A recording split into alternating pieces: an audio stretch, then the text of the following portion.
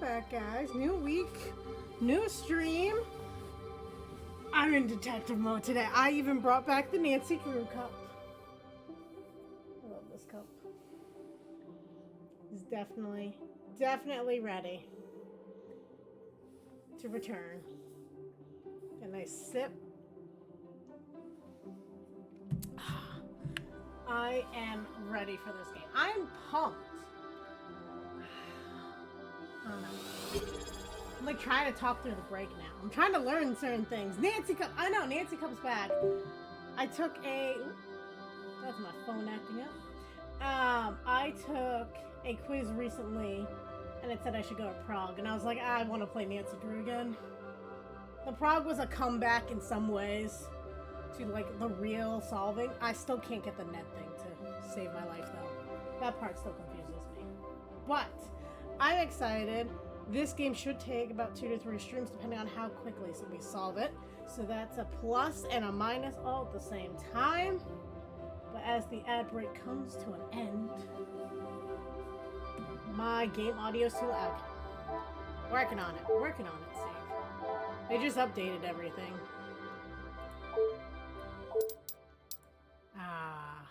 That feels better for me. Deduction hits. I don't know if I want that on yet. Delete save gets highlighted as one button. What is that? Sure you want to delete the... I didn't make the game, so yes? You want to delete your save game data? I haven't made anything yet. That was weird. It's still there though. That's weird. I don't know if it has controller function. It said it might.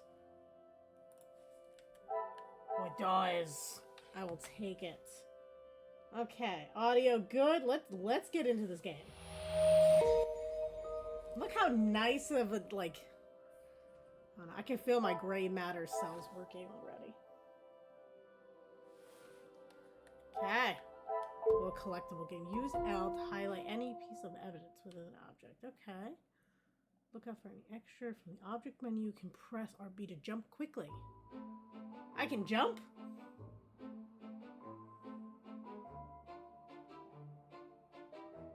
Okay. I'm excited. I love Agatha Christie, and I've been so feeling that vibe lately.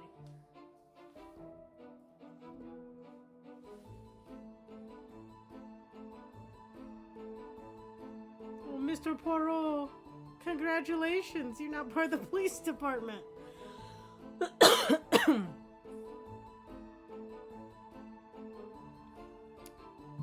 Oh, so it's like my first one as a detective. I'm assuming I did really well as a cop. And they're like, ha, we're promoting you.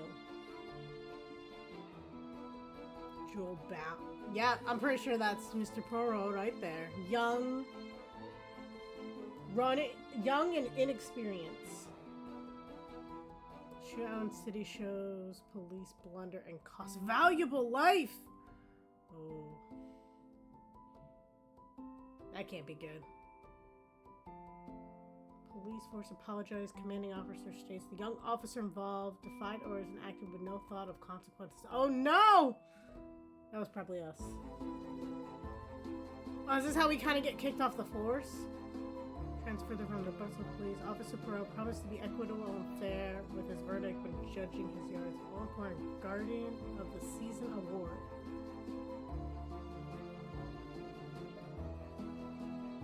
Look how young we are. The first cases. I'm excited. Do I click on anything or is that a loading screen? Okay.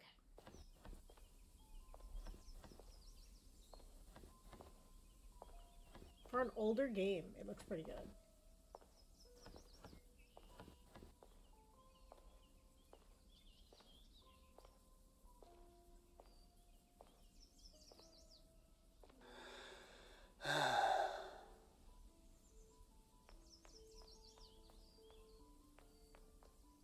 Oh, thank goodness. Officer, please, come quickly. Bonjour, mademoiselle. How can I... It has become a madhouse. Madame has been shouting and cursing all morning. I've never seen her so angry. But what great luck to happen upon you. Please, try to remain calm. First, may I ask your name? We don't have time for that. Please, hurry. Her name's an Elizabeth. That helps.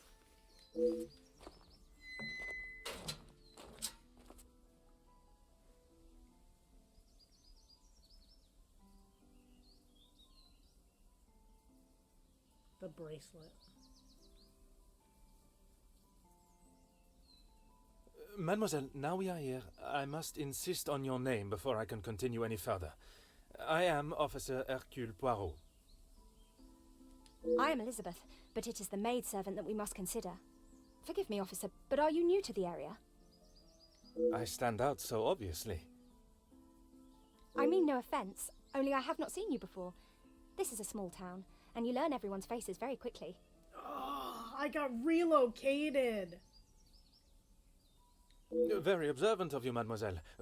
I was recently posted here from the city, and a good thing I'm here now. Let us get to the bottom of this madness you speak of. Talking to characters is essential when gathering evidence. Basic questions are flagged with the question mark icon. Press A to pose this question to Elizabeth. Okay. Tell me, what has caused you to become so agitated? There has been a theft at the house. Then I am exactly where I should be, n'est-ce pas?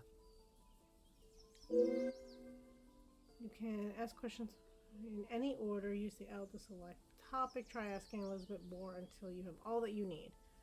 Do you have a list of all the items that have been taken? It is only one of Mademoiselle Angeline's most valuable bracelets, taken from her room. Then its safe return is of the utmost importance. Does the house have any suspect as to whom is responsible? Madame Van den Bosch, the lady of the house, believes Poirot is behind it. You have an alternative suspect. Mademoiselle Angeline thinks that someone has broken in and taken it. This seems more plausible to me. Merci, mademoiselle. Your assistance has been invaluable.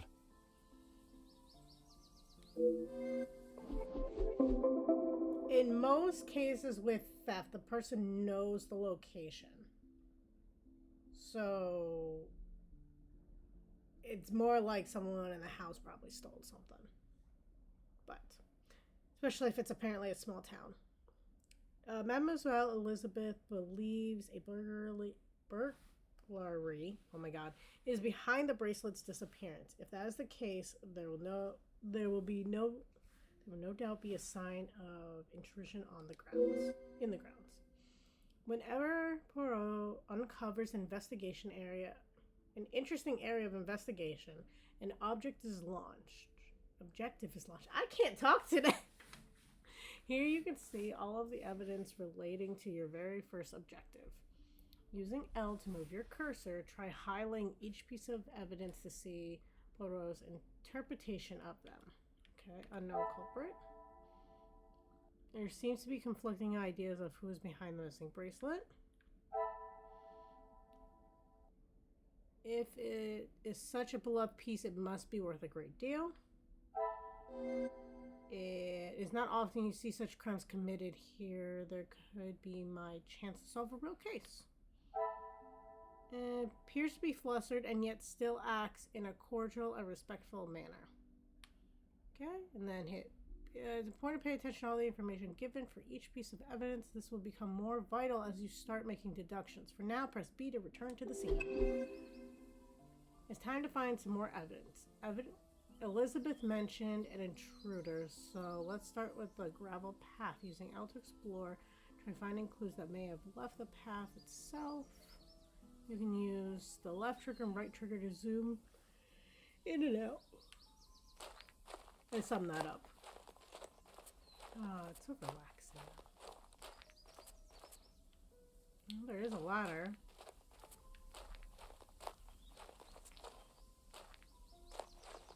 I don't know if, like, it wants me to look at, like, everything like that way, or I'm like, it's a ladder. That's an option. What is this? It doesn't look like water. Could just be the age of the game. I want to say the game was made in 2016. I could totally be off here, though. Okay, well, the gate's open, but maybe that's just because we came through it. Oh, muddy footprints. Okay. Well, 2 sets lead away from the house. Only 1 muddy set returns. Rather hastily, it seems. So 2 away from the house. 1 return. Which is weird, because we both approached the house. Every inspection you make adds evidence to the appropriate place. Press X to view your active objective. You can do this at any time as you explore each scene.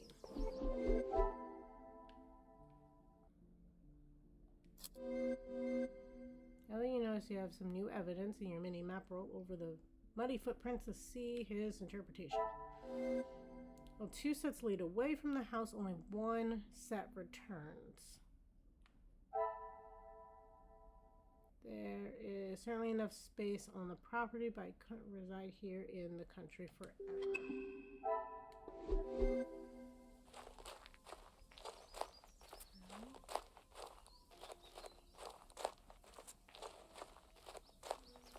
The windows look broken.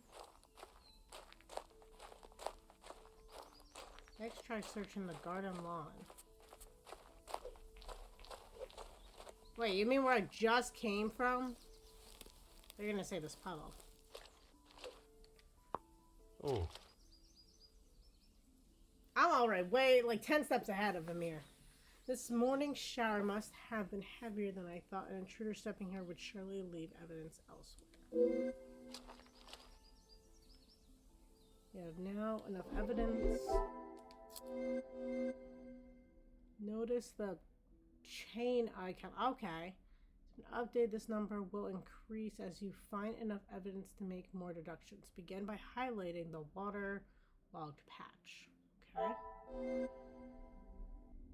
Suppose the question is part of the interpretation of the waterlogged patch. Let's help him resolve this by providing an answer. Press A to start linking. Some would say a lucky guess. I would say a moment of genius. Oh, okay.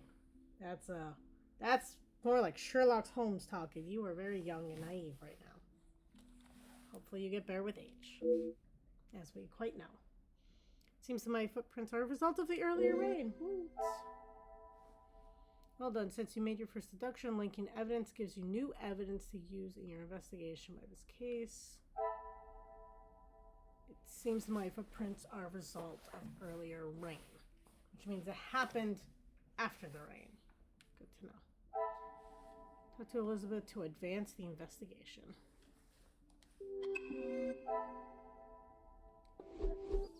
Really? What, we're taking that into account, but not the ladder? There's a ladder. I feel like I'm getting a little hand-holded here. Of course, officer. How can I help? The footprints on the path are fresh today. Do you know who they belong to? One set must be mine, leaving to find you. The other set must be Florette's. She was caught in the rain this morning. Explains the hurried, scuffled nature of the prints. Merci, mademoiselle. Your assistance has been invaluable. It's just the beginning. There's so much more to uncover. Try exploring the rest of the garden, collecting evidence and making deductions so you're able to solve your first objective. Remember, you can use X to view your objectives and related actions. Okay. Normally you can walk through flowers. They are literally barriers here.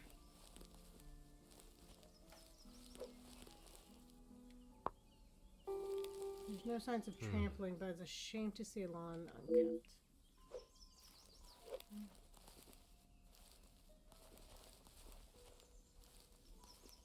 Now, can I point out the ladder? What's this? Declaration of love has been carved in the bench. L loves E. That I feel like it's gonna come back just because we know it's there now. Oh. Appears to be rusted shut, and if these cobwebs are anything to go by, it hasn't been unlocked in some time. Perhaps they entered another way. Now I can point out the ladder. Huh. Judging by the condition of this ladder, I wouldn't trust it with my weight. Perhaps a braver man than I perched this elsewhere against the roof. Okay, so it's not very sturdy. Good to know. Huh. I'm glad to see no one carelessly. Okay, so no one stepped on any flowers. Oh, Huh. trestle. I didn't think about that. Trellis has been left untouched for quite some time, so there's no signs of tampering or forced entry. This is going back to my deduction that it's an inside crime.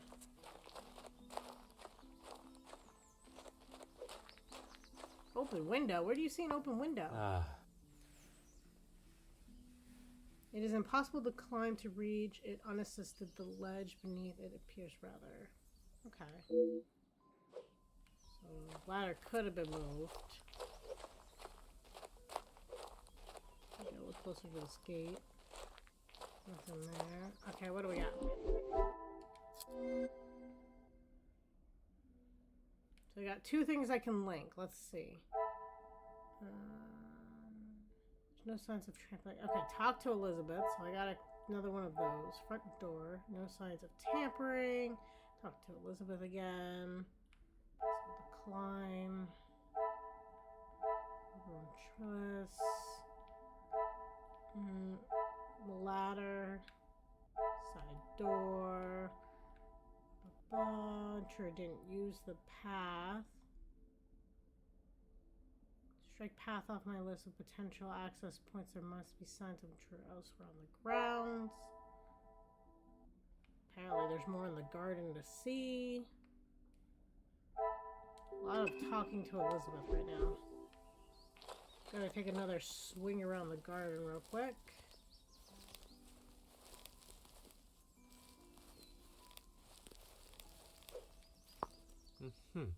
Touching extract taken from Shakespeare's Romeo and Juliet, expertly carved into the plaque.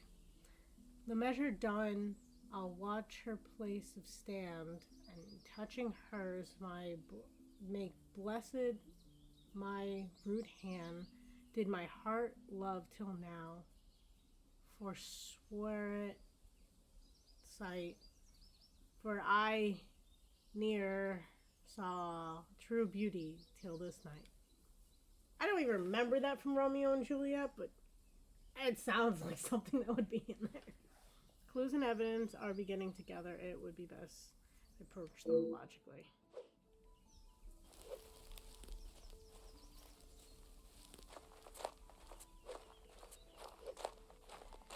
Okay. Of course, officer. How can I help? Let's see. I could not help noticing the uncapped lawn. Is there not an employed gardener? There is, sir. Luke. But he was called away from the house on a personal matter.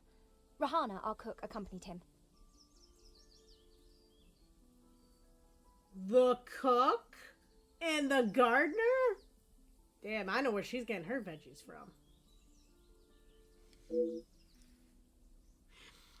With no gardener present, there was still no one tending to the lawn this morning, but still no sign of anyone stepping across it.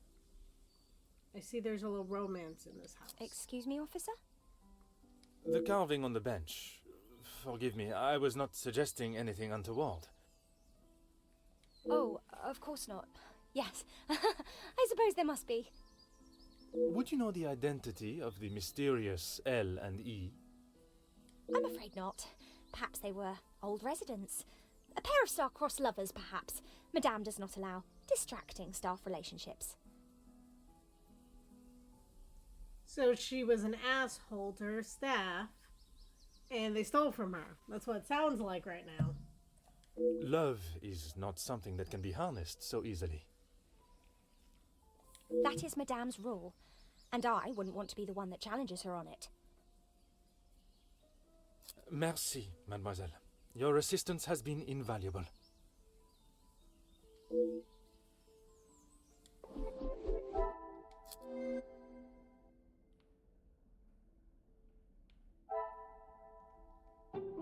Maybe.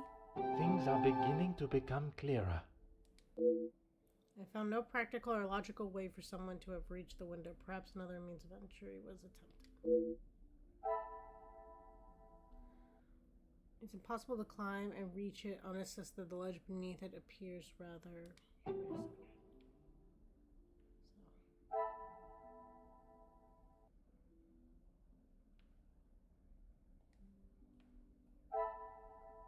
I found no practical or logical way for someone to have reached the window. Okay. Intruder didn't use the lawn.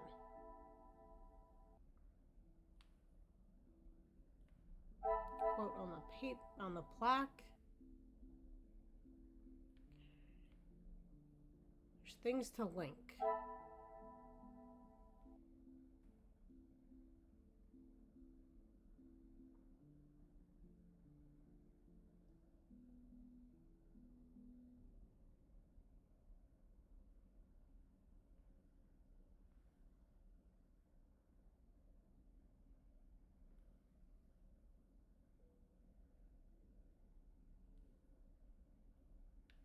I feel like I need the names of, like, the people.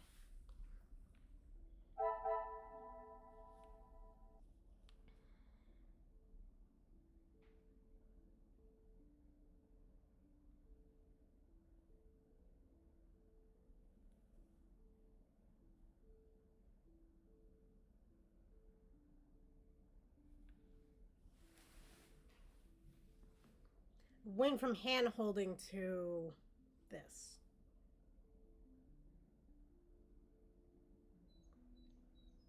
I have the idea, right? The idea is that it happened inside the house. And that it was possibly the cook and the gardener. But I don't know how that goes with linking. Like, what would I link?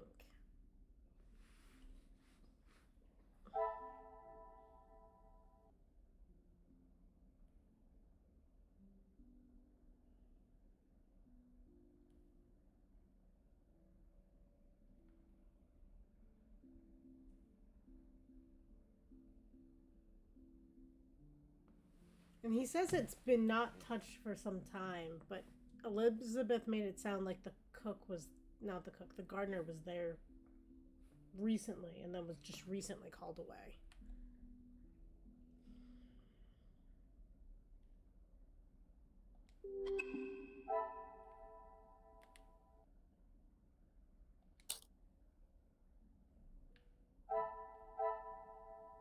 How often do you see such crimes committed? Wait, what was that part that said secrets? Ooh.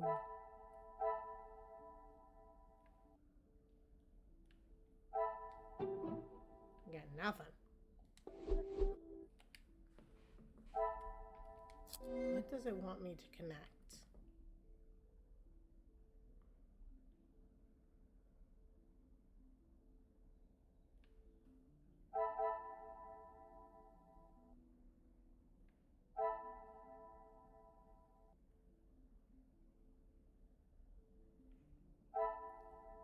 Footprints from earlier. Like, can I go in the house and, like, talk to other people? Oh.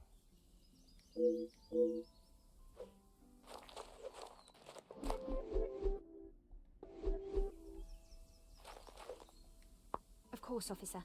How can I help? Merci, mademoiselle.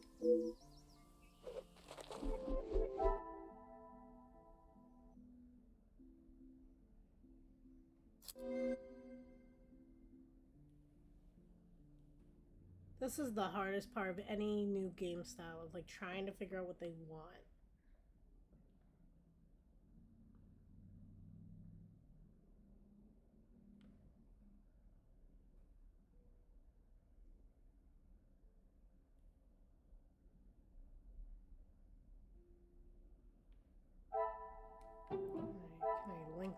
Another success.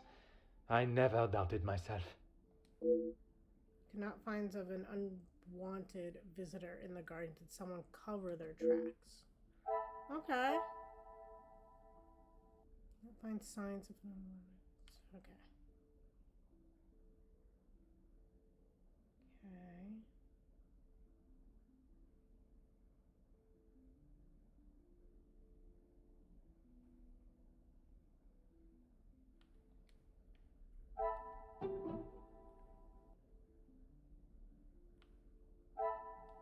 The pieces of the puzzle are finally coming together. Neither of the external doors have been damaged or show any signs of unwanted visitors.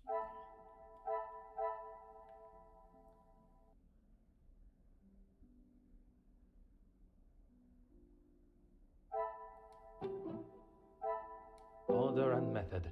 That is the way to solve the problem. Oh, where I was going with that logic is if no one used the garden and no one forced entry, then had to have happened from inside. So I had some logic there.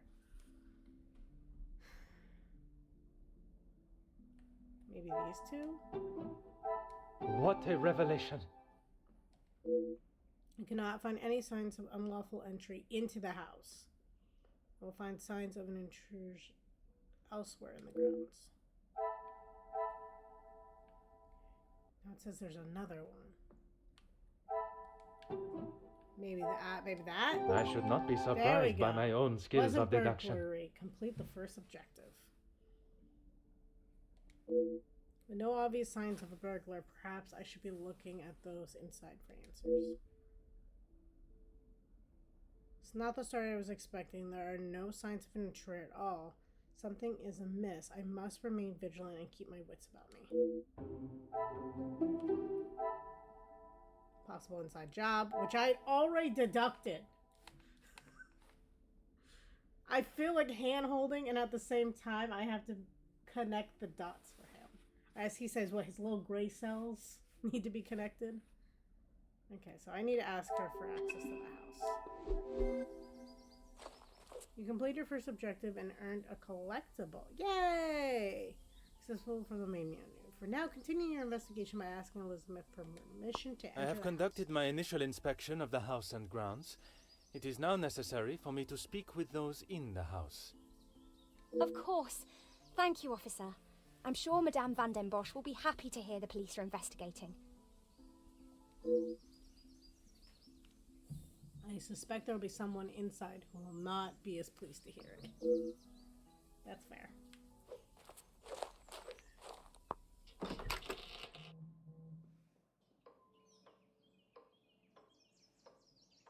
I presume this is the lady of the house. She holds quite a presence, and from what Mademoiselle Elizabeth said, she's not one to be on the wrong side of. I must talk with her before beginning my search. Dude, your house is so dark and damp looking. Who are you? You are not the commanding officer I requested. No, dear madame, I am Officer Hercule Poirot. I can assure you that, This will simply not do. I sent Elizabeth to bring me a competent lawman. Is it me, or does she kind of have, like, the old version of the Karen haircut? And that is what she has brought, madame. Now, I would like to continue my investigation. I understand a bracelet has gone missing. You understand correctly. It is my daughter's bracelet. It is a rather expensive piece. And valuable to your daughter, no doubt. It was a gift. Yes, it was from her late father, my husband, the Viscount, and it has not gone missing. It was stolen. I've been informed that you believe you may have caught the culprit. Do not believe. Don't be ridiculous. I have told you who is guilty. If there had been a break-in, surely it would be your job to stop them. If it was the case, of course, madame. Although I cannot predict a burglar's movement. In all fairness, though, she's saying it's someone inside the house, which is what my investigation has led me to believe. Well, Elizabeth was like, nah, it's definitely not someone in the house. So either she just really cares about people, or she knows something. And she's trying to, move things away. Perhaps then you have proved me right, and you aren't the competent officer I require. Never met someone so adamant that they don't require help from police. Her accusation against the maid is rather questionable. There must be more to the story. Yeah. She, I don't know, it sounds like she's trying to accuse her help. I'm informed you believe you I do not believe so. I know so. It was Florette, the maidservant. I knew I could not trust her. And why is that? Because I don't. I do not need to explain myself any further, especially to a measly officer. If only she knew who I'd grow up to be. She won't live long enough, though. He just crosses his arm. Merci, madame. You have been most helpful.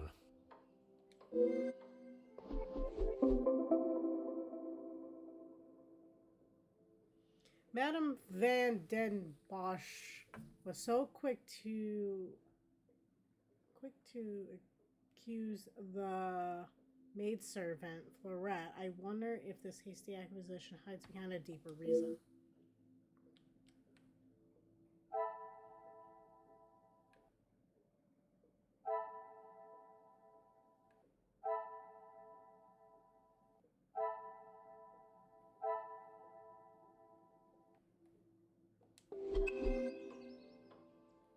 Each time you meet a new character, you'll unlock their character profile. Press Y to view it.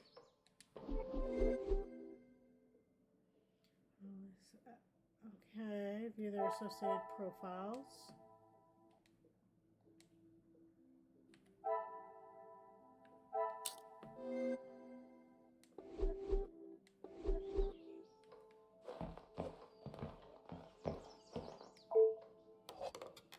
Various art pieces have been packed and addressed to the auction house. I assume Madam did this. Yeah, if you had someone breaking in and there was very obvious expensive stuff near the door, I don't think they'd go for a little jewelry.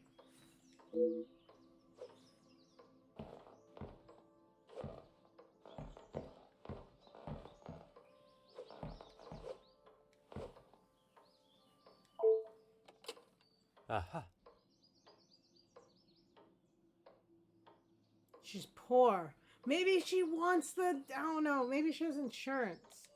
I don't know what France was like. Did they have insurance on jewelry? Oh. Rather than price a portrait.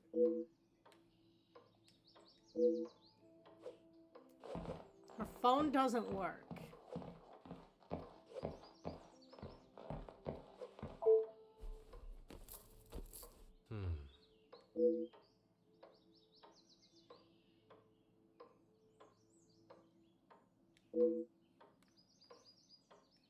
Okay, a ring. Or a gold band, okay.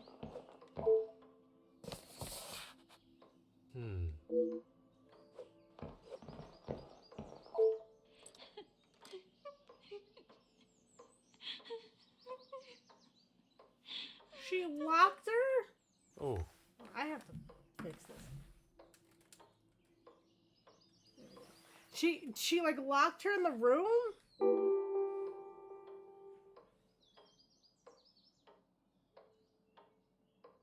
Come, my little gray cells, let us solve this mystery.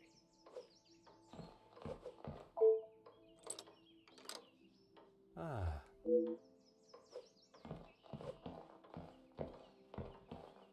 I mean, technically, you could do a citizen's arrest. I mean, then again, this isn't America, right? So I gotta think about that. Apparently, the world just ends here, so we're just gonna walk the other way.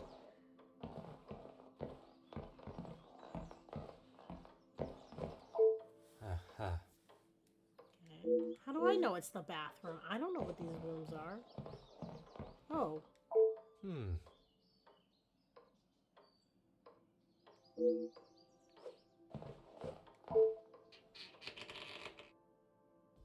She's selling off her stuff. She's got no money. If she fires the staff, maybe she doesn't have to pay them. Okay, this must be the scene of a crime. I was expecting to find clues. Not who I must assume is the daughter. I can only hope she's not tampered with the scene.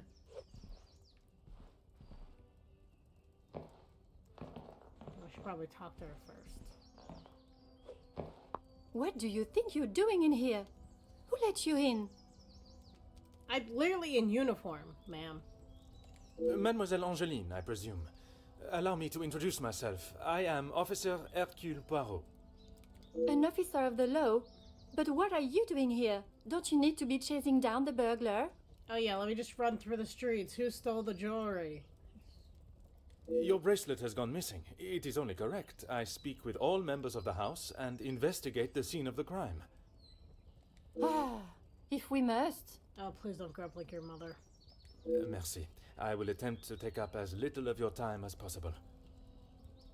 Why don't you begin by telling me about what happened? Some rat stole my bracelet this morning. Even though it's clear someone has broken in, Maman refused to listen and blamed Florette. Your mom's right, no one broke in. You sound very convinced it was taken by someone from outside of the house. My window was open when I returned. How else can you explain that? They left that way? Bracelet in question, it must have been particularly valued to justify such a daring burglary. It is of great value. Money was no object to father. It was a gift from your father. I can only assume it holds great value to you also. Of course it does. What a silly thing to say.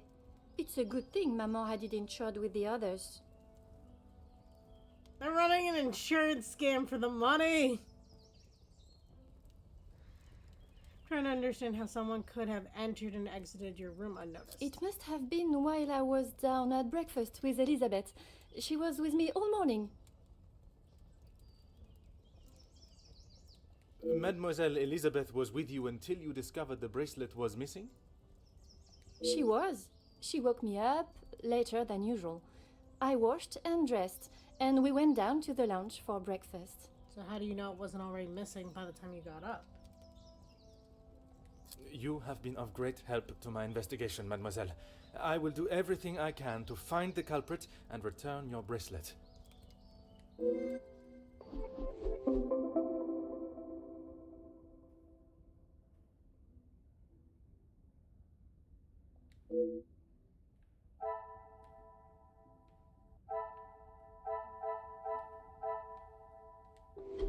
I can't stand the, marks. Drives me nuts. Oh. It's been left out, oddly not replaced in its stand. The ending has a hook spike. What further use could it have? To pry something open.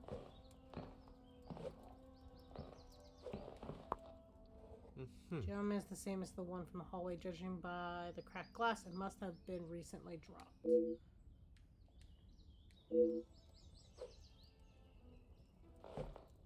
All the way over here?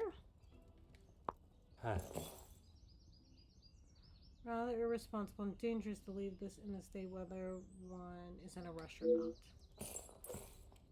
Okay. I know it doesn't show like this is something, but doesn't that look like there's a round circle on the desk? Is that dust? Is that symbolizing more stuff that they... Look, that the window's broken. I'm like, I'm going with insurance scam.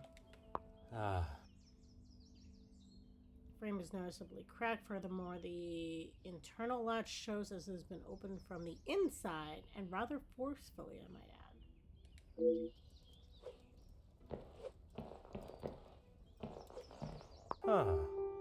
Something has obviously resided here for some time and only moved recently.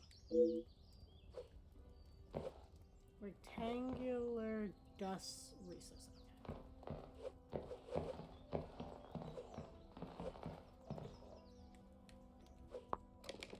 Must be where the piece in question was disappeared from. So many beautiful pieces remain. So why that piece? Ah, This must keep the room rather snug on a cold evening.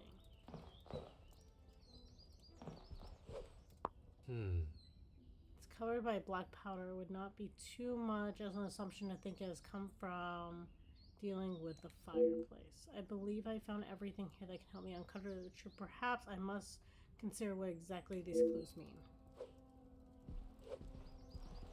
I'm assuming I have to talk to her again because she's got a thing about The that. longer you're here, the further the criminal goes with my bracelet. But by all means, fire away. Let me do my job, lady. Besides the bracelet, have you noticed anything else missing? Is one bracelet not enough?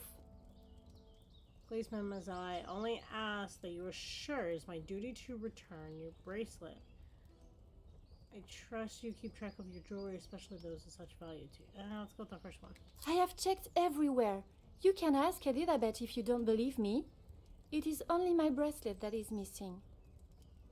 as I have stated, it is my duty to speak with every member of the house, and I would not want to have discovered a further missing piece later. You have been of great help to my investigation, mademoiselle. I will do everything I can to find the culprit and return your bracelet.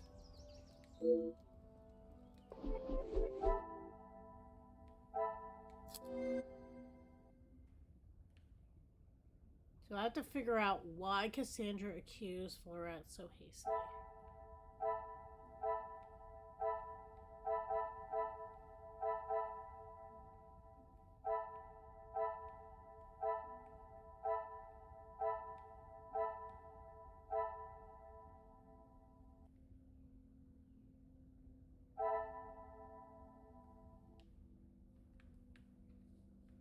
I was like, can I rotate and see like an inscription? Like, where is this going?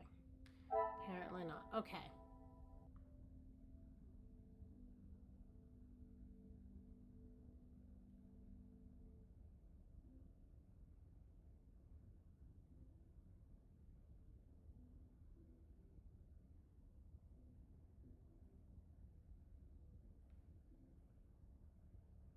Says I need to talk to Cassandra and Elizabeth.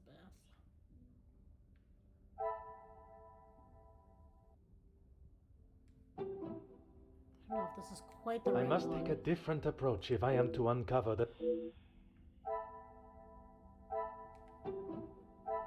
I cannot see the logic in this. I do though. Perhaps a second look at the evidence in front of me. The stuff isn't sure, and there's theft.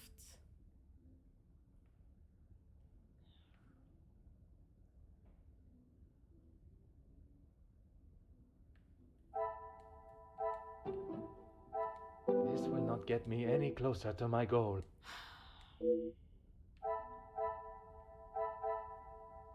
Phone doesn't work because they're running out of money. Like, I see.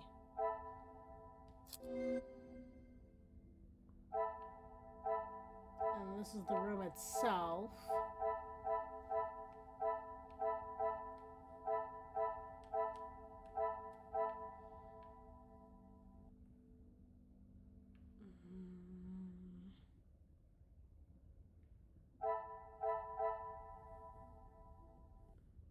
There was an opportunity to take more than the bracelet, but they didn't.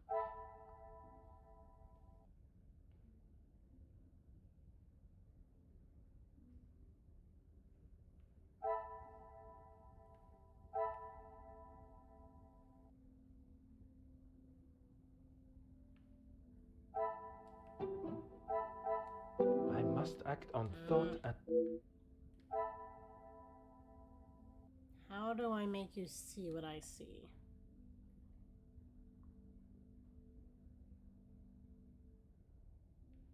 The soot was knocked over.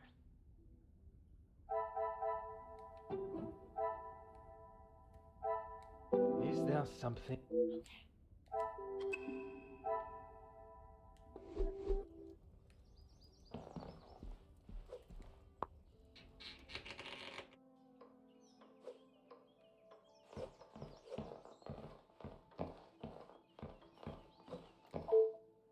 Can I talk to the person you've imprisoned in your, kitchen?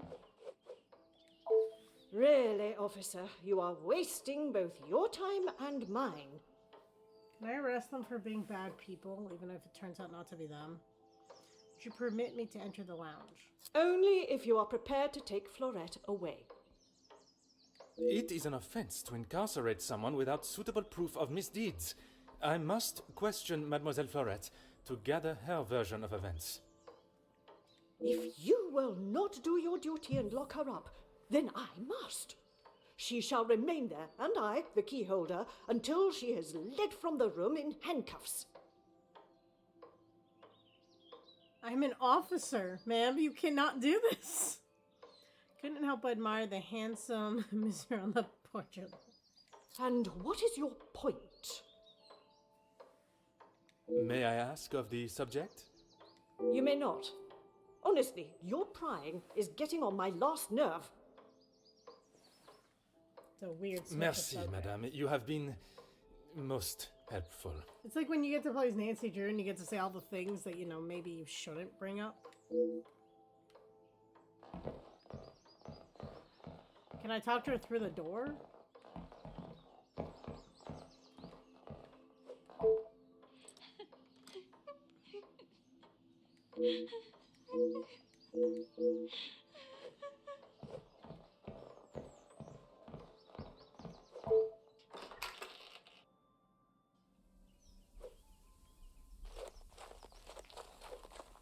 Mademoiselle Elizabeth, I hope you are feeling less distressed now. I can assure you I shall find the guilty party and the bracelet. Thank you, officer. Yes. All I want is for Florette to be heard. Bien sûr. Rest assured she will get the fair trial she deserves. I wonder if you could help me with some questions regarding the house. Of course. Whatever I can do to help. There's a sobbing coming from behind the locked lounge. When I left, Madame was with Florette in there. Surely she would not have locked her in. It must have been an accident. Hold on. Gotta switch. There we go. Get that out of my face. Madame Van den Bosch should not be deciding her fate. Would you grant me access to speak with her? I would, sir, but I don't have the key. There is a spare somewhere, though. Oh, how awful, the thought of her locked in there. Do you have any thoughts as to where I may find it? I'm sorry. Madame does not trust the staff with such knowledge, even me. Although I did overhear her once say it was hidden somewhere, close to her heart. Whatever that means. I'm filled with sorrow of the young girl trapped in the lounge. Imagine being an officer and be like, I'm not letting her out. Nope. Okay, I guess I'll look for a spare key instead of knocking the fucking door. Not in America. Not in America. Did you notice anything else we're missing when you returned? Now I think of it, I don't recall seeing her memento tin.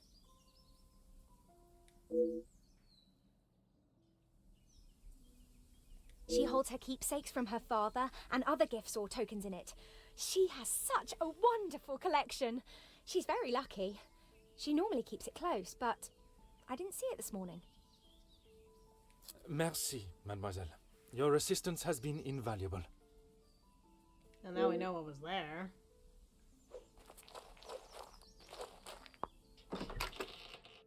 I'm going with the spare key is probably by this portrait.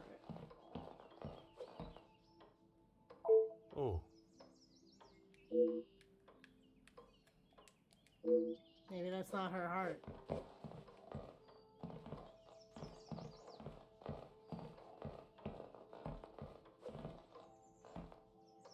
Maybe she likes to read? Aha.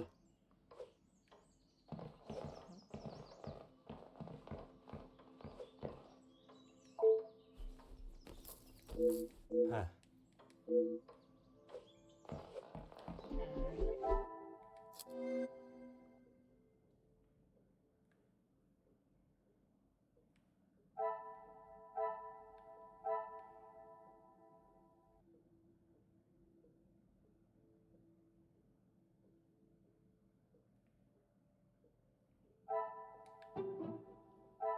Magnifique. Seen someone in the house has keen interest in the works of William Shakespeare. It's fine. What do you got?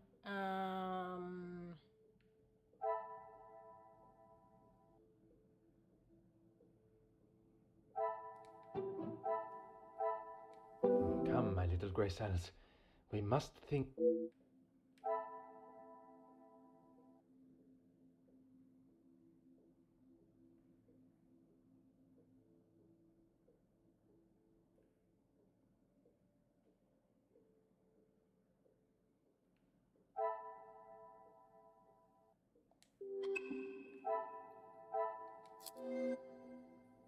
Maybe something else is missing.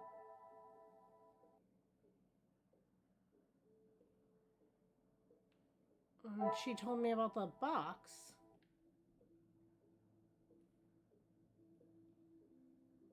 But nothing. Oh, right. I can't connect big things. Or maybe I can connect this smaller? I should not be surprised by my own skills of deduction. Seems the photograph fell on the floor and Angeline replaced it. Yep. So now I need to talk to her again.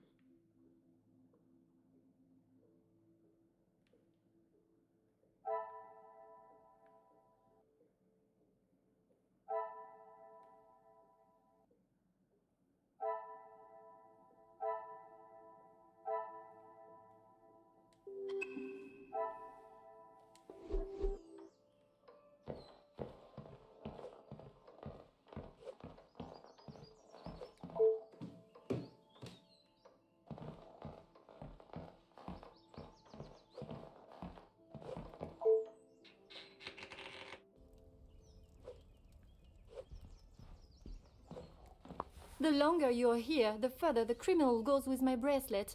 But by all means, fire away.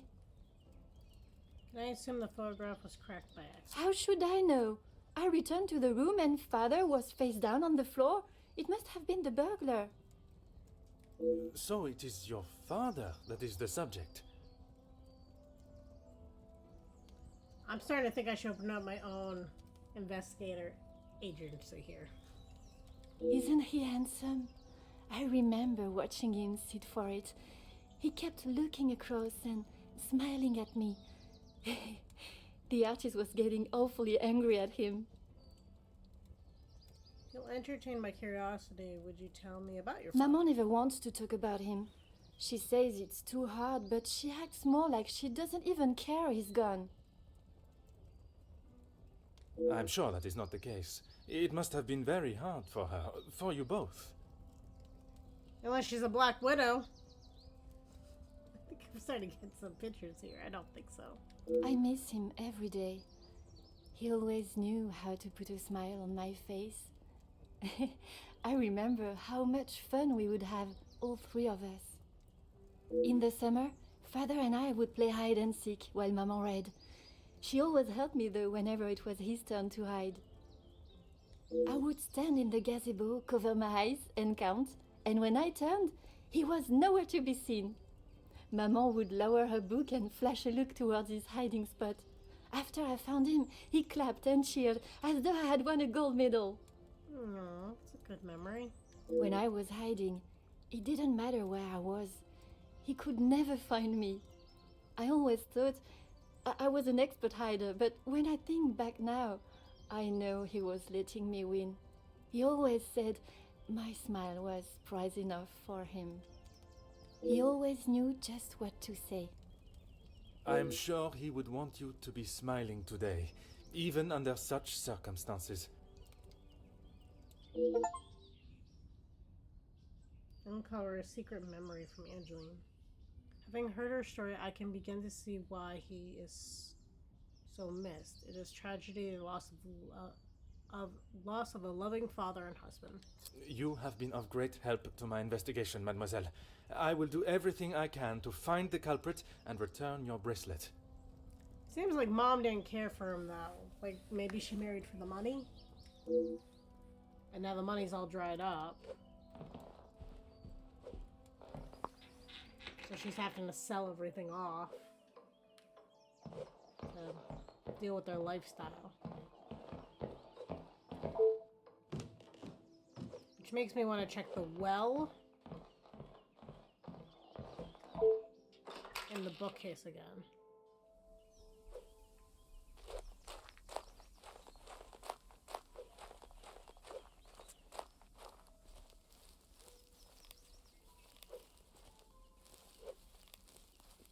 I just realized that's not a well. Wait. Is that a leaf? Is that just rust?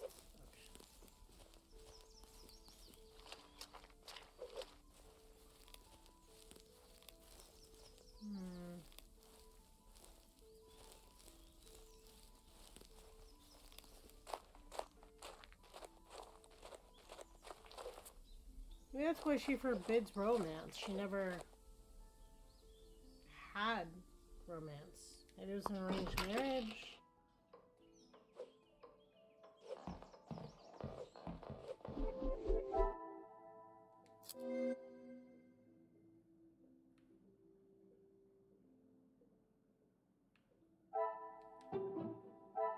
I cannot see the logic in this.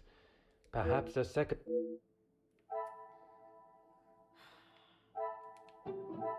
I must take a different approach if I am to uncover... Like wedding ring, let's see.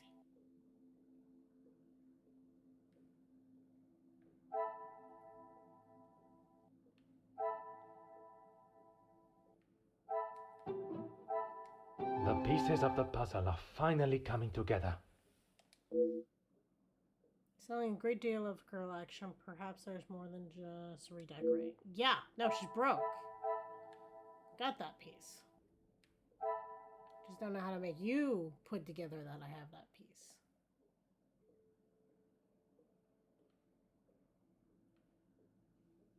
There's still one more.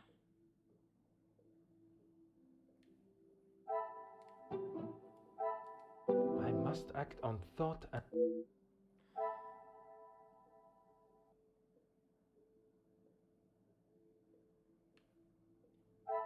I don't know if this works. Come, my little grey cells.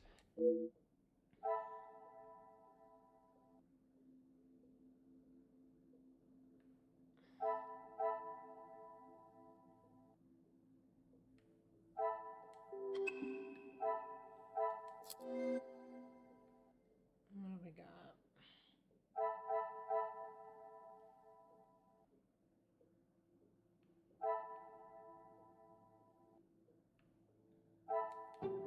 Can I connect them? Order and method. That is the way to...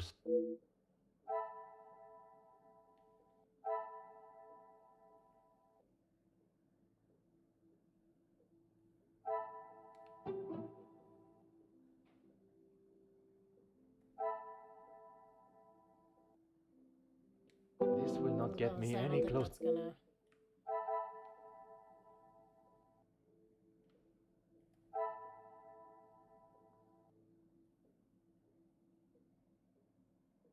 If you could take jewelry, you don't take all of it,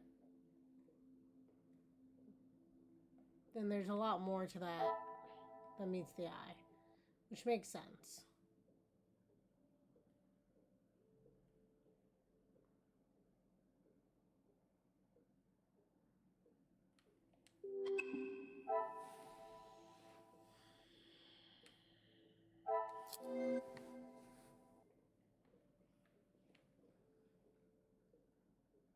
I feel like I need to figure out where the key is.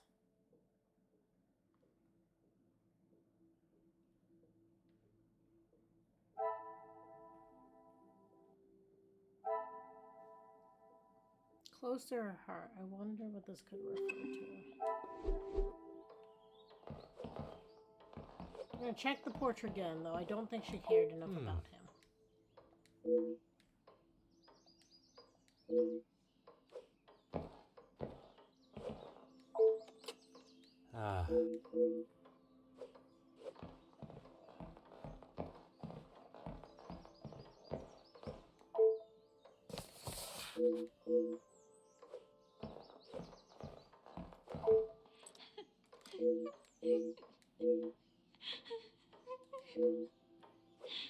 Maybe it's the plaque.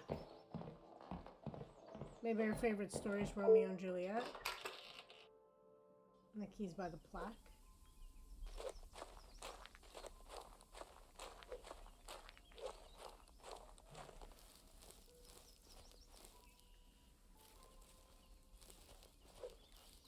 Ah.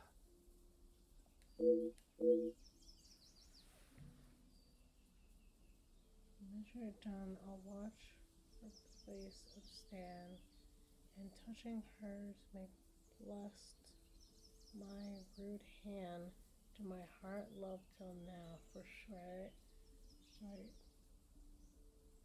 Oh, is this gonna be she liked the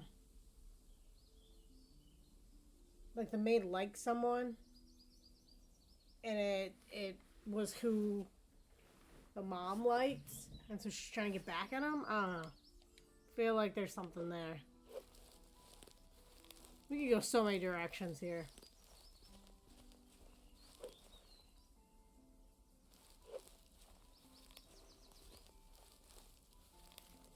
Maybe she likes the garden.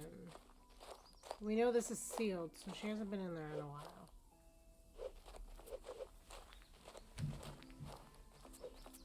Oh.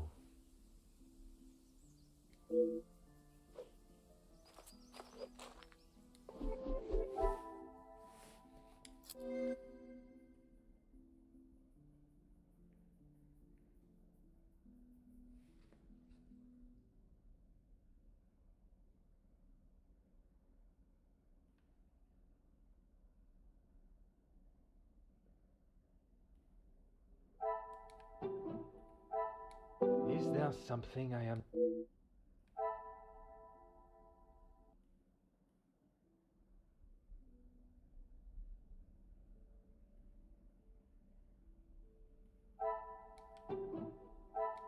Magnifique.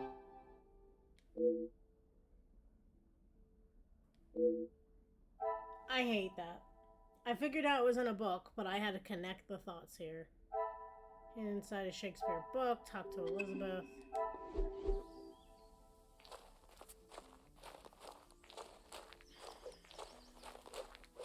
Certainly, officer.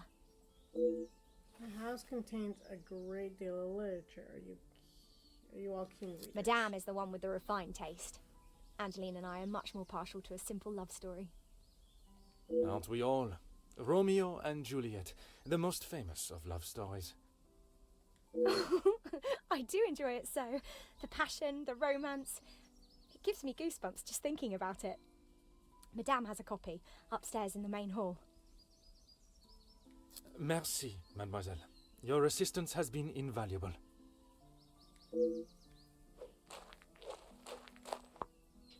She has no idea.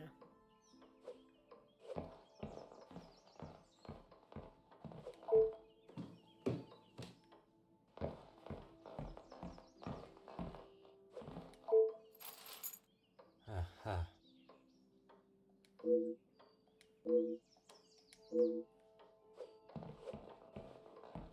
And this woman's not gonna try to stop me?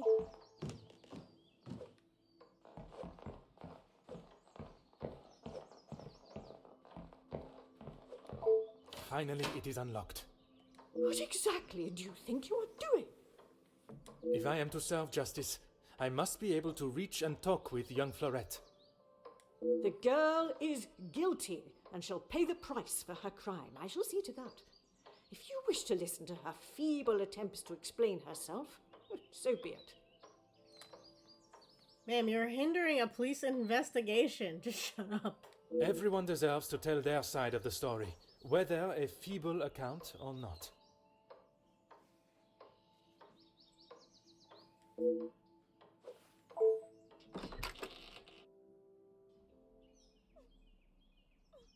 Last I'm able to speak with the accused and hear her version of events. Still have a number of questions. Perhaps she may know the answers.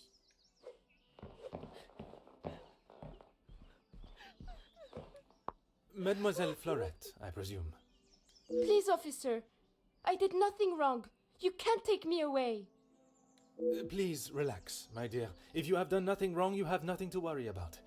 But it is my duty to investigate all avenues. Ah bon? Relax. So you don't think I took the bracelet? As of this moment, I cannot say. But answering my questions honestly will certainly help your case either way.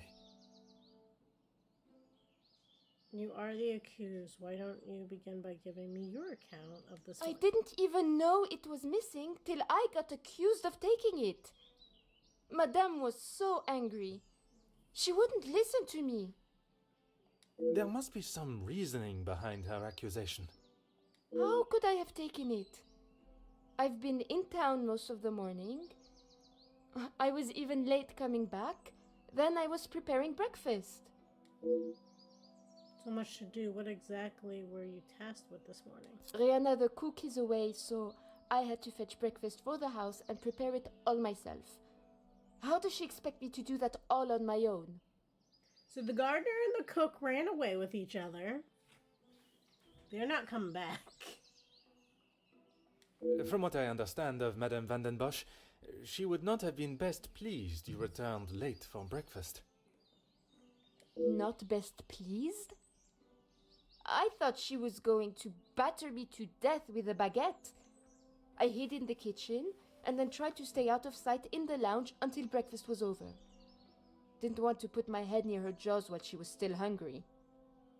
Perhaps a brave move under the circumstances. And you did not go upstairs at all. Madame was singeing a hole in the back of my apron with her glare. I daren't have moved. I was too scared to blink the wrong way. Never mind stamping upstairs. So she's blaming her over the fact she was late coming back and setting up breakfast, which isn't even her job? Damn! In this morning's rain, I assume you would have heard your duties. I must just be slow, monsieur. My mother always said I, moved like the snail. Maybe I was just happy to be out of the house. I struggle to believe you would risk catching a cold in such conditions for a little fresh air. Perhaps you were overcome by the volume of tasks at hand. I had a lot to do. I lost track of time. I wanted to prove to Madame I'm not the useless waif she thinks I am. There's no pleasing that woman. Merci. I shall take everything you have told me into consideration.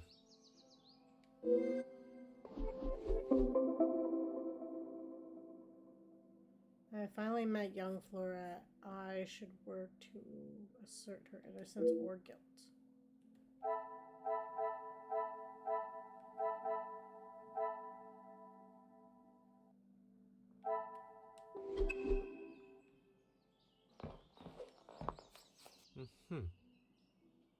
Slip for collecting a garment from Goosen and Co's tailor in town dated today. Please bring this receipt when you come to collect your garments. The request alterations of amended sleeve, torn shoulder, place button, inline tear, right breast pocket. I wish tailors were more of a thing. There were some outfits I got so upset because I couldn't fix them. Will be completed by the end of day Monday, able for collection Tuesday. Wonder who the wine concierge of the house is. A vintage like this would fetch quite a price.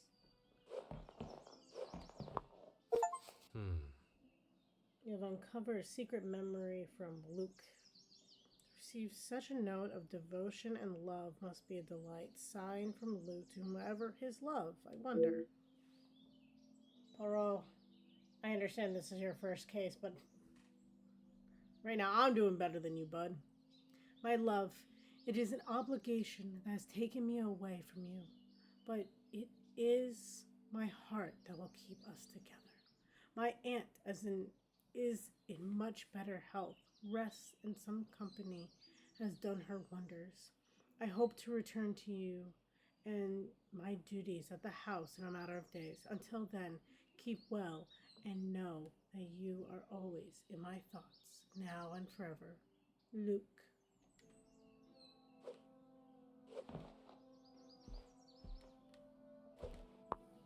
Ah, Poker stand without a fire poker is rather useless in my opinion. Where could it be? Well, we know what that is. A stray fire poker shouldn't be too hard to find. Come, my little Grace House, let us get to the bottom of this mystery. Do not always agree with telephone companies and their charges, but ignoring bills will not make them disappear.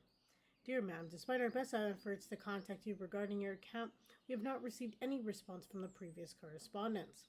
With that in mind, you are being served a formal notice of 30 days from today to make a full payment on the outstanding balance, or we will be forced to revoke your service.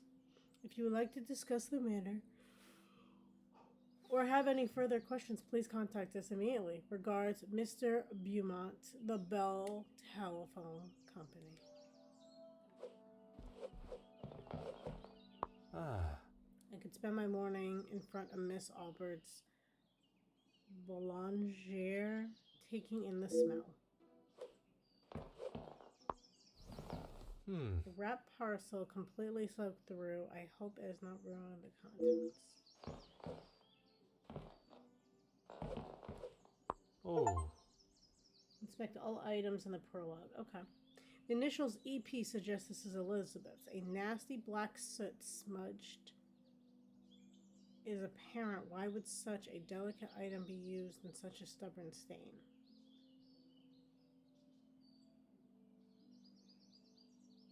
Elizabeth? Did you do a no-no?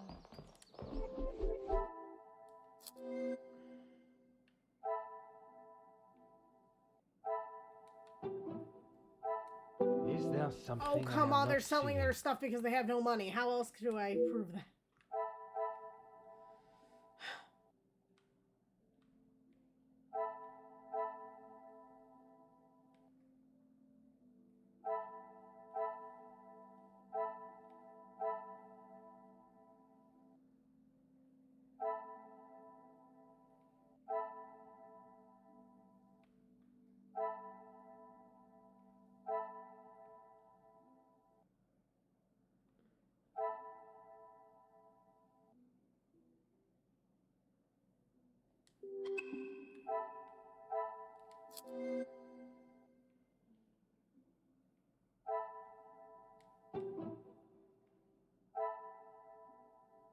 Things are beginning to become clearer. Perhaps the handkerchief was used to clean up what the rag did not. Talk to Elizabeth. What else we got?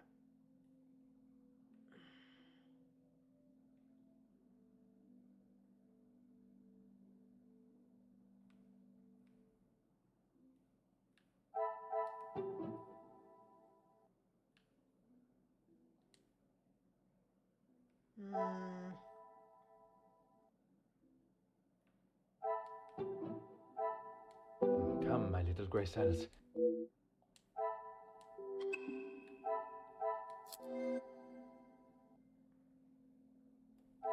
Breakfast selection, largely untouched. Poker stand, wine bottle, personal handkerchief, all the fun stuff we found. The address label.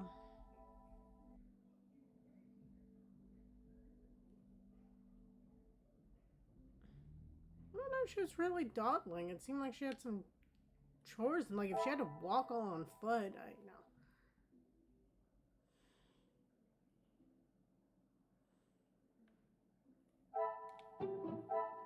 Another success. I never doubted myself. It seems Angeline might have been the last one to use this. Poker was moved.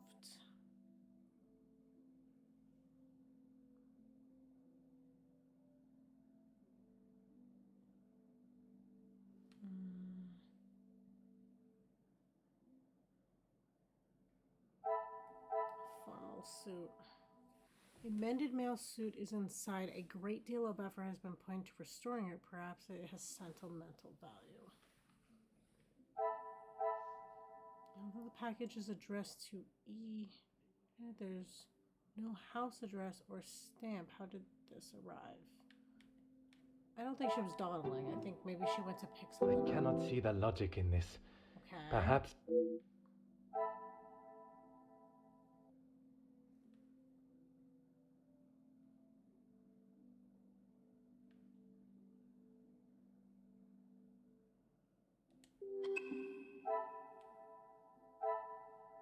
I think it said I had to talk to her again, right?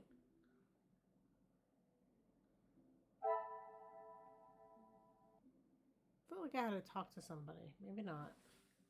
Maybe it was this one. Talk to Elizabeth, yeah.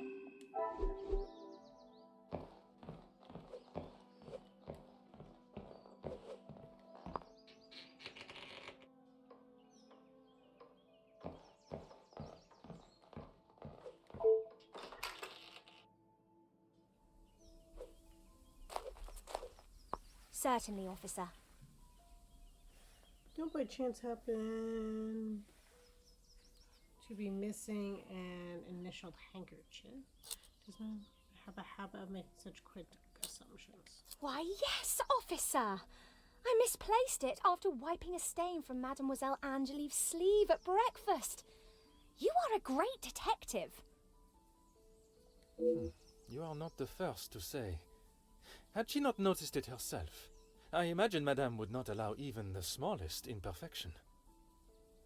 It baffles me how she couldn't have. It was only luck that I spotted it before Madame, and a good thing I did. Madame is under a great deal of strain. It can't have been easy for her to lose her husband, raising Mademoiselle alone. She can be quick to anger. And this morning, it sounds as though it was such an occasion. It's not the first time I have had to stand and watch such treatment. I hate to see it. As I said, Madame hasn't had the easiest time. You said it was not the first time Madame Van Bosch has lost her temper with Flora. Madame's scolding of Fleurette this morning was the worst I have seen her temper. I wish you could see that Fleurette is just trying to do her best. Could there have been another reason for such a reaction? Madame was not happy Fleurette was late. All through breakfast, Madame was watching her with a piercing eye. But she's still learning the way. Merci, mademoiselle. Your assistance has been invaluable. I mean, I deduced that without, needing the explanation, but okay.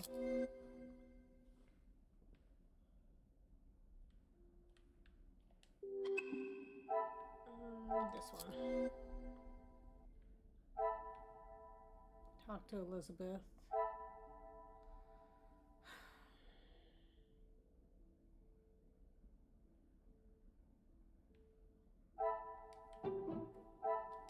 Some would say a lucky guess. I would say a moment of genius. She must have used the cleaning rack to reach into the chimney, keeping her hands soot-free.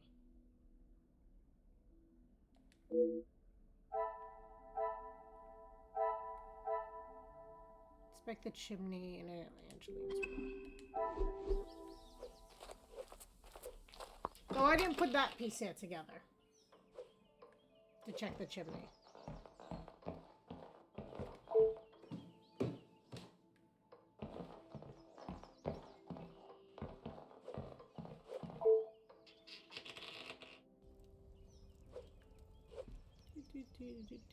This way. Huh. What are you doing there? I wouldn't get too close. Soot is forever spitting onto the floor. Merci for the warning, mademoiselle. I must find a way to distract Mademoiselle Angeline if I'm to confirm my theory. The longer you're here, the further the criminal goes with my bracelet. But why would you say that Maman is happy? Would you say that your Maman is happy with young Florette's work? Maman is never happy with anything these days. Also, Florette does have a habit of not doing things exactly how Maman wants them done. And how does she react when she sees Florette not doing things the correct way? Maman has the temperament of a kicked cat. Florette has often been on the wrong side of it. That is how she responded today? She was shouting at her, and when Florette would not admit she took the bracelet, Maman really lost her temper. I have not seen her that angry before. You have been of great help to my investigation, mademoiselle. I will do everything I can to find the culprit and return your bracelet. Okay, how do I get her out of this room? Oh. It actually makes sound when I step over it. That's nice.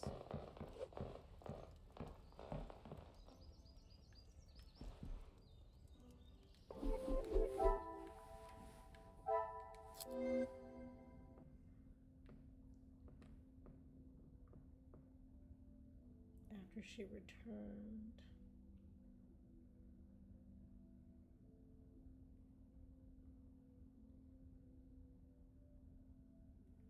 Cassandra became aggressive with Florette. I feel like that's not it. This will not get me any closer.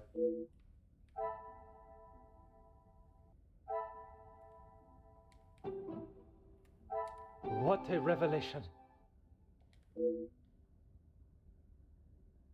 Rather harshly, yep, would ma'am escalate such mistreatment? It's her crying. I must take a different approach if I am to uncover the truth. Oi. Cassandra watched Florette after she returned.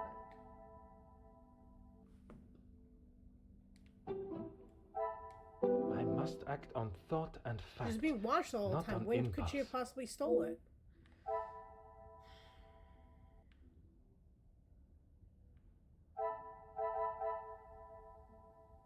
I doubt it, but I'm gonna try it. Order and method. Yeah. That is the way to solve the... Yep.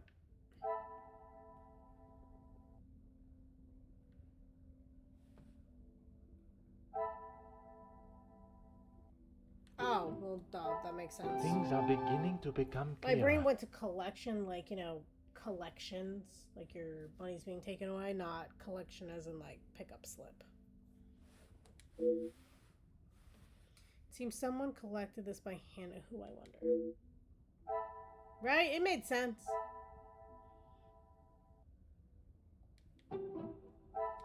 I should not be surprised by my own skills of deduction. Oh, damn. I should not be surprised by my own skills. Yeah. Being the fact I figured that she wasn't dawdling, that she just had a lot of chores. Elizabeth must have requested Florette's assistance this morning, causing her to run late. I doubt Madame was happy about this. Talk to Elizabeth and Florette to advance the investigation.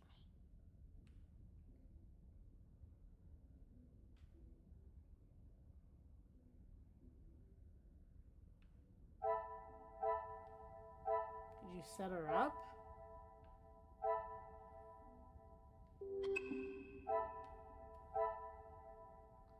Inspect the chimney. And this one I am need to figure out.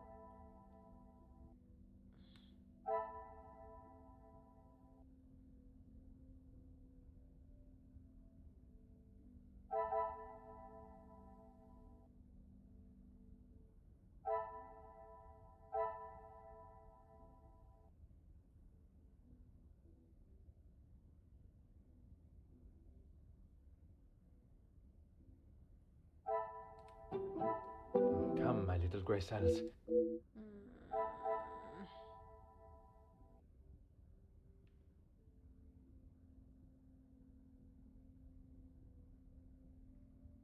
I know who it is. It's her dad.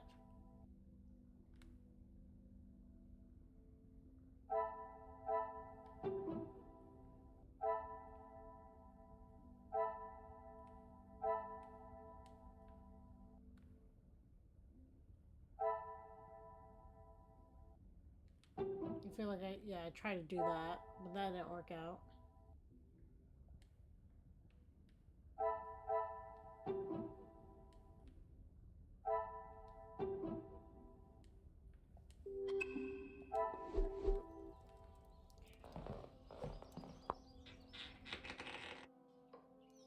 have to keep going back to Elizabeth. There's not even a run button. It's just zoom in, zoom out.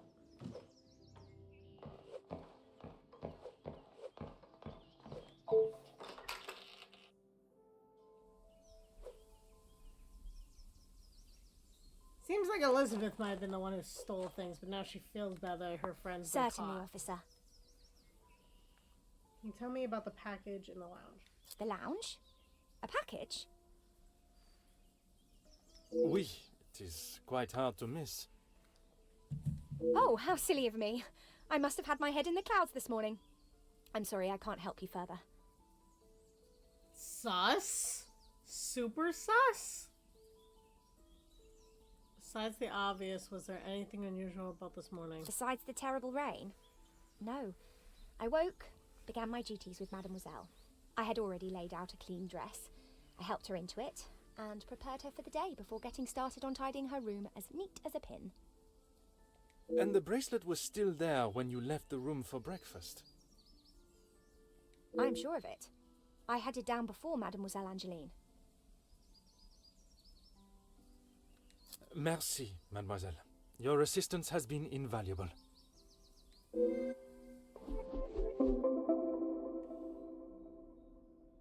Mademoiselle Elizabeth was reluctant to acknowledge the parcel that caused young Poirot to be so late.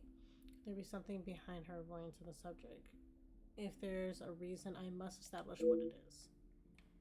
Yeah, because it got her in trouble.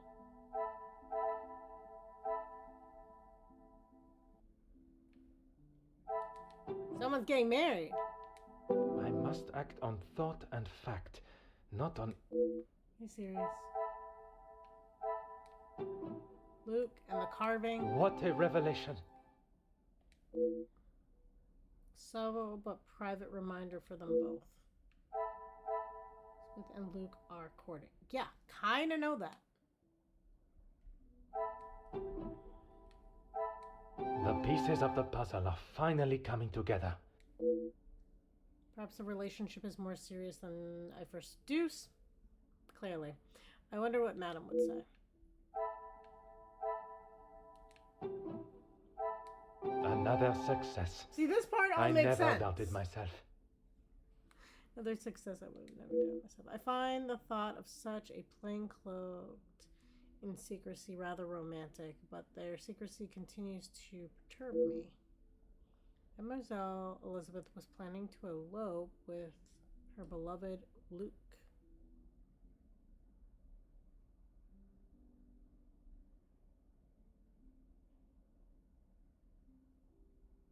I thought they said the cook.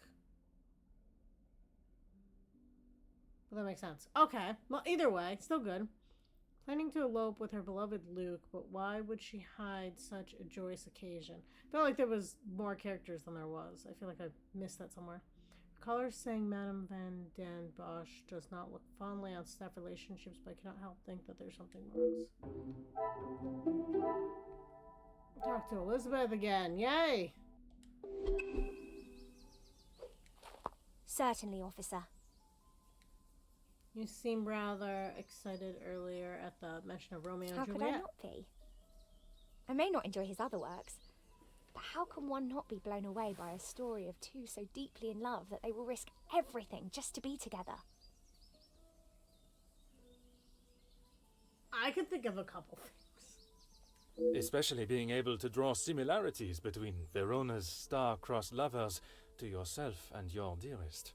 But I hadn't told. Well, now you just did. Love I was bluffing, girl. Mademoiselle, I am an officer of the law. It is my duty to uncover the truth. Please, you cannot say anything to Madame. She is against staff relationships of any kind. In her eyes, a relationship between staff is nothing more than a distraction. But he means so much more to you. Oh, officer, I have found my soulmate. At first, it was nothing more than pleasantries around the grounds, but that quickly changed. I know it's not proper for a young lady to pursue a gentleman, but once I knew his feelings reciprocated my own, why shouldn't I have followed my heart? Love transcends professional and societal rules. The mere thought of him was enough to make me blush. But I knew that Madame would never give her blessing. If we wanted to continue, we would have to do so in secret. The summer evenings here are just so beautiful. I often find myself walking around the grounds after my daily duties are complete. And it was one such evening that Luke was waiting for me at the gazebo. He looked ever so handsome. And the poem he had prepared. He had barely started reading and I was already a blubbering mess. Standing there beneath the warm glow of the falling sun, he asked for my hand, and I gave him my heart with no hesitation. Oh, I'm sorry, officer. I've been chattering on for so long. You have much more pressing matters than to listen to me rambling aimlessly. I hope I do not have to arrest her. I'm hoping this is an insurance scheme because that would suck. One should never apologize for such a charming and bewitching story of love. But you are correct. While the culprit still eludes us, my work is not yet complete. Their secret memory from Elizabeth. The love Mademoiselle Elizabeth and Luke share is obvious, and yet she remains respectful of Madame's ruling, no matter the ridiculous nature of it. I cannot see her defying her code and stealing the bracelet. The investigation continues. Well, we ruled her out, which is great. Merci, mademoiselle. Your assistance has been invaluable.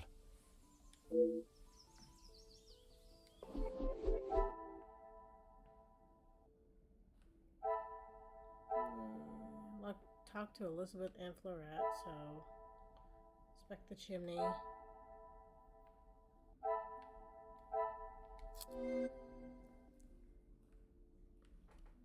Elizabeth denied knowledge of the parcel.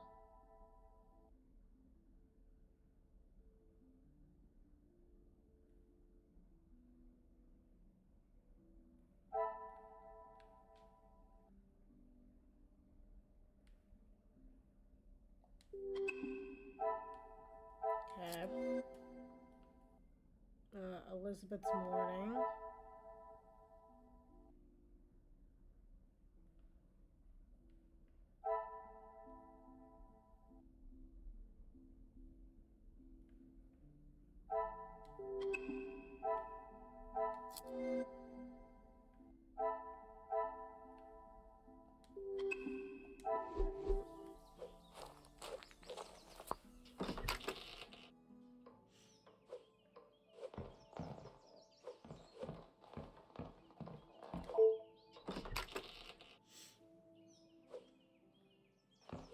So, Poirot got in trouble trying to pick this up for you.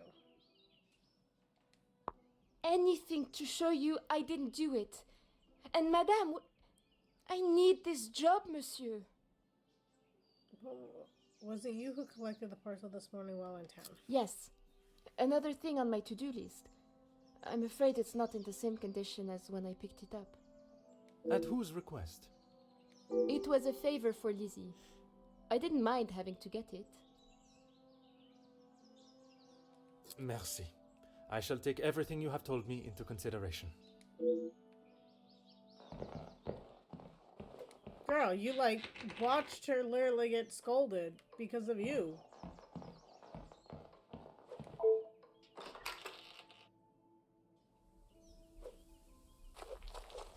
Certainly, officer. Merci, mademoiselle. Didn't it say to talk to her? I swear it did 5 seconds ago, but okay.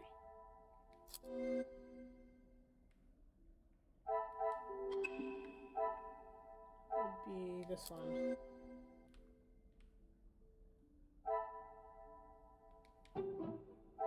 I cannot see the logic in it.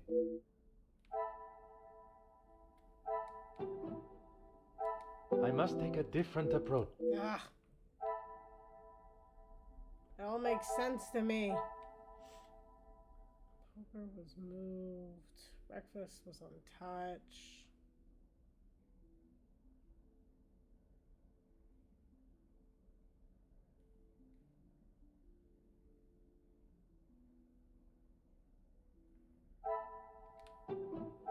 There we Magnifique. go.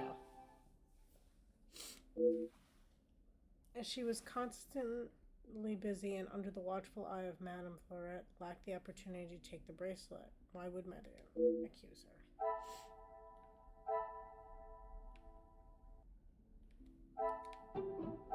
Oh, I don't have any left. Okay, I was about to say claims innocence had no opportunity would have made sense to link, but there's no chains link. I still have one here.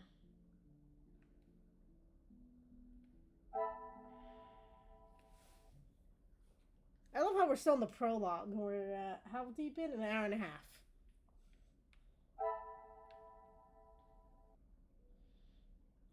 Demand.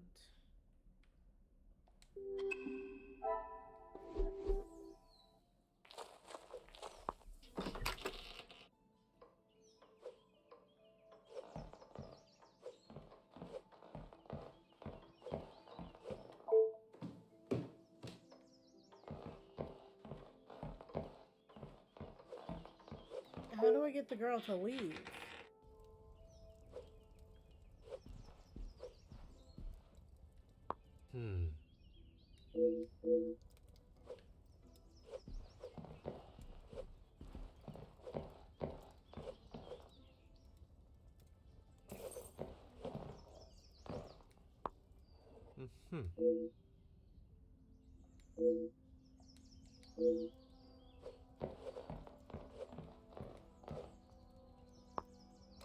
Oh.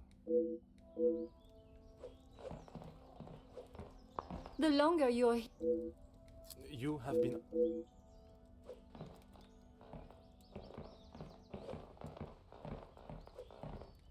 Aha.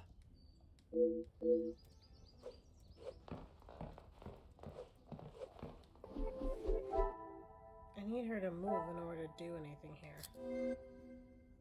Maybe I need to unlock a conversation by whatever I have to connect. Oh, maybe the poker was used to open the window? Some would say a lucky guess. I would say a moment. It was forged open, and looking at the poker, I cannot see a delicate way it could have been done. Who would do such a thing and why? Okay.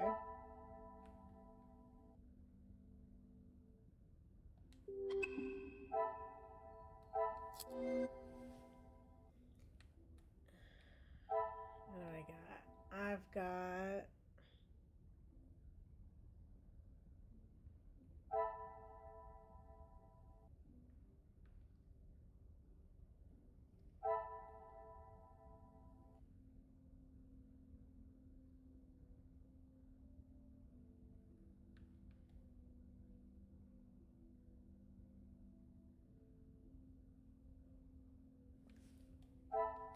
This was for the insurance, right? Okay. No, this was for the telephone company. And are we sure? This will not get me any...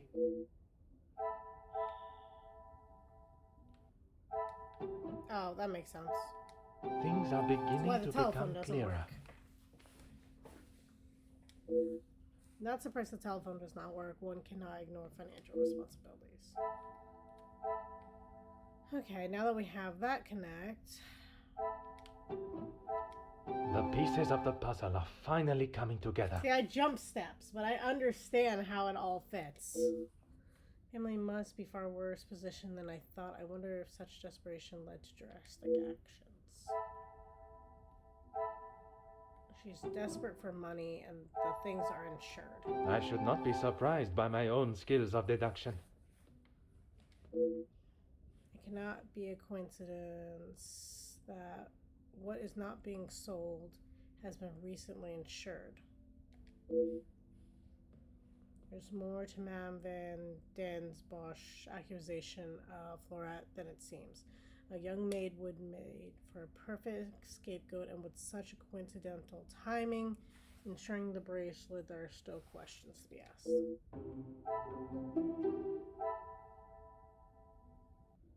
See? Insurance scam!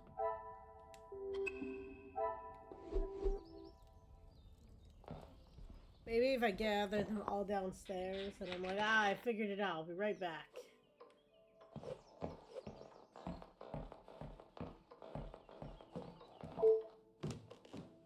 She's not gonna like being accused here.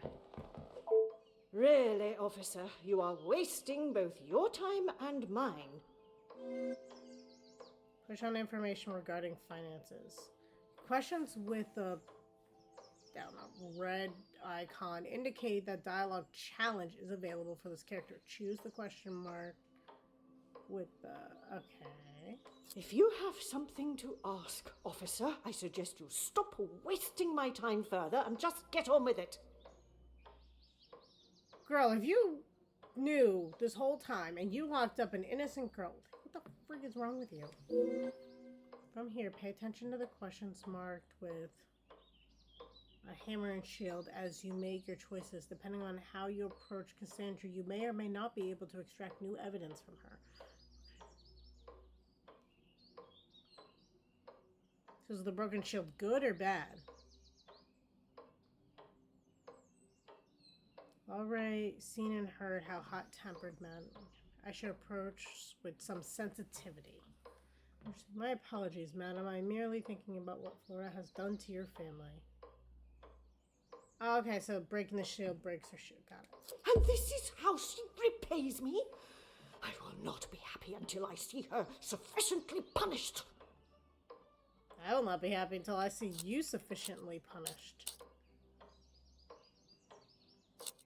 Authoritative is not going to work. I can understand your anger. Her actions broke your trust and have affected you all. I am glad you have finally come to your senses and have seen her guilt. Cannot help but noticing the art being sent to the auctioneers. I gotta go sympathetic, right? It must be difficult raising Mademoiselle and running the house alone. It is challenging at times, I will admit. But I can assure you, the Van den Bosch name is as strong and prevalent as it has always been. Financially, I disagree, ma'am. I have tried my best to provide for Angeline, although sometimes she may not see it that way. She is not to know about what we have discussed. It is my burden to carry. You are accepting the hand you have been dealt and raising a fine young mademoiselle. That is all that can be asked of you. And you have done nothing but bother my staff and my family. I cannot stand here any longer and listen to this second-rate officer speaking such drivel.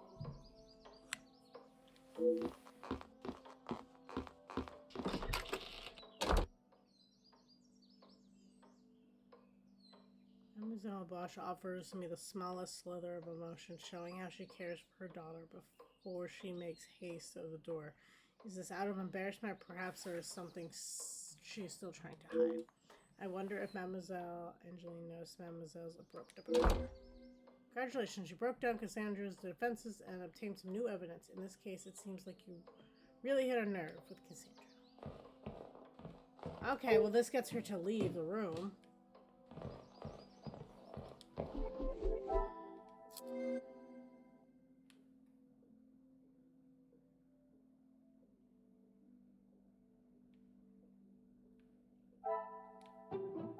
Order and method.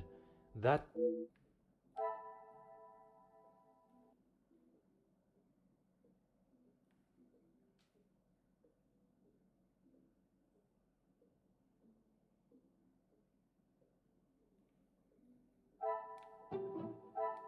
Is there something I...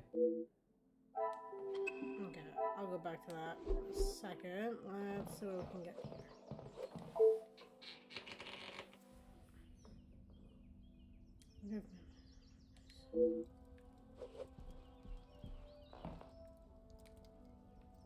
Our back's turned. Supposed to talk to her or dig through the fireplace? And here is the bracelet. It was carefully concealed inside a rectangular metal tin. Which was the thing missing from her side table, so that makes sense.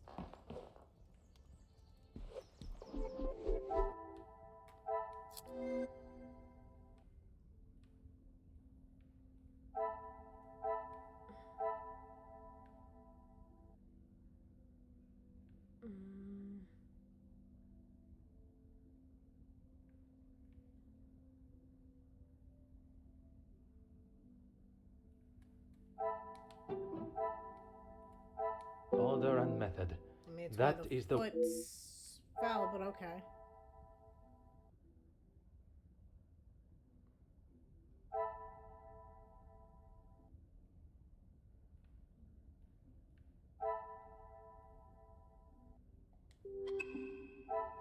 Okay. Come back to that in a second. The longer you're... You have been of... So she just... Okay.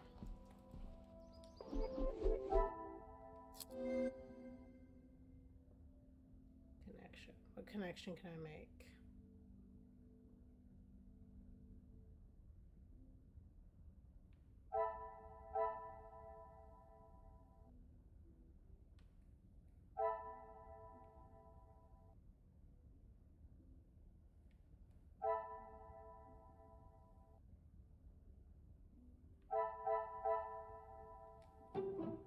Yeah? I cannot see the logic in this. Perhaps a... It's the thing I love and hate about puzzle games.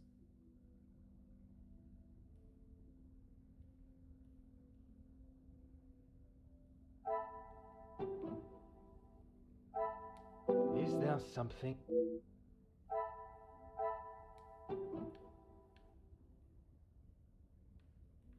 Oh, wow, all the way over here. Okay. Well, I guess that Some would makes say a sense. lucky guess.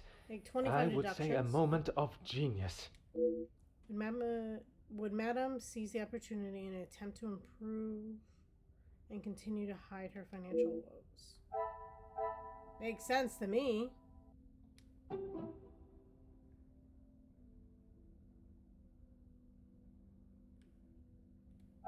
Come, my little It's the grey other cells. one, isn't it? I must take a different approach if I am to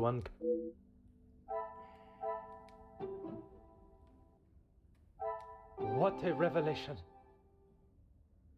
Not really, but okay. Her incarceration appears to be the latest in a series of abuses. Yep. Oh, that makes sense. I have no doubt in young Floret's innocent. What I do doubt is the behavior of Madame Van Den Bosch's. If what I have heard is true, her treatment towards Floret is disgraceful. Now I need to talk to Floret.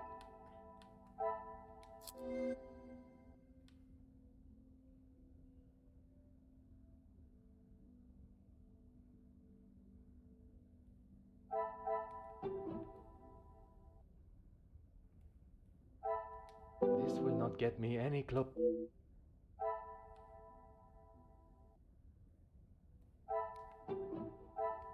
I must act on thought and... It does make sense, but okay.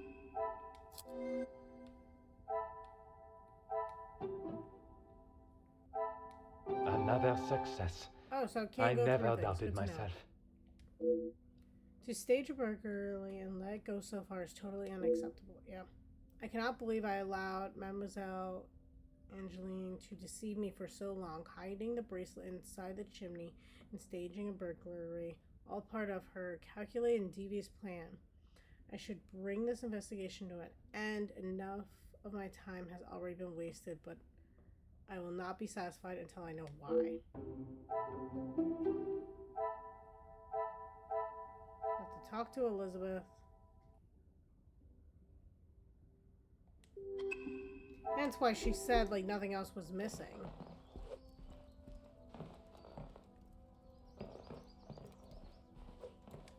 You know, in all fairness, they don't deserve the people who are helping them. They really don't.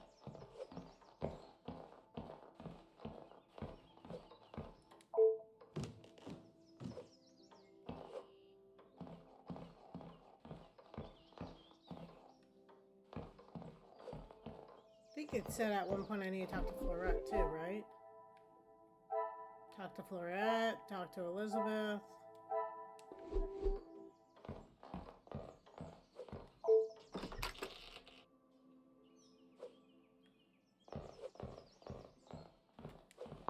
Anything to show... This is not the first time Madame Van Den Bosch has taken her anger out on you, is it? She never used to be such a witch. When the Viscount was alive, she was much nicer. He was the head of the house. He gave the orders and he treated us right. Oh.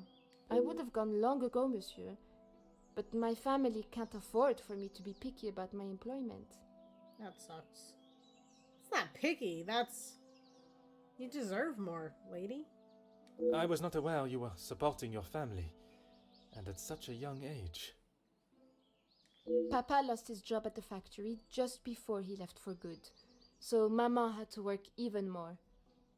I was old enough, so I went to work. When I joined the Van den Bosch house, the Viscount was very kind. I didn't think he would care, but he wanted to help. He gave me some extra in my first pay pack, enough to keep the landlord from kicking Mama out at least. No one had ever been that nice before. I didn't know what to say, but all he wanted me to do was work hard for her. Aww. He even let me to go home and visit Mama and my brothers at Christmas, with a food parcel from the kitchen. Mama said she had never seen so much food. It's always been hard for her. Even before he left for good, Papa wasn't around much, and even when he was, we both wished he wasn't. My brothers were too young to remember what he was like, I hope. When I walked in Mama's house, everything seemed so much smaller. I must have got too used to the size of this house. I swear, you could fit our house in just this lounge. We did... The valuables in the house do not determine the love it shares. Someone should tell Madame that. Not that she'd listen anyways. I will uncover the truth of what happened today, mademoiselle. That, I promise you. Viscount's kind nature shines through again. His treatment of the staff is quite a contrast from that of Madame's. You've uncovered a secret memory of Poirot. From the way this young mademoiselle speaks of her family, I cannot believe she would risk her employment at the house and put them in an even worse position. Merci. I shall take everything you have told me into consideration. I mean, she wouldn't do it even... You have the case that she could sell it and make money, but like... Get out of the abuse and all kinds of things, but then she'd still have to find another job.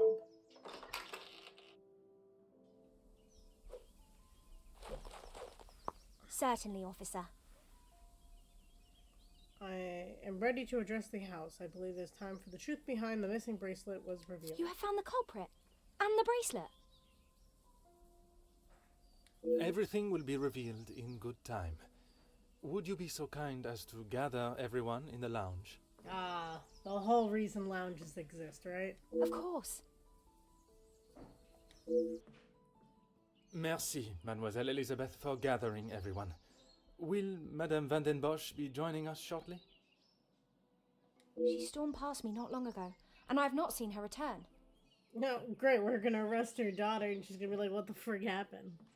Very well. Under usual circumstances, I would wait. But I think we have spent enough time on this matter, n'est-ce pas?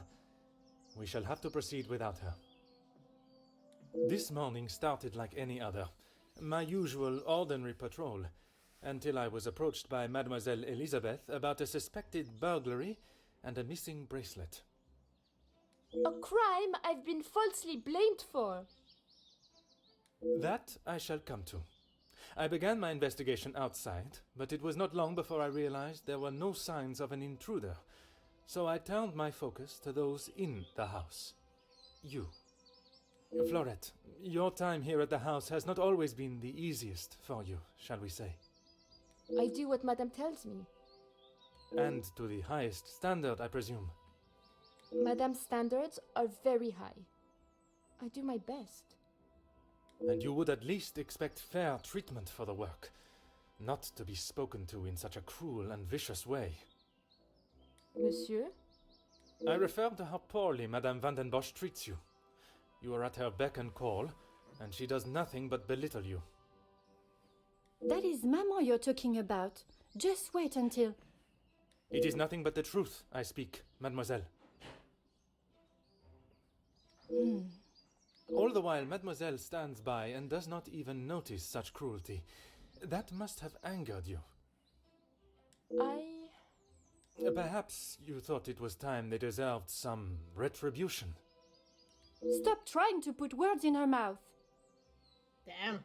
I am merely giving her a voice, one that has been silenced for so long. Not much, we're just deducing the facts. Maybe I do think she deserves it. She's had the world handed to her on a plate, and the likes of me get nothing. A motive begins to rear its head. You're just trying to get me to admit to something. Well, I've done nothing.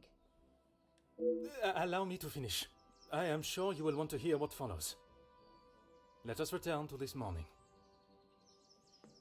Let's see. Your task to fetch breakfast from town for the house. As well as fetching breakfast for the house, you took another task on which ended up delaying you further. I was only trying to help Lizzie. You must have known how Madame would have reacted to your late return, especially with her prior treatment of you. She's angry at whatever I do. But nonetheless, you were willing to help a colleague, a friend, knowing what the repercussions could be. And that show of loyalty to your friend has been the thing that proved your innocence. Monsieur? Because of such willingness to help, you were delayed in town.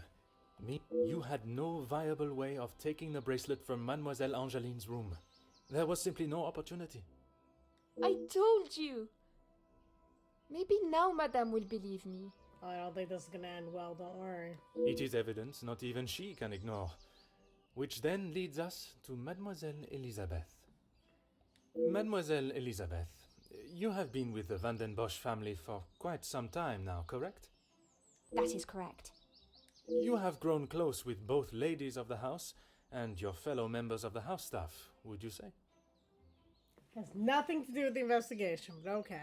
Of course. And I certainly hope they feel the same. Yet there are still secrets that are kept from them. There's still certain private matters they are not aware of. Officer, please. Elizabeth, what is he talking about? I am referring to the lengths Mademoiselle Elisabeth has gone to remain in your maman's employment. It is Madame's house. She can enforce whatever rules she chooses. Even if they are going against the very nature and cornerstone of man, to love. I still do not understand. Perhaps that is best for everyone. It is neither my place nor my want to make this situation any more awkward than it needs to be. Oh, thank you. Besides, it was not that story that cleared Mademoiselle Elisabeth's name. Rather, Florette's. Florette's? But she was not here for most of the morning. But when she was, more precisely while preparing the table in the lounge, she noted that, against regularity, you arrived alone for breakfast, without Mademoiselle Angeline by your side. I'm not sure I understand what you mean. It means that I found myself with two suspects with potential motives. But with a lack of opportunity, I was left with only one. Mademoiselle Angeline. You can't believe I would hide my own bracelet. You just gave yourself away. We didn't ask if you hid it.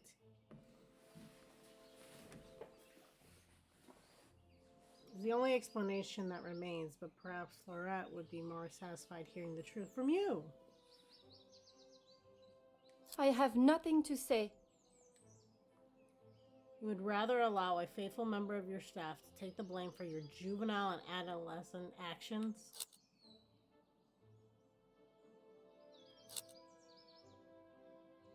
Ooh, that bottom one. How dare you speak to me like that? You have no idea what you're talking about. I'm about to arrest you, so you better say something.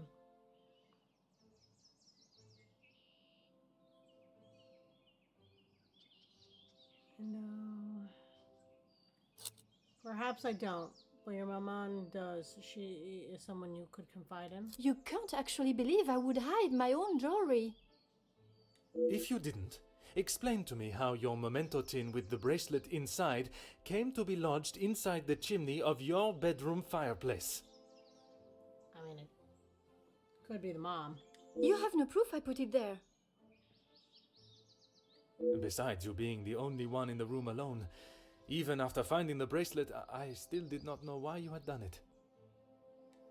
Until I contemplated why Madame was selling so many heirlooms and art. You had no right to snoop through our house in the first place. When it is part of my investigation, I have every right, mademoiselle. The unpaid bills and final notice from the telephone company. Maman can do what she wants with her art. That means nothing. But when there was no more art to sell, what then? You could not risk her taking your father's bracelet and selling it. So, you staged a burglary pretending it had been taken, preventing her from selling it. Then you stood back as the innocent Florette paid the price. She didn't think about me at all. She was going to take my bracelet and sell it off. It would have just ended up on some old wrinkly wrist. I get you don't want it sold, but like some woman was about to go to jail and your mom locked her in a room. Like, what the fuck? I didn't think Maman would blame her. I didn't think she would do anything. Really? She hates this woman with a passion. You don't think she's gonna blame it on the person she hates most? But she did. And somehow that evidently didn't cross your mind. When Madame returns, you shall have it all to explain. Maman can't know what I have done. She will be furious. But Mademoiselle Florette will be proved innocent. And that is what is important. No crime has been committed, so I see no reason why this should continue any longer. No crime? No. There's a crime. I don't even care about the waste of my time. I don't even care about all the secrecy in the house. A woman was locked against her will and subject to abuse. That is a crime. It is time you considered the consequences of your actions. And now, you must face them head on. Maman, you're home. Uh-oh. Of course I am. And I've brought someone that will bring some order to this chaos. Major Felix Hagen. He may hold the rank of major in the British Army, but I question his authority here at all. In police matters, I am the authority. This is my investigation, and I will not have Madame dictating the results any longer. Major, I can assure you I have this situation under control. From what I have heard, you are far from it. The missing bracelet has been found, and the guilty party has been identified. I'm well aware that the maidservant was behind it all. And yet I see her standing as free and innocent as you and me. Sir, what? I am sure Madame Van den Bosch has informed you of her suspicions, but I'm afraid it was merely speculation. Excuse me? After conducting a full investigation, the evidence and facts led me to deduce... Mademoiselle Florette could not have taken as she was in town most of the morning, including the time the bracelet was taken.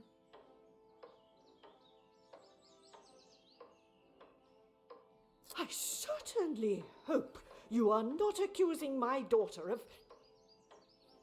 I'm sorry, Maman. He's right. Florette is innocent. I just wanted to show you. Shh, girl. I will not have you guilted into taking the blame for that sticky-fingered girl.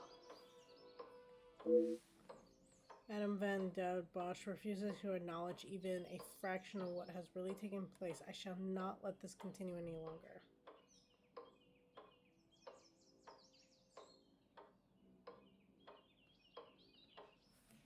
Madame Van den Bosch, perhaps it would benefit you to hear Mademoiselle Angeline's... Perhaps it would benefit you to remember you are nothing more than a simple officer of the law. Officer Poirot, a word. Madame Van den Bosch was forced to make her way to inform me, alone, I might add, of the goings-on at the house today. Am I gonna get in trouble for actually being right? Major, with all due respect, she was impeding the investigation. Oh yeah, that's another crime.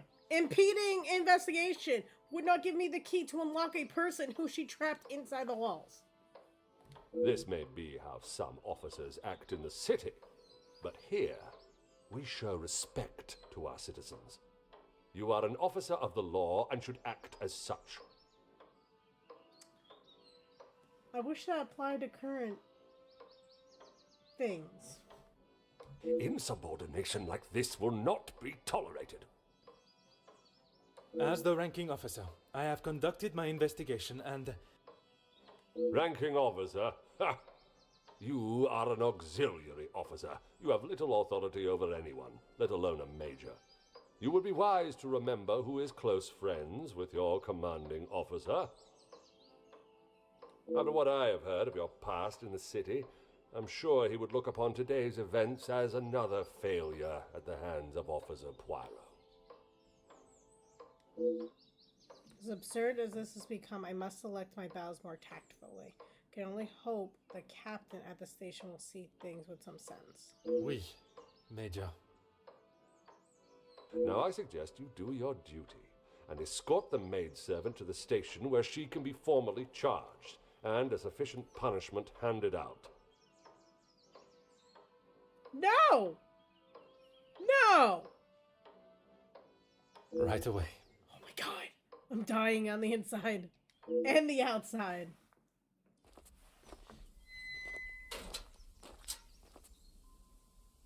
I'm sorry, mademoiselle. This is not the outcome I expected.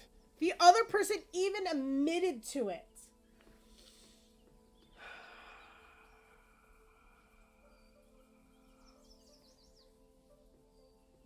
Maman was right. We'll always pay the price for the upper class's actions.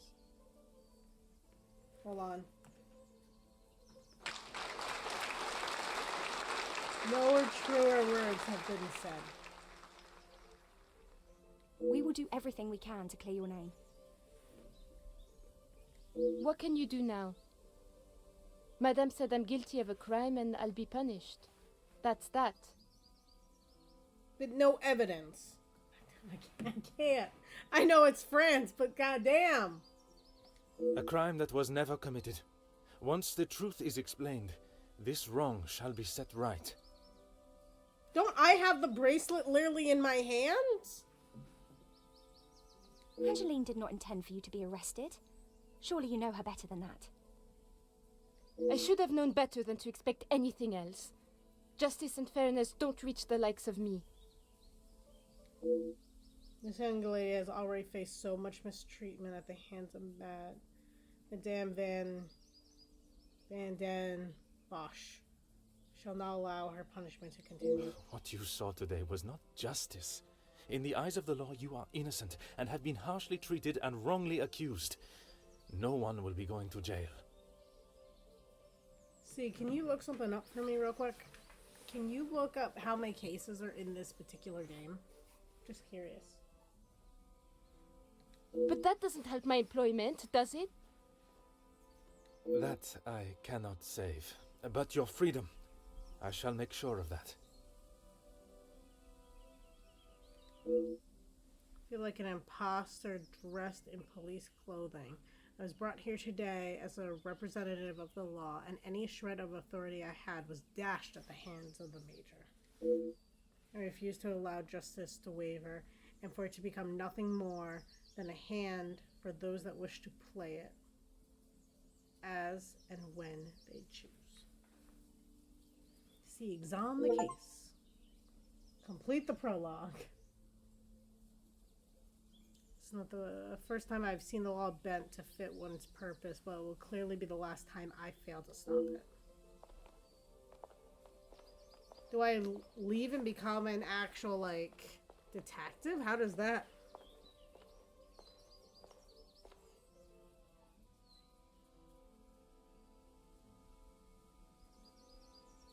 Chapter 1. Detective Poirot, I trust this finds you well. It has been many years since our paths last crossed, and while I'm sure your recollection of the events may differ from mine, I hope that receiving this letter has not rekindled a sense of animosity toward myself or the Van der Bosch name. The impression you made is something that has stayed with me since that day. It compelled me to reconsider the spoilt young lady I would have inevitably become and helped shape me into the woman I wished to be. You made me see the childish and selfish girl in me that did not consider the consequences of her actions or how they may affect others. Although Maman may see the events of that day differently, I believe the compassion you showed for our mate Florette, as well as the drive to uncover the truth and accept no alternative, was a testament to your character and professionalism.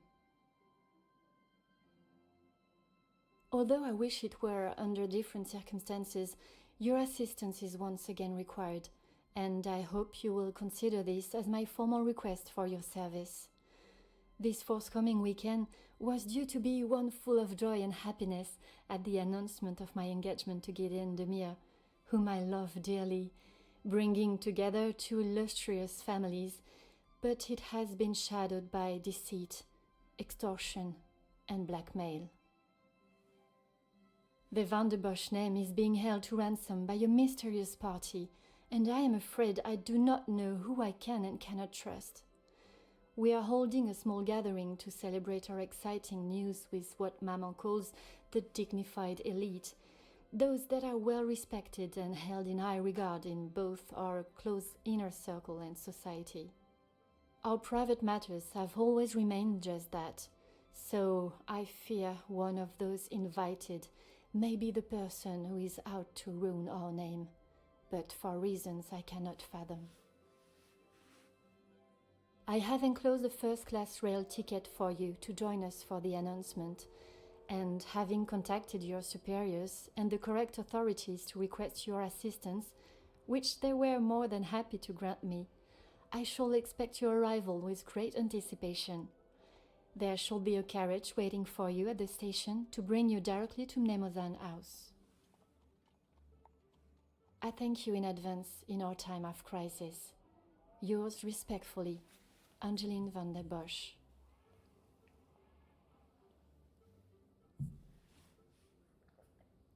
Okay, then.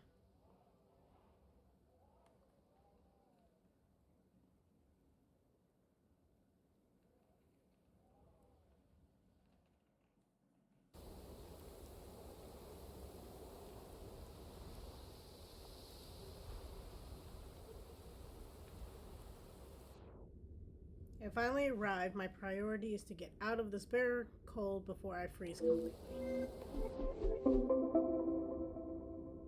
Investigate the blackmail. I must not get distracted by the celebrations. I was brought here to uncover the identity of Mademoiselle Angeline's blackmailer, and that is exactly what I shall do.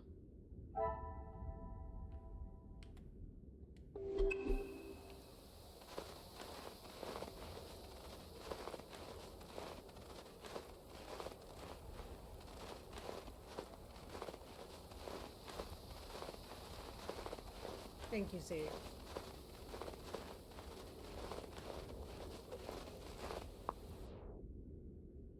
A moment longer in this weather and my fingers would have become too cold to even knock on the door.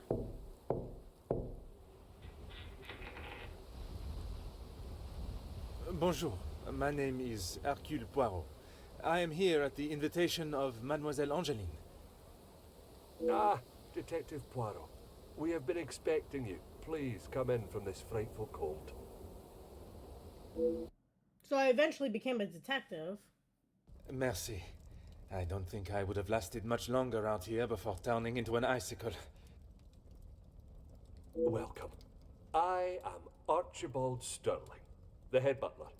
Please accept my apologies. I have a rather pressing matter, but I will see that you are attended to immediately. Do not trouble yourself on my behalf. I am sure I am more than capable of finding my room. I shall straighten myself up and be ready to join the party. There is no rush, Detective.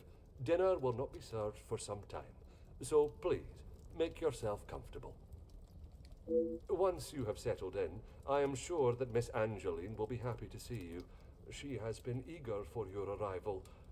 She's not been herself recently. You will be staying on the first floor. I believe your room is one of the two on the west side of the house. Merci. I am sure we shall speak again soon.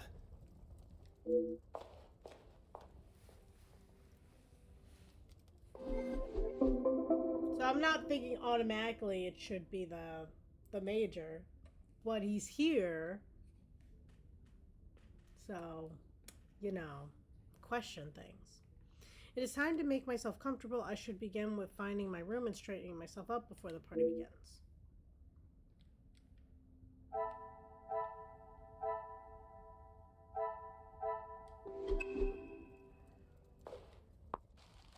Tonight's arrivals have written a small signed message. The male guests are based in the East Wing. Okay, good to know. Bonjour. Allow me to introduce myself. I am Detective Hercule Poirot. Detective, I hope you're not here for me. So his, like, art self looks more tan than his physical self. I'm just saying. Not that I am aware of. Should I be? Ha! Ha ha! Not often you meet a detective with a sense of humor. I'm Zakaria Demir, but you can call me Zach. Judging by the smell of alcohol, I would say they had begun the celebrations already. It is likely to be friendly with everyone. Is likely to be this friendly. Okay.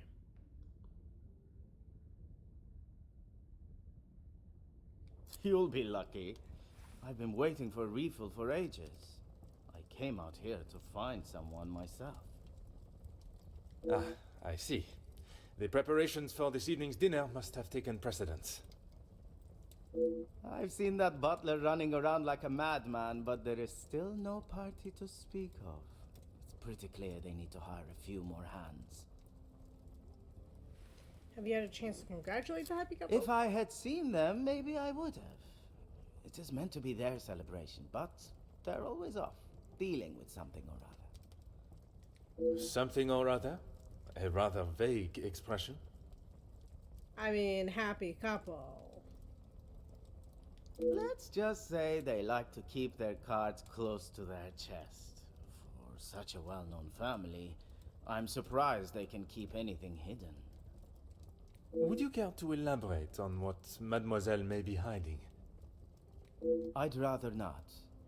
You're the detective, isn't that your job? Très bien, Monsieur Demir. Perhaps I should keep my occupation and reason for being here to myself for now. At least I fear it may derail mine. Well, too bad. That's gonna get all around. I shall take up no more of your time. À bientôt.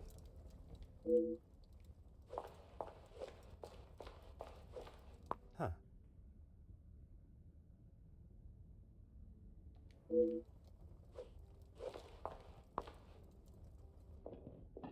Presume this leads to the dining room. I'm sure there'll be a grand reveal. Okay.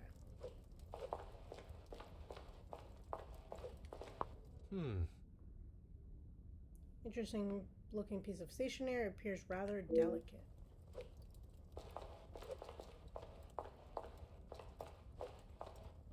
Ah. A roaring fire. I could stand the gaze of flames for hours. Huh. Looks quite valuable and delicate. I shall resist the temptation to inspect it any further. Huh. Chance to play is very tempting, but I shall save myself the embarrassment.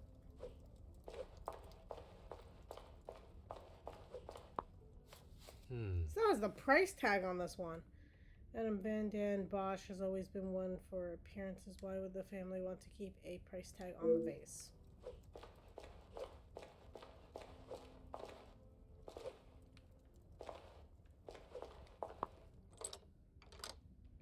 Oh. It's showing the symbol, but I can't really... Nope. Apparently I have to stand back to appreciate art. Ah. Doesn't appear to be related to the family.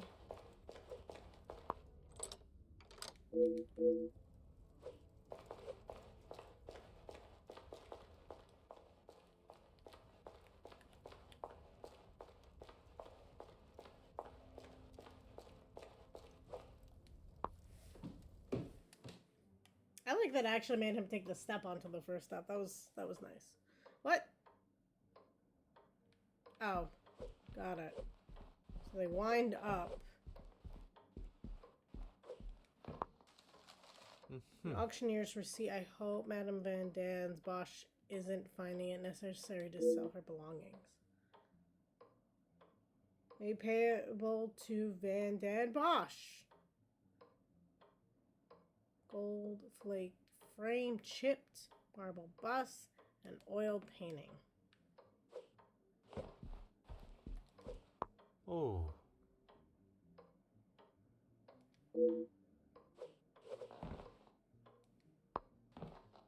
Hmm. You can hear music from the inside. The room must already have a resident.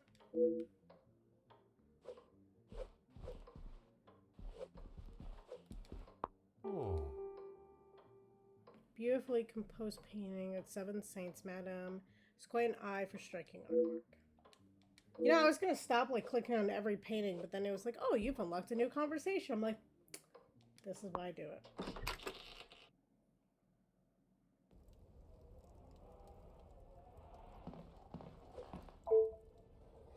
Selection of perfume. Compliments of the family seems rather fitting for a female occupant. Did they leave me some cologne as well? So we're in someone else's room. Okay, good to know. Aha. We know how you feel about flames. Hmm.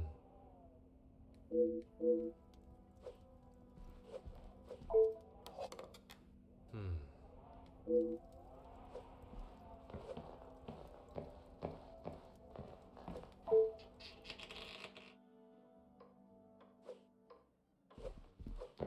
Aha.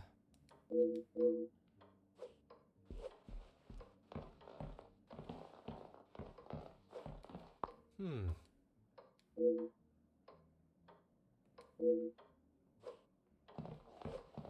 Curious what that would be, but okay.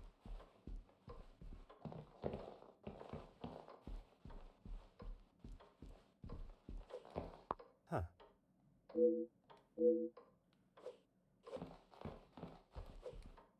Huh. Mm-hmm.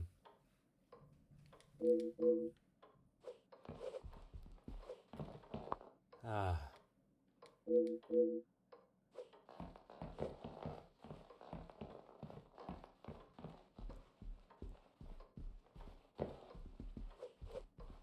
Okay, well, I guess up the stairs again we go. Or Oh. not.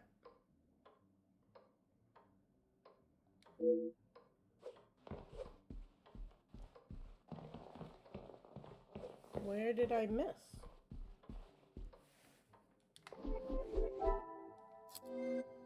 I already have connections? Oh my god.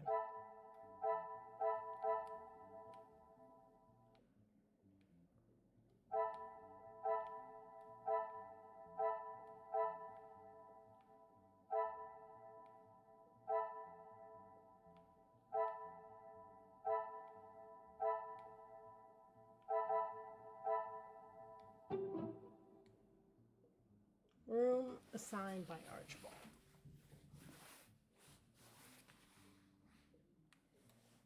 Archibald's doing too much. He's stressed. Staff is very busy.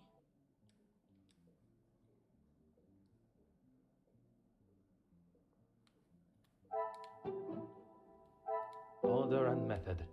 That is.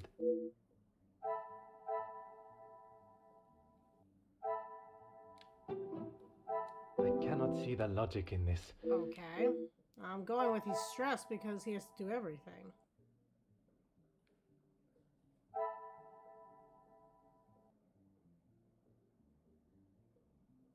Yeah, well, clearly not. It has perfume bottles in it.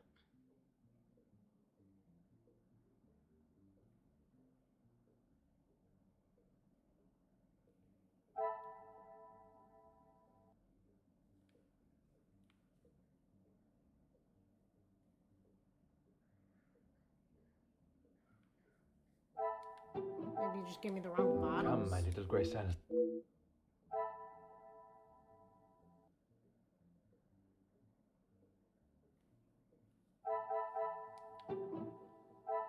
This will not get me any closer to my goal.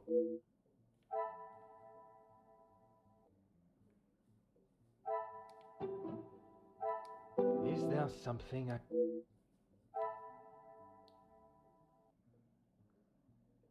I swear I already did this, right? He's stressed and very few are working. Magnifique. I swear I clicked that already. Butler would usually escort me to my room, but on this occasion I must find my own way.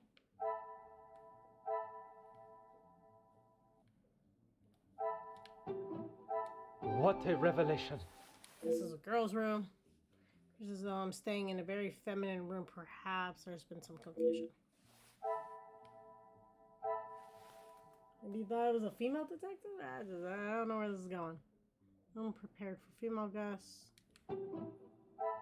I should not be surprised by my own skills of deduction. Archibald clearly flustered with his hassle. Appears he has sent me to the wrong room.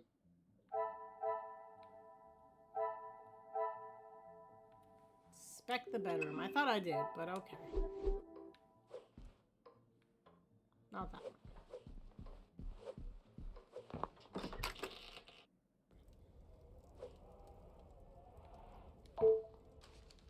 Oh. Trying to do his hand under the pillow. It indicates Hugo would like Miss Conrad to speak with him as soon as possible. He's given me the wrong room. This one has been made up for Jacqueline Conrad. But I shall find my... Going with that's supposed to be like my room. My chambre.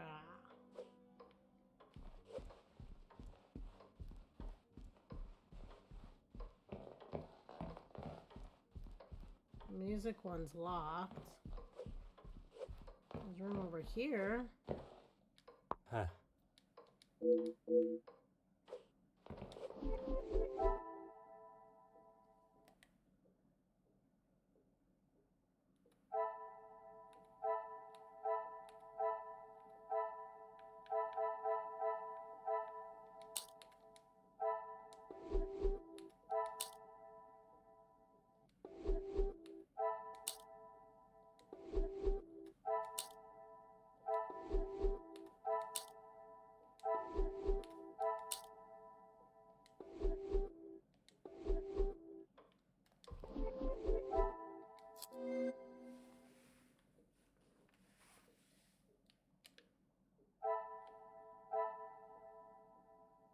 Inspect the ground floor. Okay.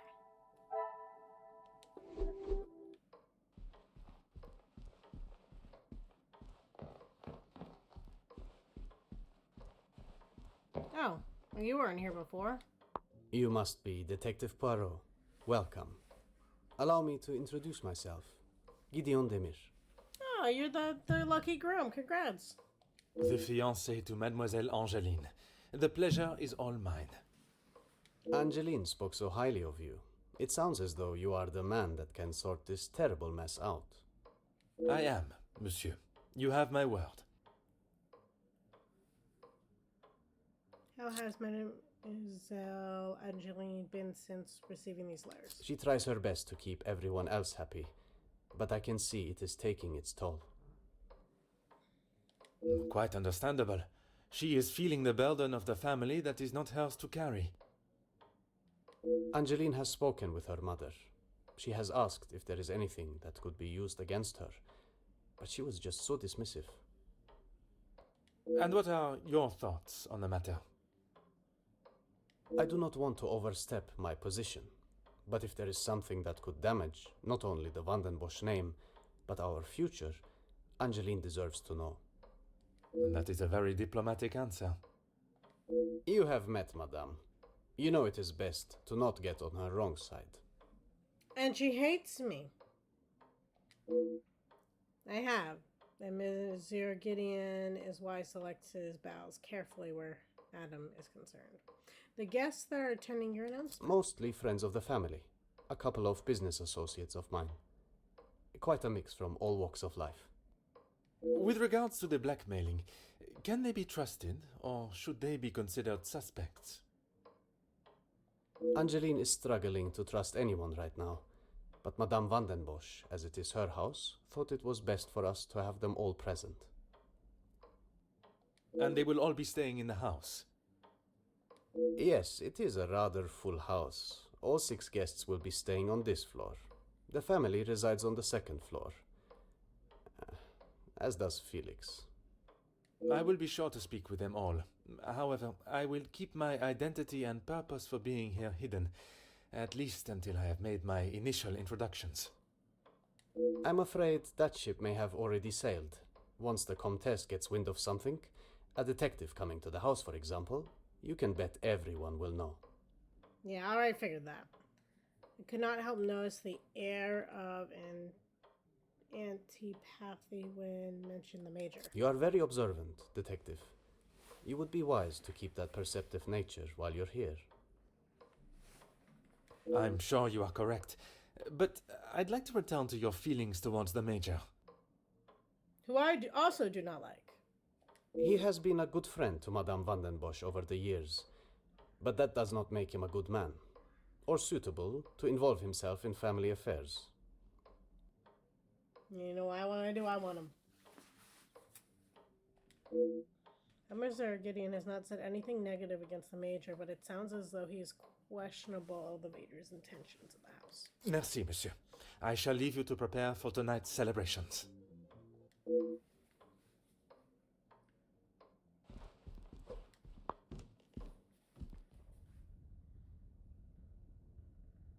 While Mademoiselle Angeline is here, the sooner I learn more about the blackmail, the quicker she can return to celebrating her happy news.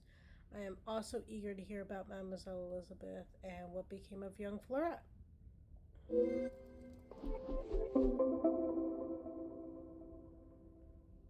The Van den Bosch family have held a place in my mind since our first meeting.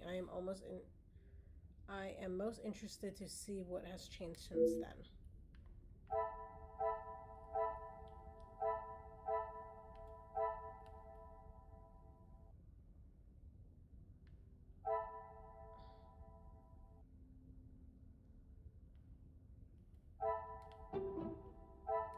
The pieces of the puzzle are finally coming together. Unlocked. It appears the family's financial situation is much of the same as the last one I saw them. Can I confirm this?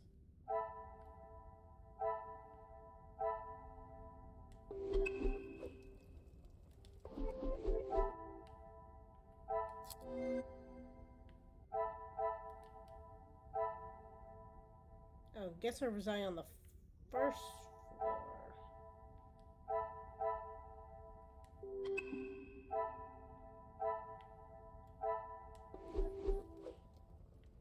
Talk to Gideon, which is all the way back upstairs. Mademoiselle Angeline, it is a pleasure to see you again. Detective, how wonderful you are here. Your travel was not too arduous, I hope? Has she grown taller, or I'm just shorter without my hat? Watching from my carriage window, I saw the beautiful countryside and rolling hills. It was anything but taxing. I'm truly thankful you could make it here at such late notice. No thanks are required, mademoiselle. When one is requested personally, there is nothing more important.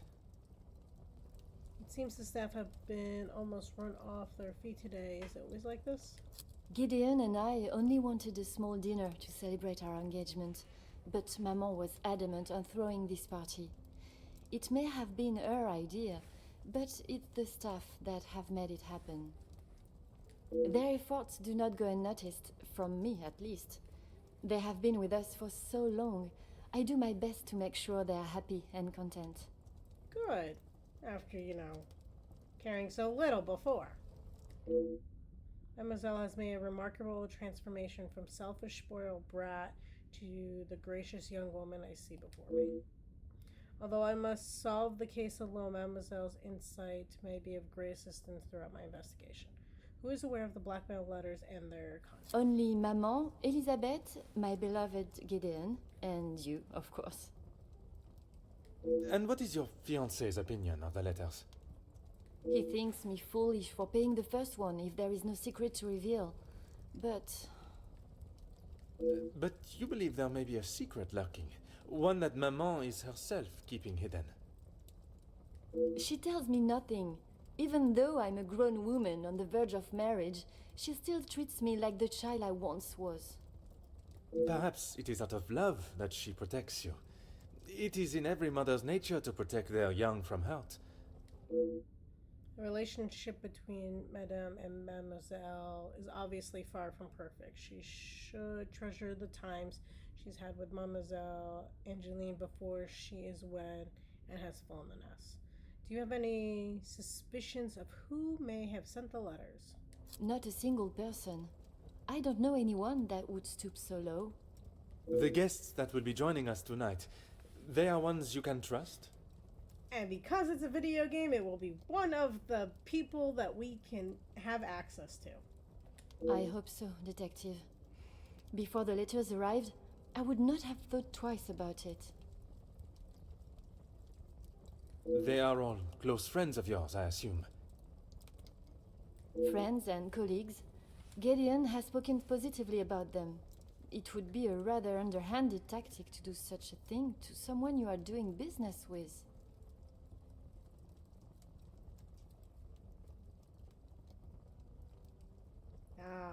Heartless, fighting for something, I see.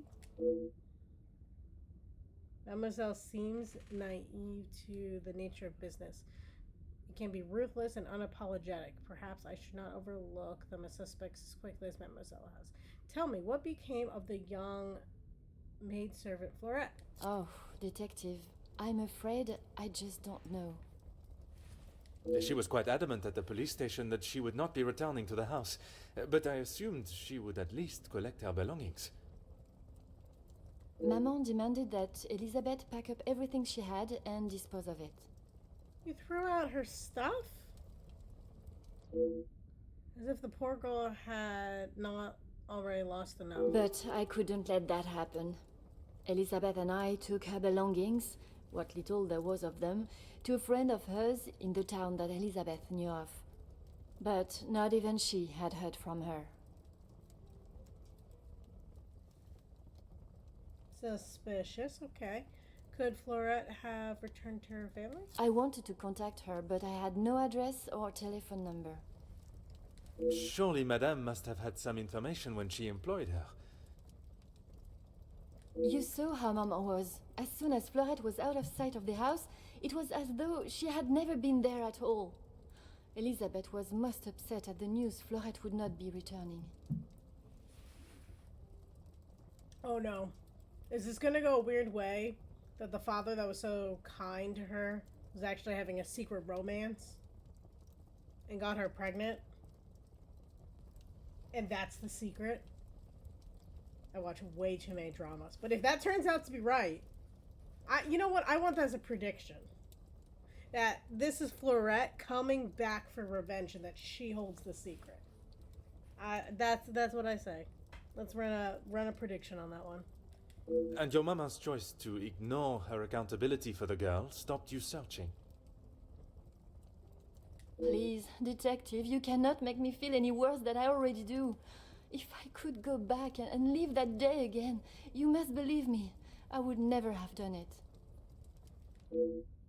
Mademoiselle Angeline has finally accepted responsibility and is remorseful for her actions that day and the consequences that follow. I am pleased to see a maturity in her, but that does not help young Florette, wherever she may be. There are certainly some beautiful pieces of art there, especially because, like, Florette was like, you know what? I'm done. All these rich people, I am, like, done with it. I feel like she's going to be behind this. And it's sad because we make our own villains in life, right? There are certainly some beautiful pieces of art here. Yes, Maman has quite a collection, although they are not all to my taste. Most, in fact. The painting of the saints, in particular, it is quite exquisite. Is it connected to the house in some way? The one in the hall? If you look above your bedroom door, you will see one of their names. I believe they were originally carved to watch over the occupant. Merci, mademoiselle. I shall find you if there is anything further I need. Let's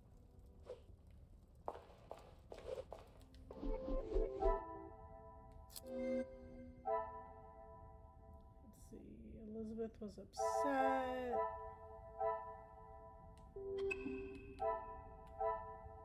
We got a link though here. What do we got?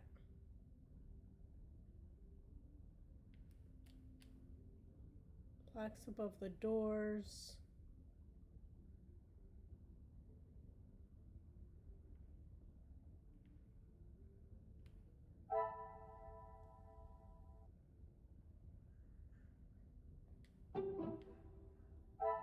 Another success.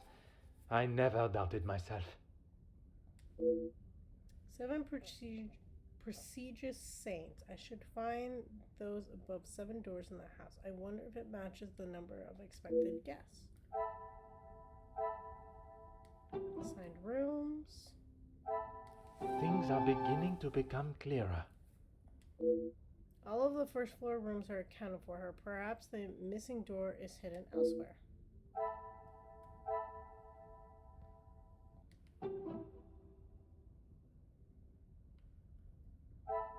I must take a different approach if I am to uncover the truth. Okay, well, I thought that made sense that we would find it in the book.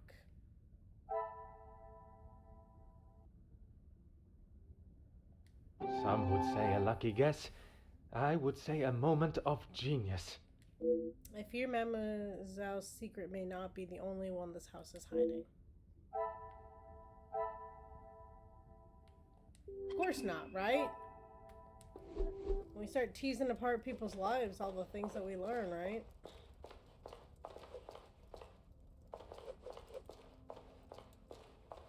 Were these light on above the rooms before? Because they seem awfully bright now. Gideon's upstairs, so I gotta talk to him. Gotta read this welcome. Oh. Okay.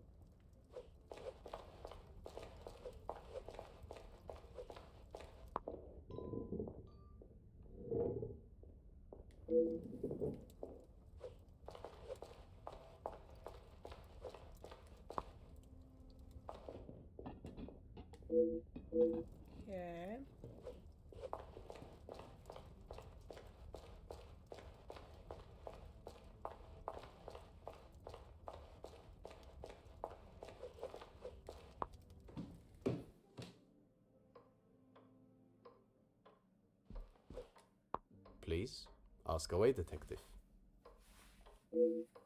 I'm aware finances can be a sensitive subject, but may I ask of the house's situation? As far as I'm aware, everything is in order. From what I understand, the late Viscount had made some questionable investments, but that is all in the past. Maybe Poirot was like a love child. And regarding the payment of the blackmail, Angeline does not have to worry about money anymore. I was born into some wealth, and I have earned my own fortune. merci, monsieur. I shall leave you to prepare for tonight's celebrations.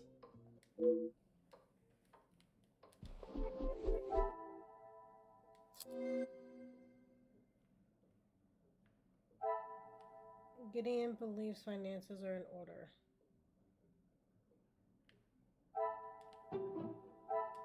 I must act on thought and fact. Maybe? Magnifique. Looks like the family have finally gone back on track with their money problems. Glad to hear.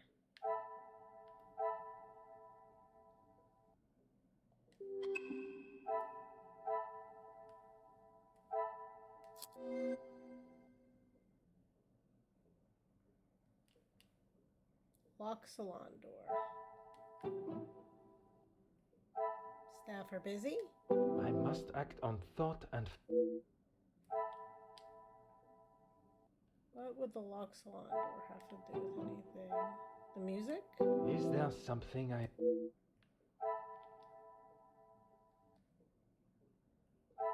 Both rooms are locked? What a revelation! These must be the rooms for tonight's events. They must be locked for a good reason. Yeah, preparation. Makes sense. Rooms for tonight events. Hence why staff are really busy. The pieces of the puzzle are finally coming together. New conversation unlocked. I doubt Madame's standards have dropped. The staff must be working hard to finalize preparations.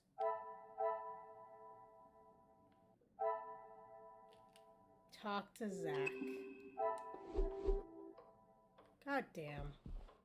Back down the stairs we go. I hope everyone's got a good prediction in, because I'm curious. I'm curious. I think it's Detective, it looks as though I might be out here all weekend. What can I do for you? Would it not be easier to find the staff yourself instead of waiting for the return? I'm a guest. I shouldn't have to go around chasing them. I mean... Well, I agree. Perhaps the party preparation is more of a priority. It's not my fault they aren't ready. Why don't I wait here while you check in the butler's pantry in the east corridor? I think I saw a maid go in there earlier. I'm not your servant, but I have to probably talk to her anyway, so 2 birds, 1 stone. I shall take up no more of your time. À bientôt. It makes sense, right? You see the beginning, you see how the person has changed their life, they start to do better, but the person was scorned so badly that it just scars.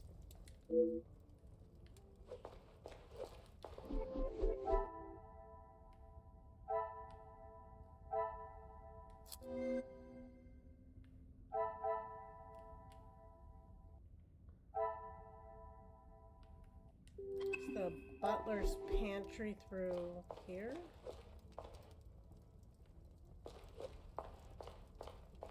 Like, how do I get to the... Well, maybe it's over here. Yeah, it was the rooms over here. Butler's pantry.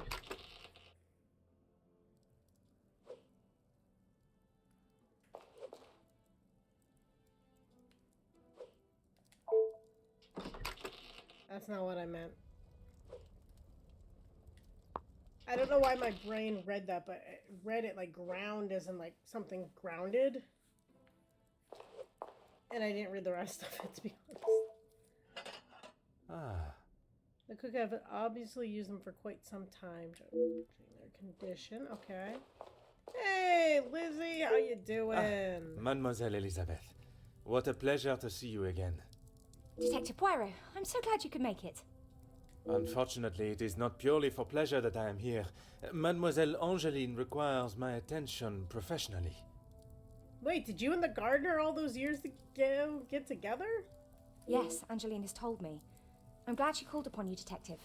I've been rather worried about her. I will do everything I can to find the blackmailer and bring them to justice. I have every faith in you. I hope I am not interrupting you. We're all very busy, as I'm sure you can imagine. After I'm done, I can come to your room and help you with any further questions. I'm rather embarrassed to say I'm having trouble locating my room. No one escorted you? I am so sorry. Everyone is just so frantic at the moment. Madame has requested all staff prepare for this evening. And you have been tasked with jobs in the pantry. Surely your talents could be used elsewhere. I do as Madame asks. Well, as Archie asks. Monsieur Sterling. Yes, I met him when I arrived. A charming gentleman. He did give me some rather vague instructions to find my room, though. I can only apologise on his behalf. He would be mortified. I'm afraid I cannot be of much more help, but I believe you are located next to Mr. De Silva. By all means, the house is yours to explore. I suppose I should not take Monsieur Sterling's lack of directions personally, considering the amount of work the staff have been tasked with. At least now I have permission to further roam the house.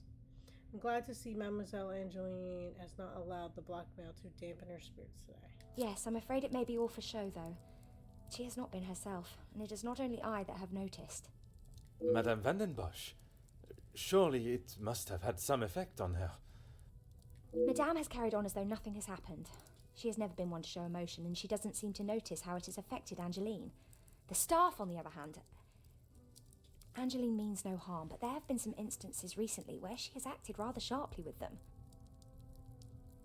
I hope not too sharply. A house of 2 Madame Vandenbosches would surely be too much for anyone.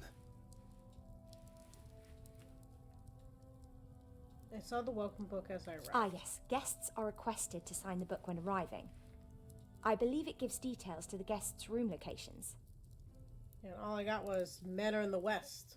It stated the male guests are to be staying in the east wing. Yes, Madame does not believe in male and female guests residing beside one another. That old bat needs to die. I have been eagerly waiting to hear more of Belgium's greatest love story. Oh, yes. Well, I'm afraid it is far from a happy ending. Luke is sadly no longer with us. What? No! Please tell me Madame didn't poison him. Oh, mademoiselle, I was not aware. Oh, please. Please say she means that he got fired and that they lost connection, and I could live with that. It's fine, Detective, honestly. I'm sorry, but I really must finish this. Why do all the men in that house die? So young. Bien sûr, mademoiselle. For a man that has a mind so brilliant and astute, I have made an easy job of embarrassing myself. Let this be a reminder to use one's gray cells before speaking. Merci, mademoiselle. There's no way I could know that. The pleasure is mine, Detective.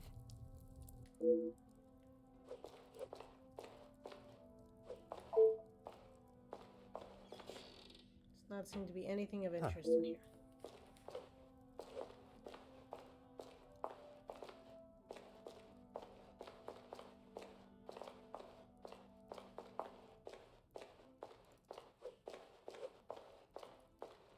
Isn't I also tasked with finding like a bottle of alcohol because that's what the guy wanted? Okay.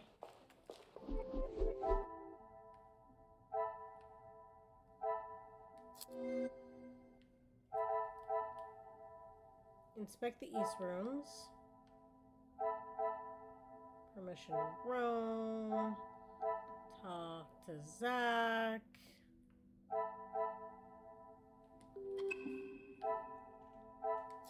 Talk to an Angeline. Yeah, Luke passed away. Holy shit! I'm convinced. Maybe. Oh no, maybe he was murdered. Before you leave, Detective, I have something for you beside the furnace here from Angeline. She wanted me to give it to you on your arrival. You tell me this now? Merci, mademoiselle.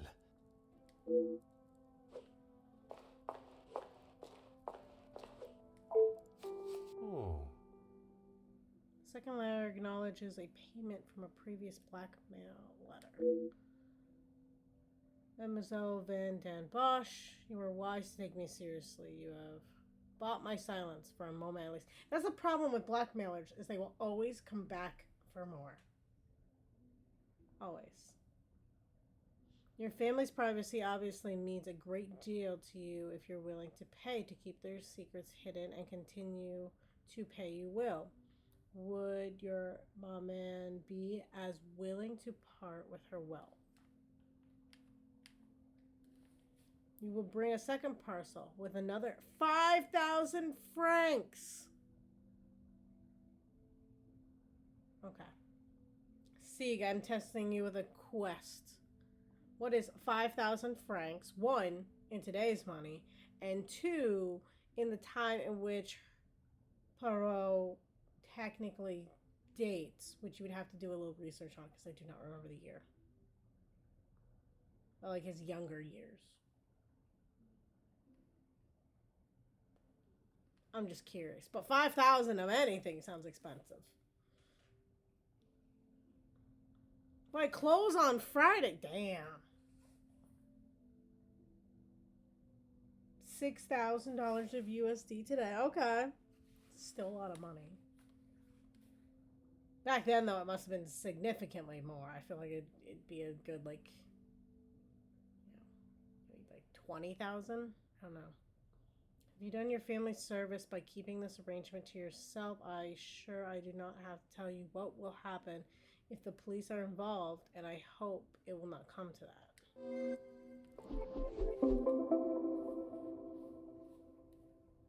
I'm now able to read the letters that were sent to Mademoiselle Angeline. I am sure this is a great deal to learn from them and hopefully some clues to the author.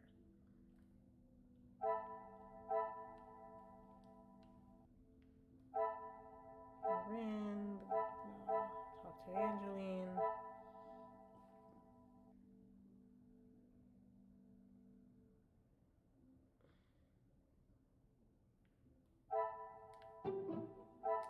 Some would say a lucky guess. I would say a moment of genius. I can't ignore the coincidence of the same style of pen that wrote the letters is present in the house.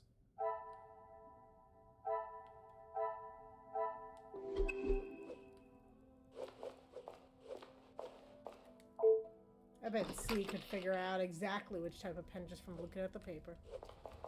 Have confidence. What can I help you with, Detective? Elizabeth showed me the letters she received. One of them has already been paid. I was right to pay it, yes? You have read them. What do you think?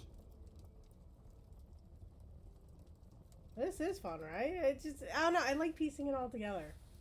You were wise to consult me, but bowing to their threat may have only shown that you are willing to pay for their silence. Is the secret they speak of worth so much? I wish I could, but I have no idea. The letter was addressed to me, but I have nothing to hide.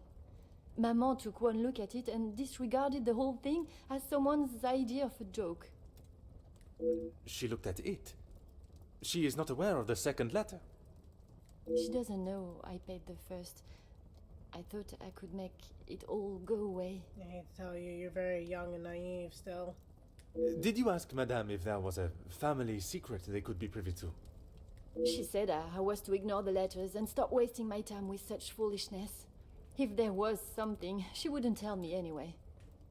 It appears Mademoiselle believes Herman's attempts to brush away the serious nature of the letters as little as I do. May I ask how you came into such a large amount of money to pay the ransom? I couldn't ask Maman for the money. She was angry that I had even considered paying it. Gideon offered to help. Pardon, did he not think you foolish for paying? He did, but he said he couldn't stand by and watch me in so much distress. Okay, 5,000 francs in the year of this game, 1916, had an exchange rate of 5.6 to 5.89, which I rounded to 5.7. Fair enough. Making the USD in 1916 28,500. If we adjust that for inflation, holy crap, that's a lot of money. $863,393.30 today. Holy crap. They might have asked for $1 million.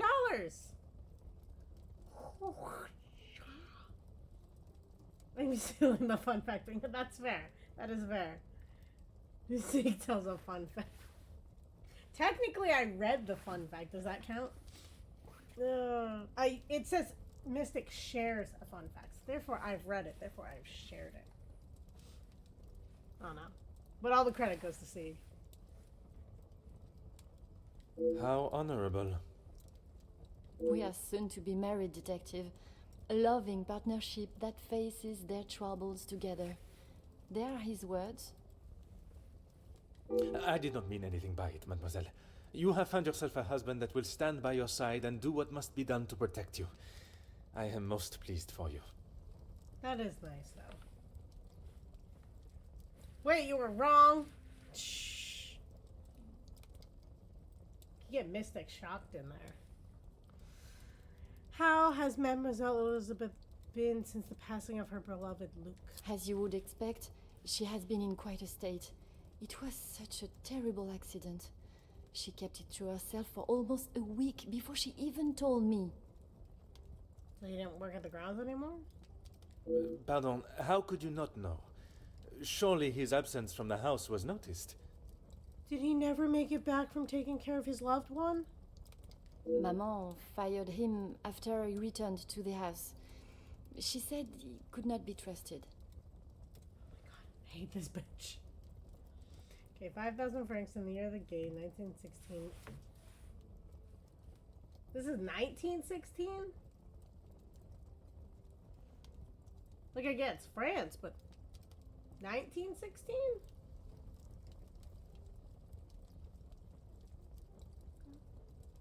Blah blah blah would be worth 26,573.49 today. I did the exchange rate back. That makes sense because I was like, holy crap, that's a lot of money. 26 sounds better for a ransom. I'm like, if someone asked me for $1 million, I'd be like, tell my secret to the world because I don't know what I've got. But Mademoiselle Elizabeth's position was kept? I begged Maman for them both, but she said if he was willing to go behind her back, what else could he do? Falling in love is a far cry from committing even the smallest crime, n'est-ce pas? A cruel and unnecessary decision by Madame Van Den Bosch. She had no right to fire him and tear him away from his betrothed. Spoke with Mademoiselle Elizabeth and I fear I may have upset her. She has been a kind shoulder to lean on through all this mess, but it is her I worry about. She has been through so much. Did they at least get married before he died? I actually care. Oh my god, they actually are star-crossed lovers. Worked under the same employer, couldn't, their relationship was forbidden, and then one of them dies. I need a drink.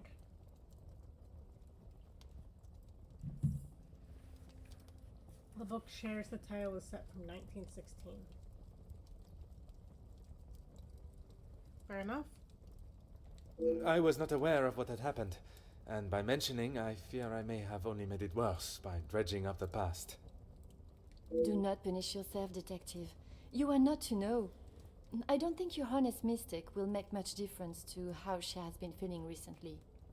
It was easier said than done. I have already seen a difference in Mademoiselle Elizabeth. She was once an exuberant and optimistic, seeing the positives in everything and everyone. But now I fear the loss of her love and the careless reminder from moi may have dampened her outlook. Merci, mademoiselle. And now she's watching I shall find you someone if there is anything further I need. who she's had to take care of, like actually get married. It's probably a lot.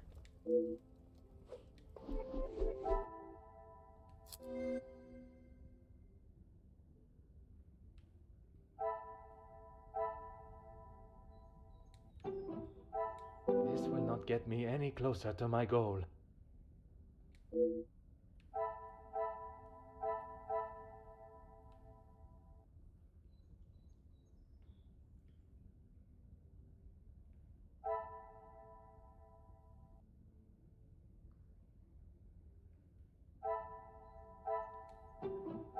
I cannot see the logic in this. What am I missing?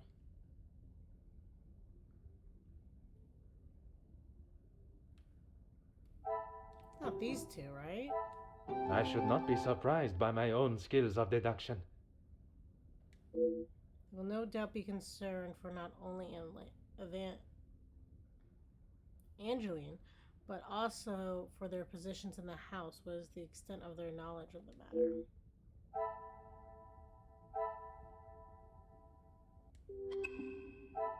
That's fair. This one has a lot of tasks. Talk to Zach, inspect the East rooms, talk to Elizabeth, Gideon. I gotta go back to Elizabeth. Elizabeth hasn't been herself. Cassandra is angry at Elizabeth.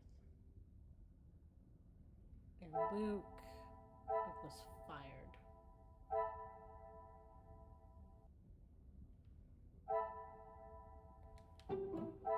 I must take a different approach if I am to Come, my little grey cells. We must think.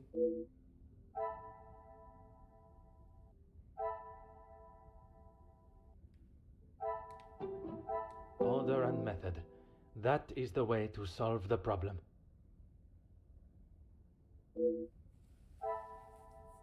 How do I... Order and method. That is... Oh, I guess that makes more sense. Another success. I never doubted myself. It's truly terrible that Luke passed away, and to see how broken Elizabeth is. Elizabeth mourns for Luke.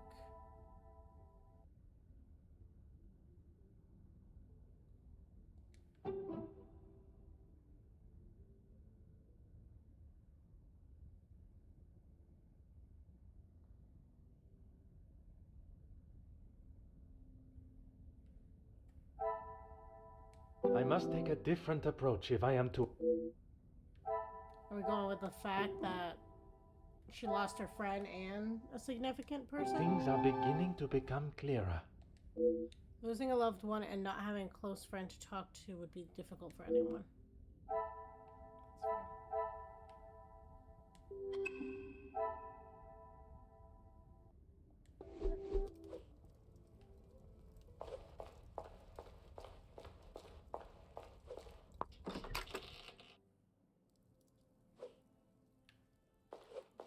I've come back in to say things to you. Of course, Detective. What is it? Notice a rather extravagant looking pen in the hall. I would not say it in front of the Major, but it is rather hideous. It was a gift from him to Madame from his time overseas. I don't think it even has the capability of writing. A pen that does not write is like a fish that cannot swim. As Angeline describes it, a useless ornament. It's the thought that counts, I suppose. Merci, mademoiselle. Pleasure is mine, Detective. I mean, I'd already known about the pen is because I didn't connect it prior. That's why I need to stop walking away from people and make connections at that moment.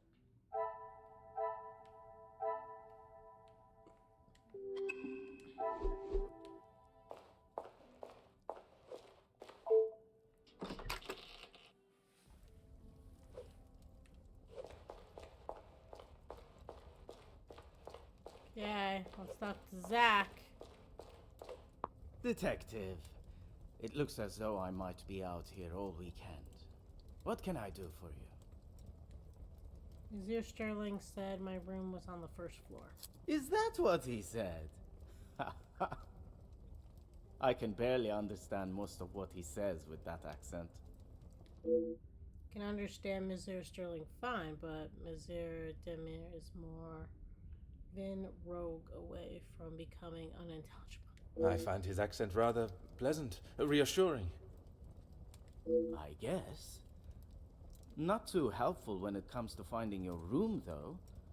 You'll probably be the lucky one that has that hideous plant outside the door. I shall take up no more of your time. À bientôt. I'm assuming that helps me narrow down my room because it's next to his. And it's got apparently a hideous plant.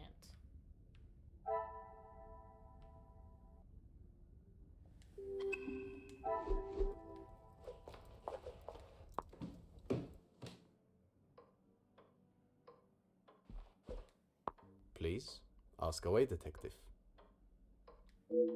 I assume you have heard about the consequence of my visit last time. Angeline has spoken of it.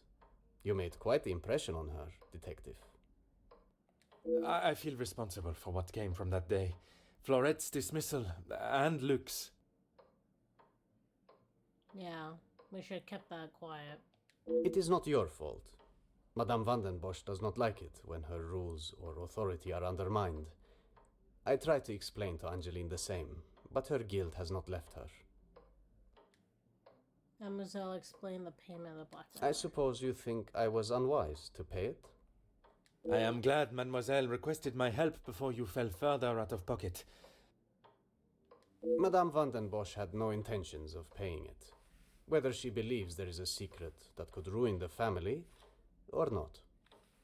It was an honorable move for you to make the payment. It was certainly no small fee. Angeline is to be my wife, and then we shall be family. As far as I am concerned, my money is our money. Aw, that's sweet. I don't agree with that sentiment, but it was sweet. Merci, monsieur. I shall leave you to prepare for tonight's celebrations.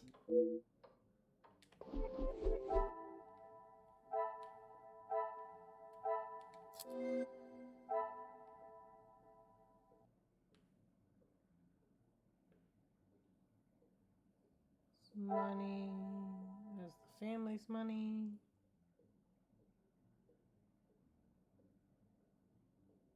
Angeline guilty about dismissal. Maybe these two? I cannot see the logic in this. Is it this two? I feel like it has to do with that.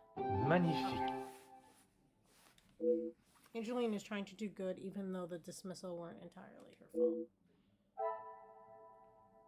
She's trying to redeem herself. She's mature. This will not get me any closer to my... Okay. She tried to contact her. Some would say a lucky guess. I would... Mademoiselle Angeline says she never intended for Florette to be fired. I believe her. I mean, she owned up to it in front of her mom, and her mom refused to listen. Certainly not happy news. I was expecting Mademoiselle Elizabeth lost her beloved Luke, and young Florette, the maid servant, has not been seen even with Mademoiselle Angeline's efforts. At least it appears the family have survived their financial difficulties.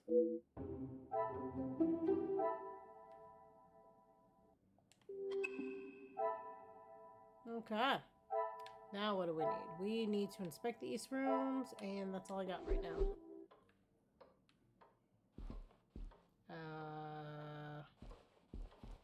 If those are the females. Oh, look. Huh. Plants lean and rely on each other to survive. Something we as a species could take a lesson from.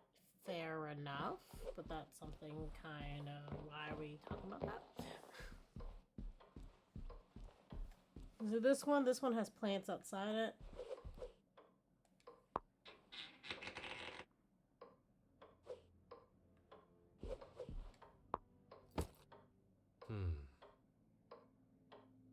Zach, I presume his rather expensive luggage. His room faces the back garden. Oh, look, another plant. Oh. Striking and full of color, it really draws one's attention in a positive way. We're gonna see a big contrast of plants here. This is probably Zach's room. Time and skill it takes, blah blah blah. He's talking about the craftsmanship. This plant does look different than the others.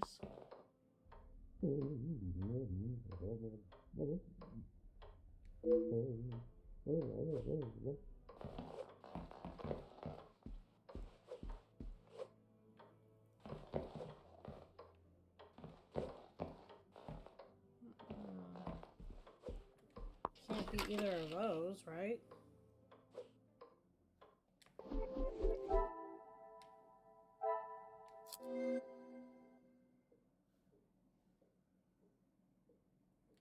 Someone reciting a speech.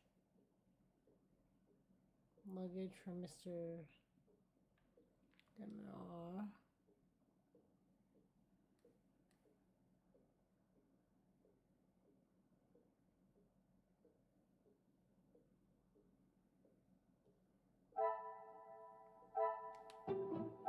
What a revelation. must have been one of the last to arrive. I should settle myself as soon as possible. Some gas arrived already. Okay.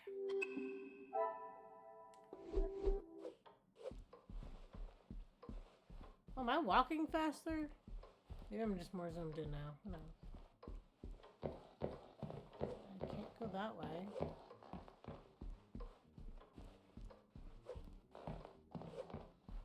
Jackie's room. Some woman. Where the freak is my room? Oh, wait, there was a spot over here, right? That was like off the map. Yeah. Imagine buying a rug like this. You have had this custom made. But like it's one solid piece. I'm sorry, I have to acknowledge this real quick. How do you even get something like this up here? It's got curves. It's got points.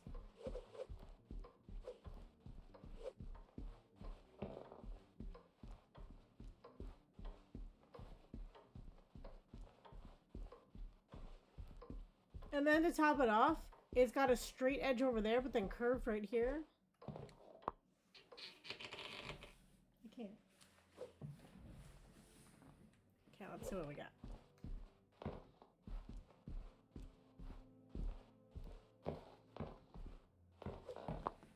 Aha. Striking, full color, yep.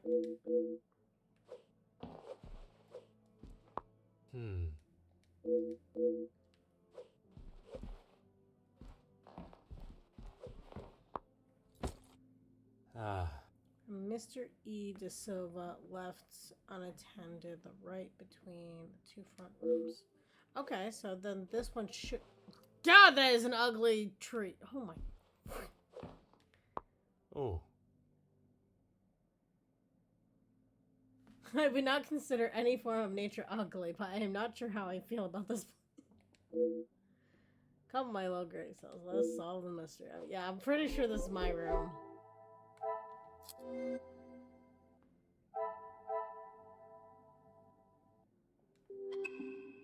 what about a bell? Thought I saw... It's not this one?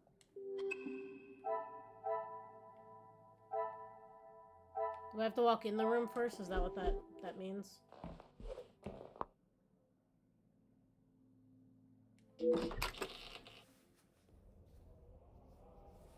Finally, I found ma chambre. I have no idea. I found my room. Although the journey was longer than expected, the destination is really quite charming. I should make myself familiar and comfortable with my new surroundings. Oh, this little fruit. A book. Huh. Piece of literature. That's all I get. I don't even know what the book's about. Aha. Snow has limited my view from the window, but it's certainly beautiful on its own. Snow can be really beautiful when you're not cold. When you're cold, it's a nightmare. Oh. Even for a detective myself, finding this room was quite an arduous task. The house may hold more secrets than expected. Yeah, that was a little much. I know you knocked, but I didn't say come in. What if I was like exposed? Glass here. I'm trying to get used to my room.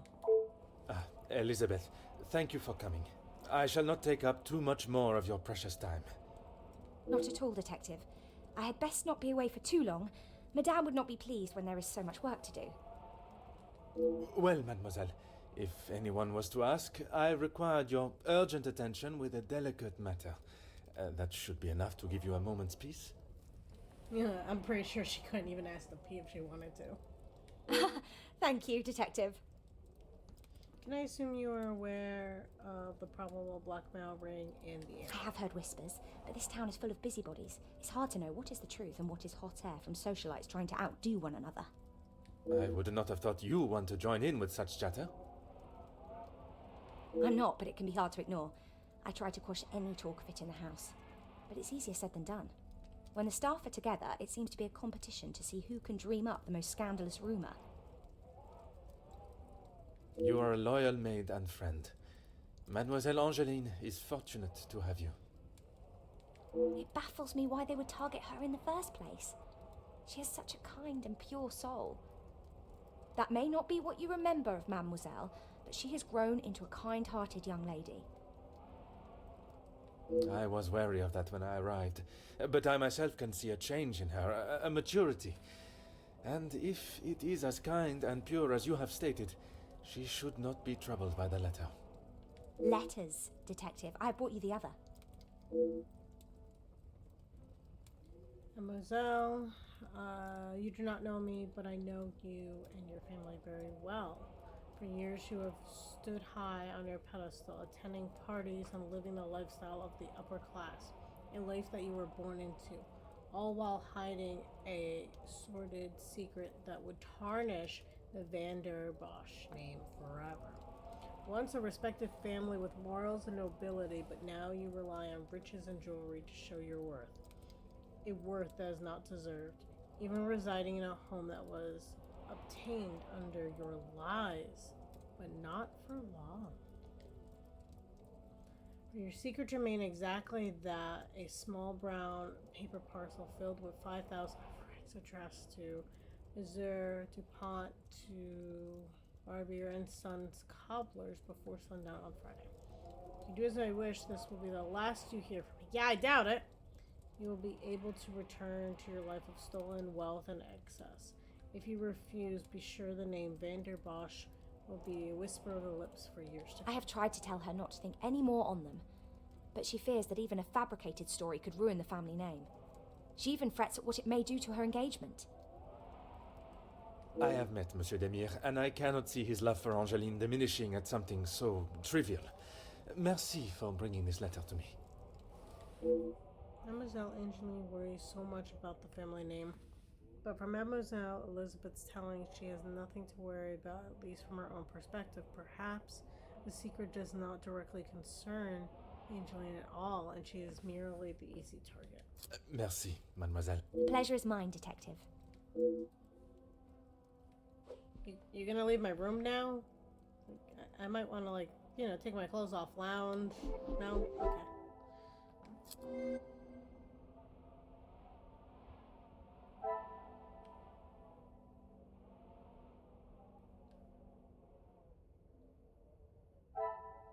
Payment demanded.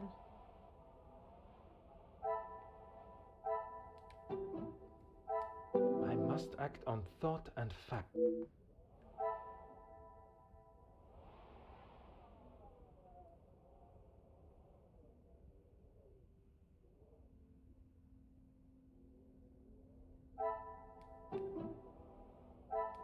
Is there something I...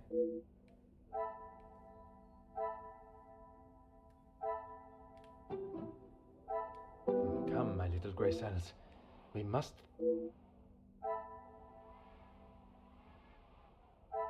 Oh, I forgot. This is all the way down here. Magnifique.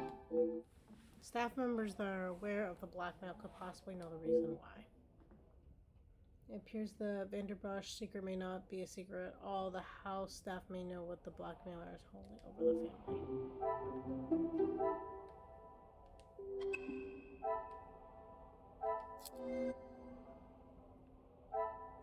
First letter. Blackmailer wishes family to suffer. Blackmailer wishes family to leave the manor.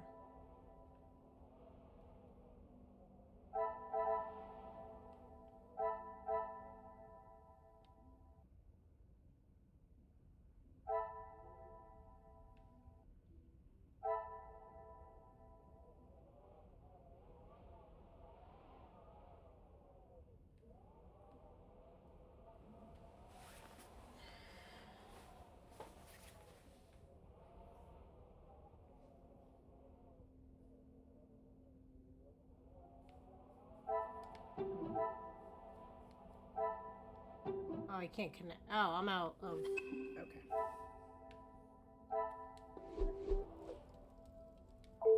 Of course, Detective. you know where Mademoiselle Angeline is? She will no doubt be with Master Gideon. The party was just beginning when I came upstairs. That is my cue to make a grand entrance. Am I presentable enough for the creme of society? Quite handsome, detective. Merci. If you catch me snoring, please poke me in the ribs.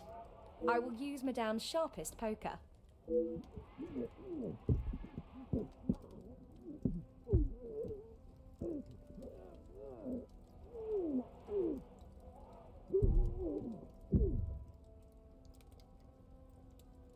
It sounds as though someone else may have already been poked. Hopefully no one's dead. Finish chapter 1. Oh. Well, I don't like that guy anyway, so I'm happy.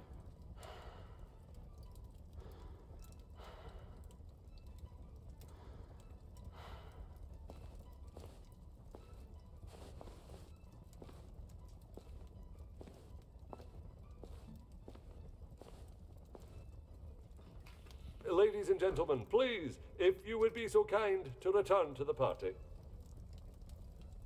With all this excitement out here, I believe that is an end to the excitement, as you put it, Monsieur Demire. It's hardly the job of the detective to resolve domestic arguments, but under the circumstance, perhaps there is more to it. I shall speak with the major outside. Ah, thank God. One last match. Bonjour, Monsieur Hagen. I wondered when you would be arriving. At least now you can do your job. I'm sorry, if I remember right, you told me I didn't know what I was doing. Pardon, Monsieur. I have just been assaulted. I want him arrested. I'm a detective, not a cop. I'm afraid it is not as simple as that. I merely witnessed you standing up from the ground. Would you like to explain what happened? This is ridiculous. You know very well what he did. Perhaps you could elaborate on what instigated the altercation. I should have known you wouldn't make things easy. It's clear that Major is still outraged by what has just happened, but I must learn what caused such escalation into physical violence. Push on whether... Oh boy. I have met Monsieur Demire. He does not seem one to physically assault someone unless provoked. I hope you're not implying that I started it. I am only stating what I have seen. I was having a private conversation with Angeline when he interrupted and struck me. That is all there is to know. Were you hitting on her? Major is still the same man that I met all those years ago. I'm sure he will remain defensive, and the blame for the altercation would fall solely on Monsieur Demi. Perhaps the best approach would be to act as though I'm on the Major's side and cox out the truth. Great.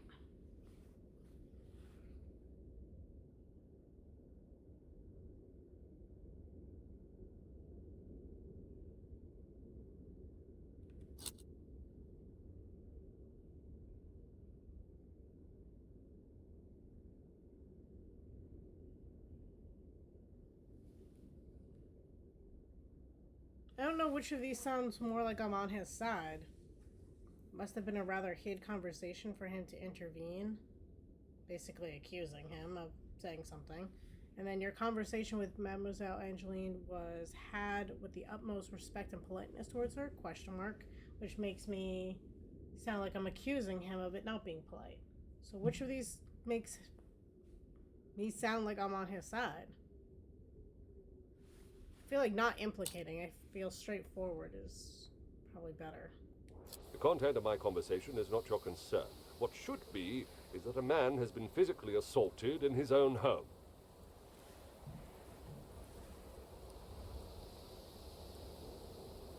Wait, this is your home?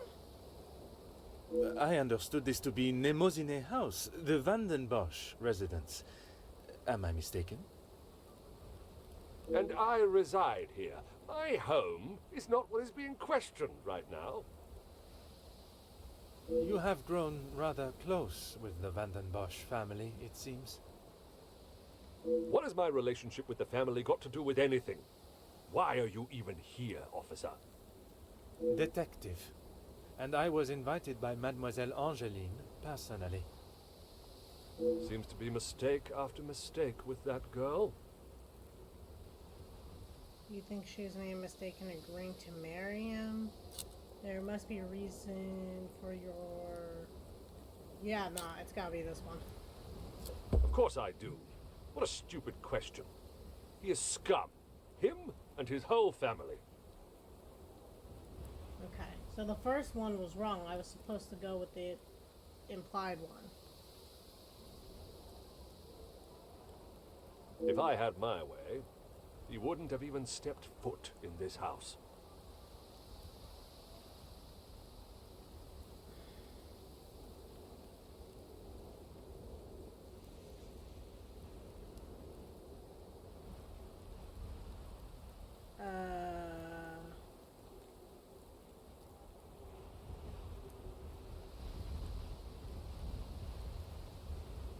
Antagonizing or mocking?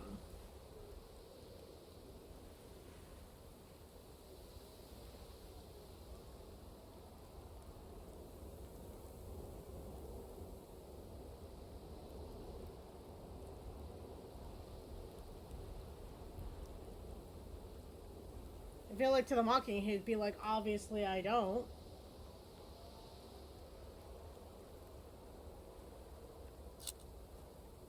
Officer Poirot, are you going to do something about him or not? It is Detective Poirot. And if you refuse to answer my questions, I do not see how I can continue. I just don't know what she sees in him. Angeline could do so much better. Ew! No! I don't think she realizes what she is getting herself into. I can't imagine her living a happy life with that rogue. I see. Merci, monsieur, for your honest opinion, whether I agree or not. I shall leave you to your cigar and return to the party. I did get what I needed. Not often that such a violent altercation happens at the celebration such as this. I should investigate why it began. Party's already filled with more drama than most and has barely begun. So requested here to find the blackmailer, but perhaps the altercation is connected somehow.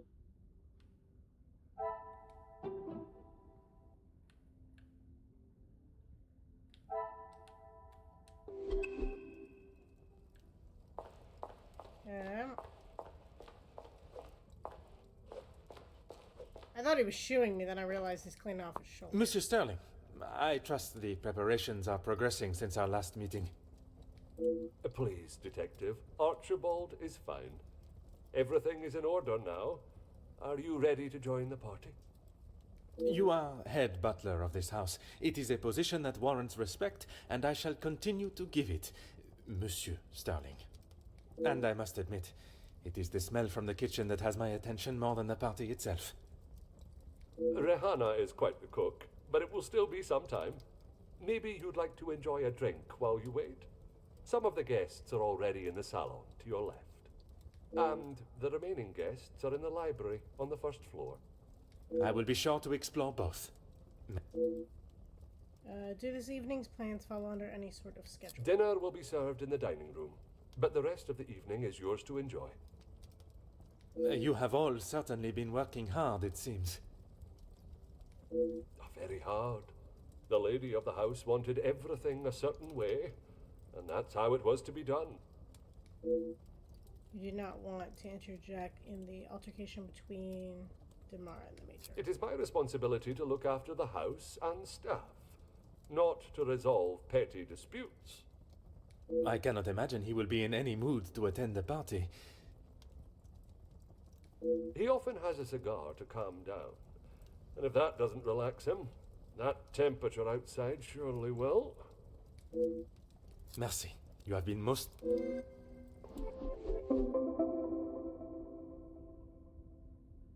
time I met my fellow guests of the party, they all have a connection to the family in some respect, and although they are here to join the celebrations, perhaps one of them has a more sinister motive.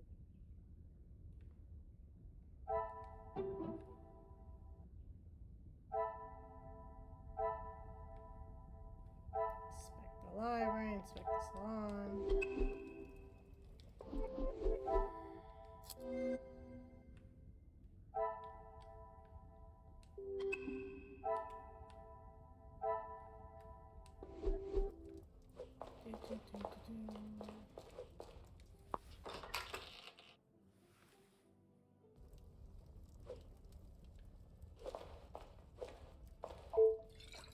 Ah,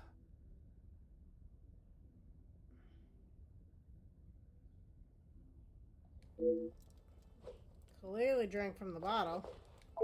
Monsieur Demir, we meet again. What did I tell you? Call me Zach. You found your room all right then? I did, and a charming room it is. I don't know if I would call mine charming, but if I drink enough, it won't matter. Must apologize for my rudeness before. I did not ask how you know the family. That's okay. At least you actually care. Not like most of the others here. I'm the groom-to-be's older, more handsome brother. I would disagree. See, can we do a poll? Which one is better? The groom or Zach here? Which one's more handsome? Going by his own words. Ah, oui. I see the resemblance now. How wonderful that you can celebrate this occasion together. I do not see the resemblance, but okay. I'll stop you there. The only wonderful thing about this celebration is the free food and drink. You are not pleased for your brother? Angeline seems nice enough, but marriage is not for me. What is there to gain from tying yourself to someone for the rest of your life? Besides the money.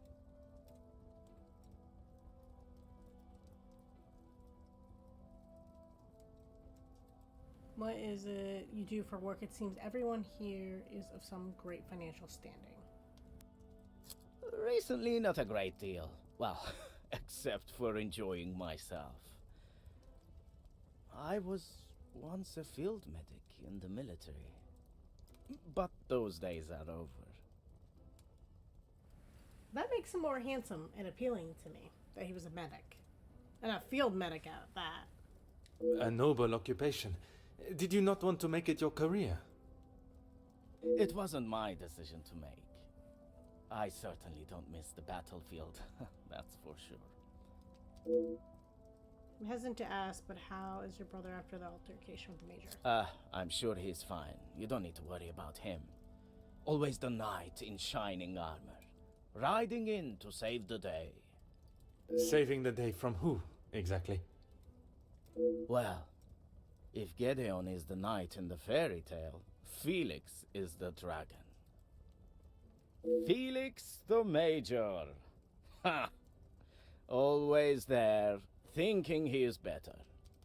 Just because he was a major. We all know how he got there. In his mind, that puts him at the top of the chain. Seems there's some hostility between Monsieur Demir and the Major. Saying that does not come from one evening at a party. Perhaps it is best I take my leave. Zach? Ugh, no, I disagree. The groom is way cuter than Zach. But I'm a personality girl too. I don't know, he looks like a white version, French version of Prince. I don't know.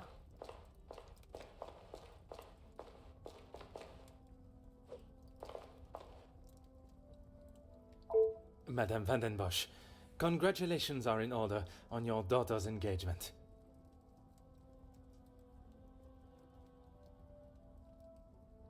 Oh, that's fair. No worries. Thank you. And you are? It's best for me not to say, because if you don't remember me, that gives me more leverage. Detective Poirot. I'm sorry, the name eludes me. That day in the Vanderbrush house has stayed with me. It opened my eyes to the unjust treatment of the working class. It has been driving force in becoming a detective I am today, and yet I barely made a second thought to her. Once, Officer Poirot, I investigated your daughter's missing bracelet. Oh, it's you. There is no missing jewelry here today, so we are really not in need of your services. I am here on a rather more pressing... I know why you are here, officer, detective, whatever you are now. Please, just get on with it. Detective, and I promise not to keep you too long. I understand the altercation earlier began with an argument between the Major and Mademoiselle Angeline. Angeline is her own woman now. She can fight her own battles. She does not need her husband to be stepping in. And what battles would they be? Nothing that concerns you, detective. Clearly it does! Not sure what I expect asking Madame Van Rush about private matters. Your daughter invited me here to find the blackmailer. Keep your volume down! She had no right to do such a thing. As soon as the other ladies get wind that there was a police officer in-house, the whole town will know. Perhaps you should be more focused on catching the blackmailer that is holding your family's name to ransom than what the chattering women of the town will say. I mean, you could also say, like, a major was here, so, I mean, you could just say an esteemed guest. I care more about what those chattering women, as you so rudely describe them, have to say than the empty threat of an anonymous letter. Then again, she might not see a detective as high enough. Your daughter does not agree. In fact, it has been suggested that one of tonight's guests may know more than they are willing to show. The guests? You mean our friends? You can't honestly believe one of them would be so petty to send a letter like that. Oh, officer, you have not changed. I must thank you for your hospitality tonight. I suppose it is only polite to say you're welcome. Madame is as quick-witted as I remember. What a shame there is nothing as memorable about you but your lack of respect. I should have known getting into a verbal battle with Madame would not be easily won. Perhaps you should tell me about the family secret, the one your daughter is protecting. What do you mean, protecting? She hasn't gone and paid that silly ransom, has she? No. It was Monsieur Demire that accepted the cost. He paid it because your daughter believes there may be something to hide.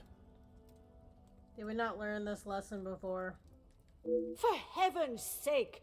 Why do you think it was addressed to her and not I in the first place? Because they knew I would throw it in the rubbish where it belongs. Madame, if there is something you are keeping, it would be wise to tell me now. It may help in identifying the culprit. And it would be wise for you to stay out of my family's business. If I require your help, I shall ask for it. But don't hold your breath. Merci. An enchanting conversation, as always. There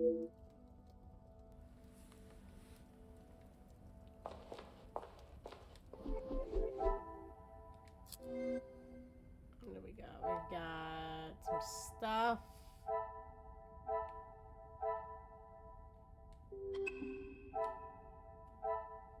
We got a chain over here.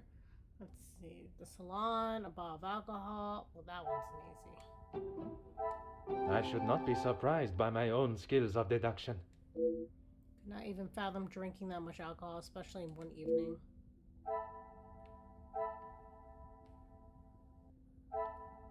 Talk to Zach again.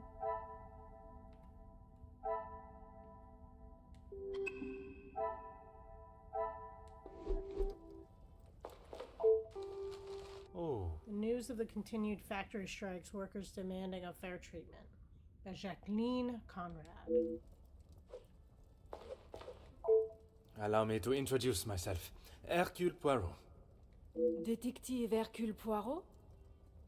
I heard we were being joined by one of the King's finest officers.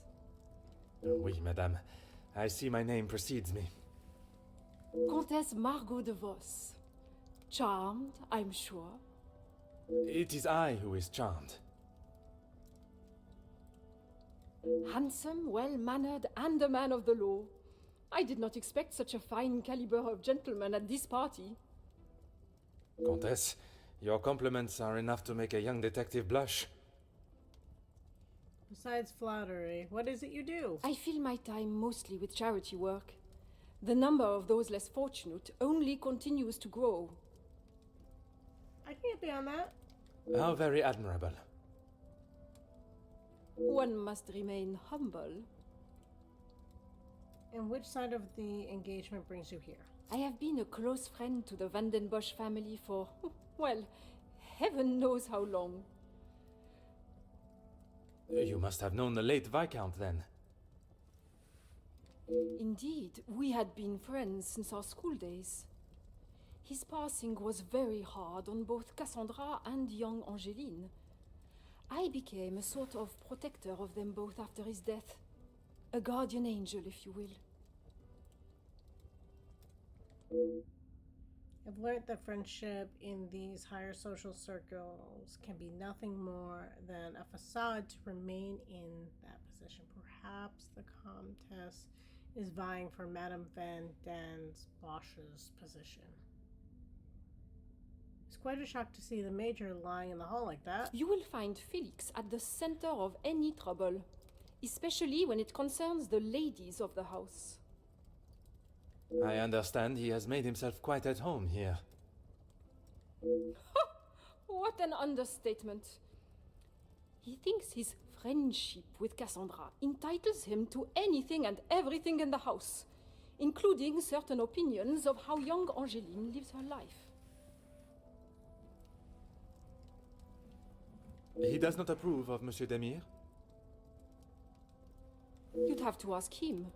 Or rather, speak with Gideon's brother. He will have something to say about Felix, I am sure. The Comtesse is well versed in drawing one in with delicious bait and then leaving them biting on the line. Another conversation with Zach is in order. What are your thoughts on Demire? A strapping young man. Angeline has found herself a good one. They certainly make a handsome couple. Speaking with them both, it is plain to see, even to one that is unexperienced in such emotions, that there is a great deal of love between them. When they are together, it is obvious for all to see, even at such a young age. But who are we to judge what the heart wants?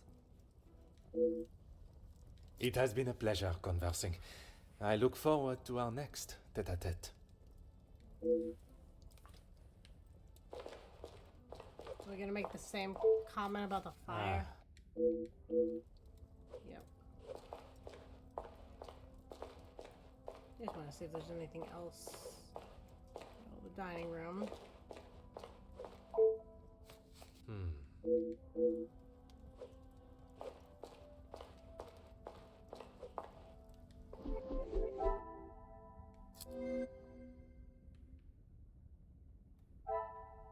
Young romance, talk to Cassandra, talk to Zach. Major doesn't like him.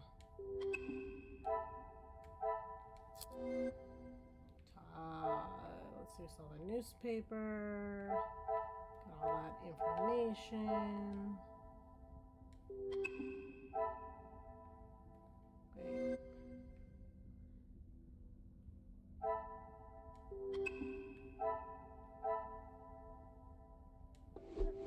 Interesting. Fire away, detective. Get the feeling you do not have much fondness for the Major. The major pain in the ass. Why should I? It doesn't take a detective to work out the sort of man he really is. You must have seen it, right? That's fair. I have my own history with the Major, but that is a story best not told. I think it's a story best told now. It can't be any worse than what he did to us during the war. You fought together in the war? We were on opposing sides. Oh! I've stumbled upon a delicate subject. It may be best to avoid it altogether. The subject of war is a difficult topic for everyone. Perhaps it is best to discuss something else. So you said this takes 1916, so maybe they're talking... Actually, I don't know what France's battles are, so I'm not sure. If you had seen what I have, what he has done, you wouldn't side with him. World War One?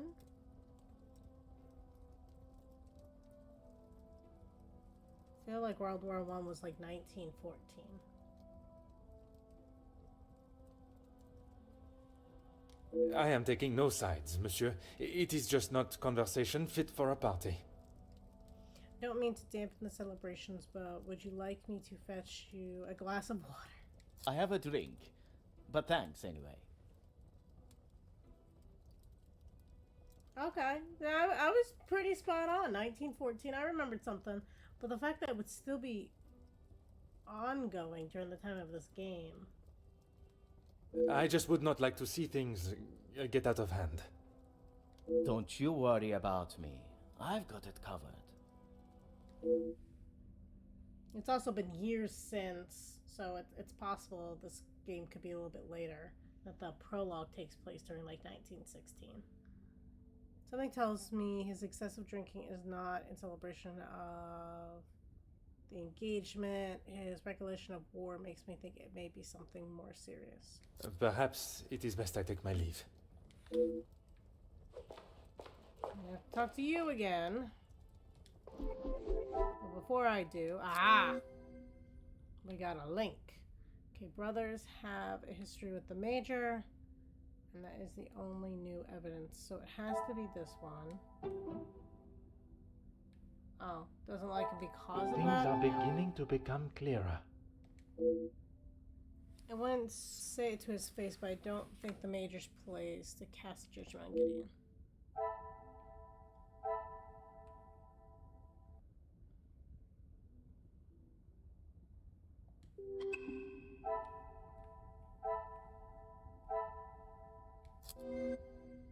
Got some more information here. So we're pressing something.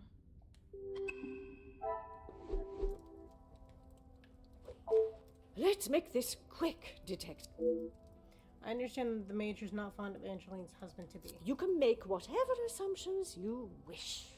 Based on several accounts, it seems as though the Major has a certain level of disdain for him and his brother.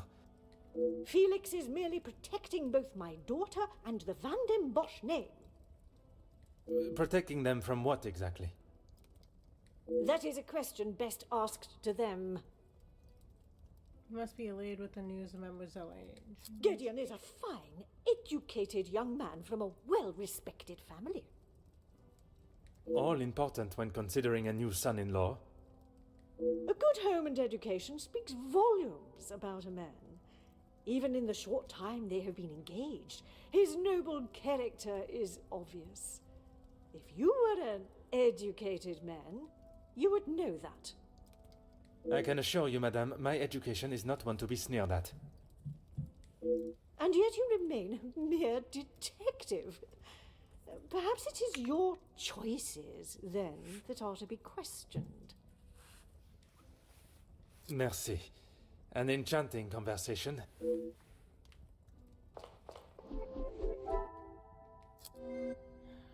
Okay, what do we got? We've got hastily arranged marriage. The pieces of the puzzle are finally coming.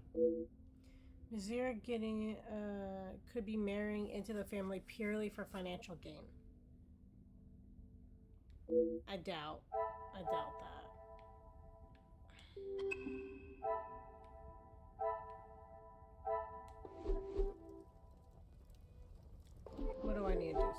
forgot to read them. Inspect the library. Time to go to the library.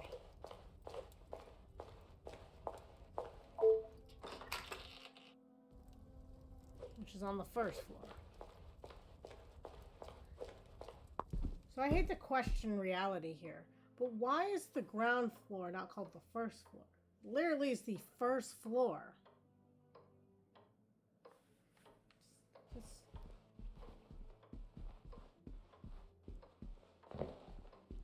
This must be the library back here.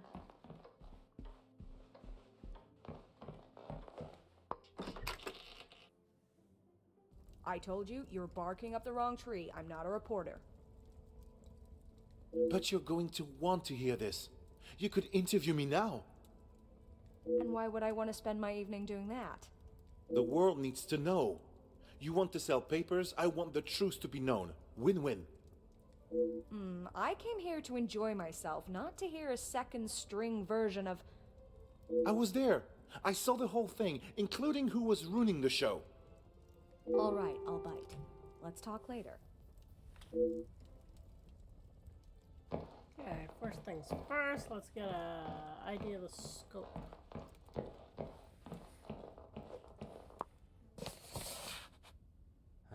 Religious saints.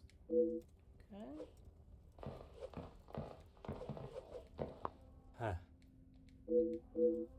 Same comment at every window. Oh.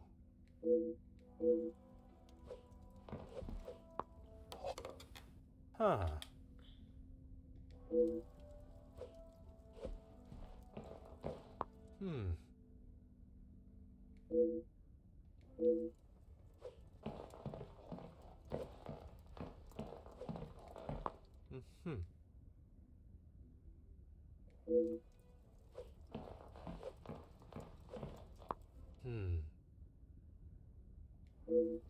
Every comment about the fire is always the same. Huh.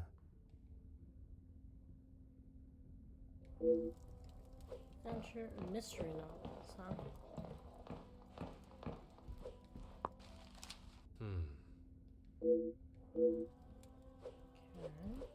Okay. Notes. Looks like the Happle copy are planning their honeymoon, but are undecided in their destination. I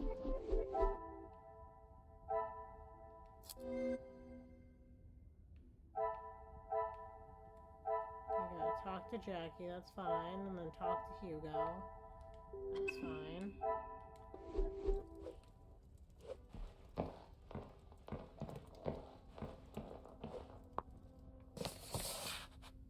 Huh. Okay, romance novel. Oh. Another mystery novel. Bonjour. Nesto. Are you a guest of Mademoiselle Angeline or Monsieur? Do I know you? Where are my manners? I am Hercule Poirot. The lawman. Oui, monsieur. Detective Poirot. And you are? Ernesto da Silva. A pleasure, monsieur. So what is it you do? I'm a man of business. I see. Is there a particular area of business that is your focus? Overseas investments, international relations. I also own a number of factories in the city. So black market dealing.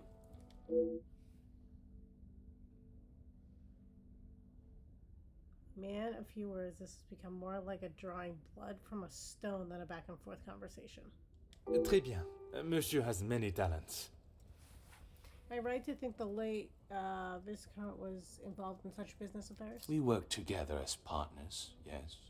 You must know the Van den Bosch family well, then.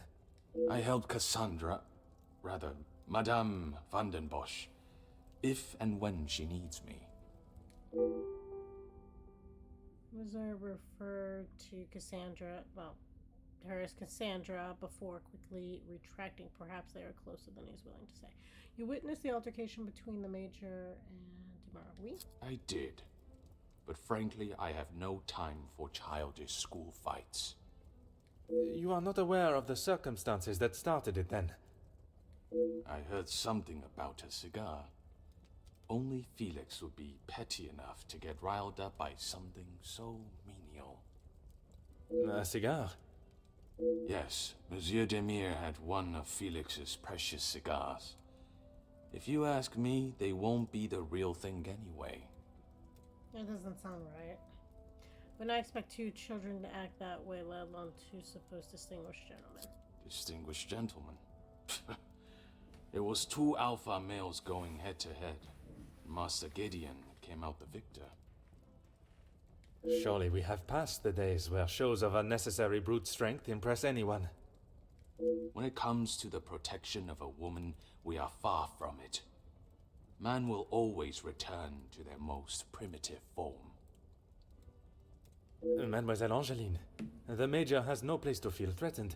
Monsieur Gideon is to become her husband. And he has spent the last however many years supporting them, as he calls it, clutching on to whatever he can. Merci for your time. It has been most intriguing.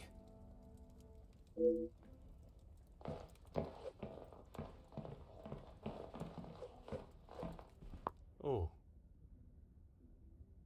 I just want to see what's in these cases real quick. Mm-hmm.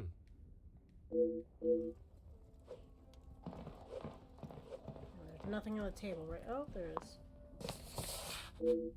Aha. Examine all the books in the library. I'm apparently well read. Take that for educated.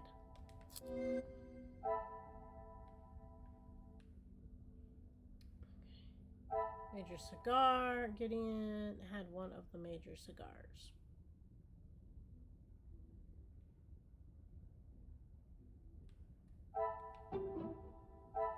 Another success. I never doubted myself. The Major really start a physical fight over Gideon stealing a cigar. Talk to Zach. We got two chains over here.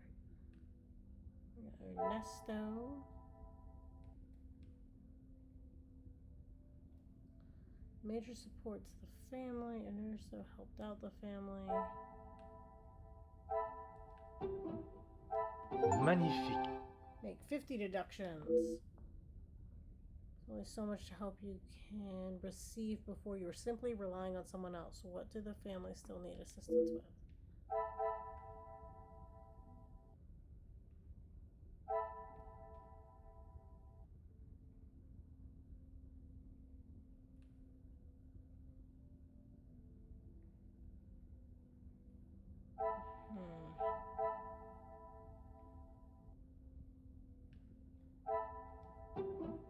Maybe? Come, my little gray cells.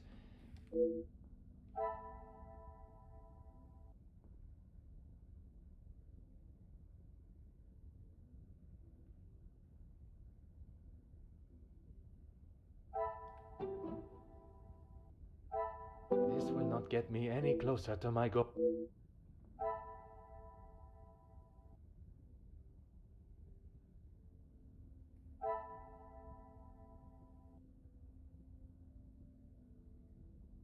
It's gotta be this. Ernesto has found a Cassandra. I'm pretty confident in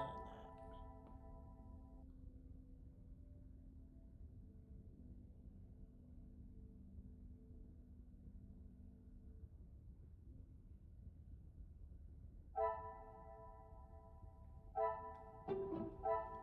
I must act on thought. Feel like it's not. Really? Well, I guess that makes sense. Some would say a lucky guess. To clear the Major's close to the family and has some connection to both Cassandra and Angeline. So I wouldn't have taken that. Okay, talk to Mar and Archibald.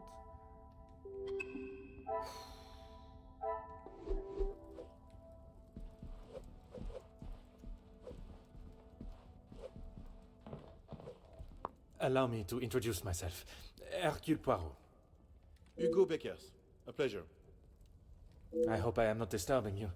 I often find myself at a loose end at parties such as these.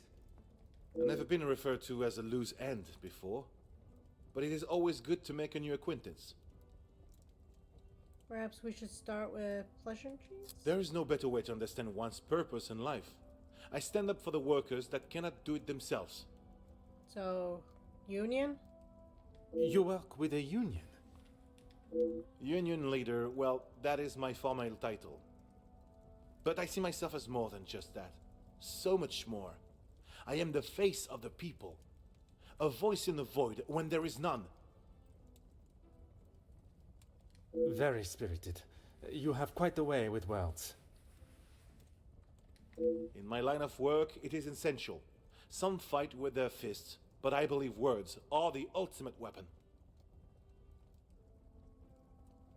Is it Demir or Van Den Bosch name that brings you here? I have been working with Gideon for quite some time. We are doing great things together. Great things. I was not aware he was part of the union. Well, he's not exactly. But he is an ally in the battle we face. Without his support, our uphill struggle would surely be a climb. Hopefully my talks with De Silva will help him see the light. I walked in upon your heated discussion, shall we say, with Mademoiselle Conrad earlier. I don't know what you think you heard, but it was a private matter, and I appreciate if you kept it to yourself. I can assure you, Monsieur Beckers, your conversation is exactly that. Yours. Then maybe we should just leave it there. There's something more to that conversation.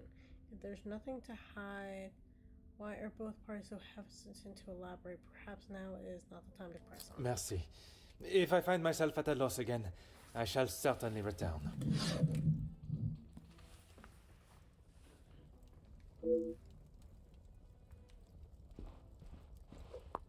A pleasure to make your acquaintance.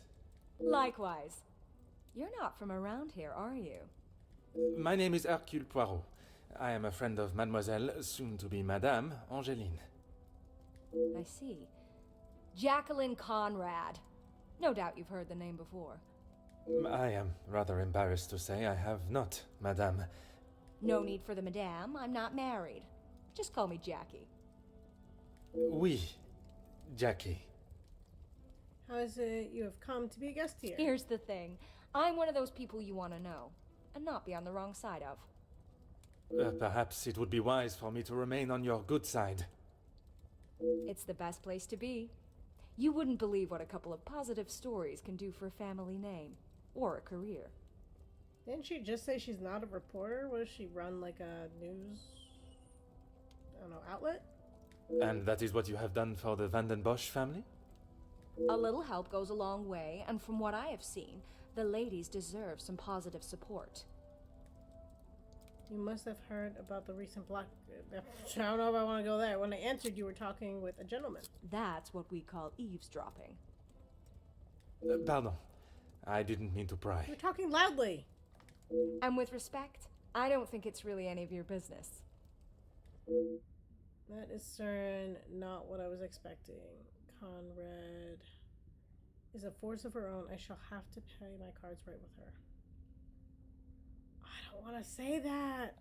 I heard, and it doesn't surprise me. Oh. There will always be someone trying to get something out of someone else. People are only out to help themselves.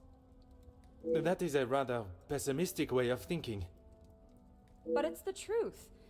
And in my experience, more often than not, it's someone the victim knows, and knows pretty well. You make me question those I consider friends. And maybe you should. If you have something you don't want the world knowing, just keep it to yourself.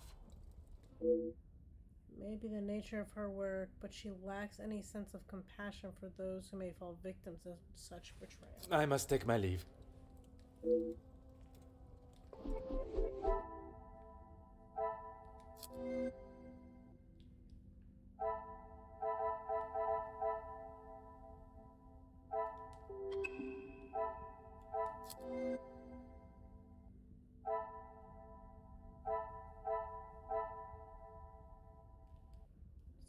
Jackie dismisses Hugo's argument. Jackie's blackmailer theory.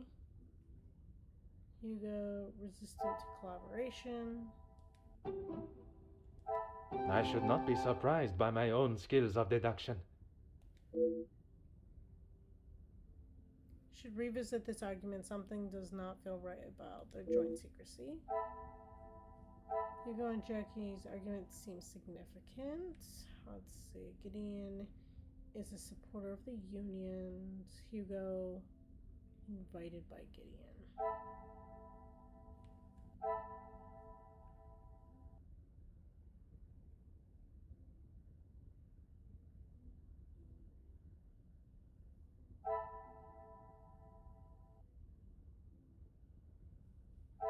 I don't think this is it. I must take a different approach if I am to What do we got?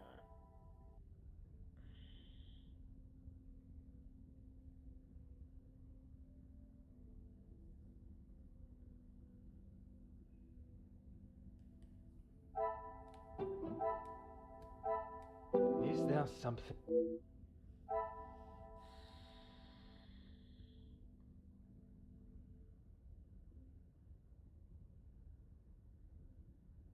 Gideon is a supporter of the unions.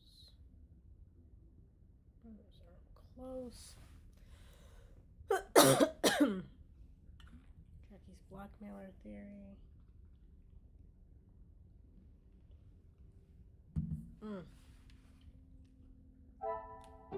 Maybe? Order and method.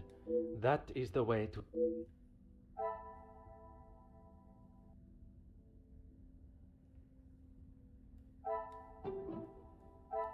Things are beginning to become clearer. There is a chance the Major is involved in the blackmail somehow, with the extent of Felix's possible involvement. Major possibly involved in the blackmail. I'm not feeling that. Wait. So I need to talk to Zach, talk to Archibald, and talk to Mark. So everyone who's downstairs.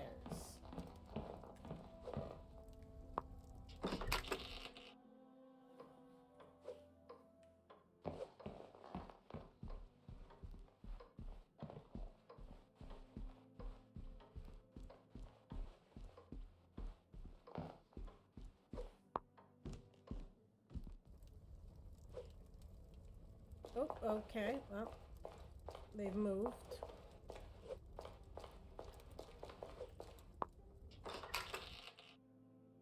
Zach was last in here. He still is, so that's helpful. Fire away. It's a shame things escalate so much over just a cigar. Gideon said they were the majors, but I didn't think he would miss just one. Ah, it was you that took the cigar. Me? Okay, detective, you twisted my arm. It was me. But I didn't even get a chance to smoke it. Gideon snatched it out of my hand. I'm sure he could afford to replace it. And Major saw Mr. Gideon holding the cigar, assuming he had taken it. It was all misunderstanding, so why the following altercation? Perhaps it is best I take my leave.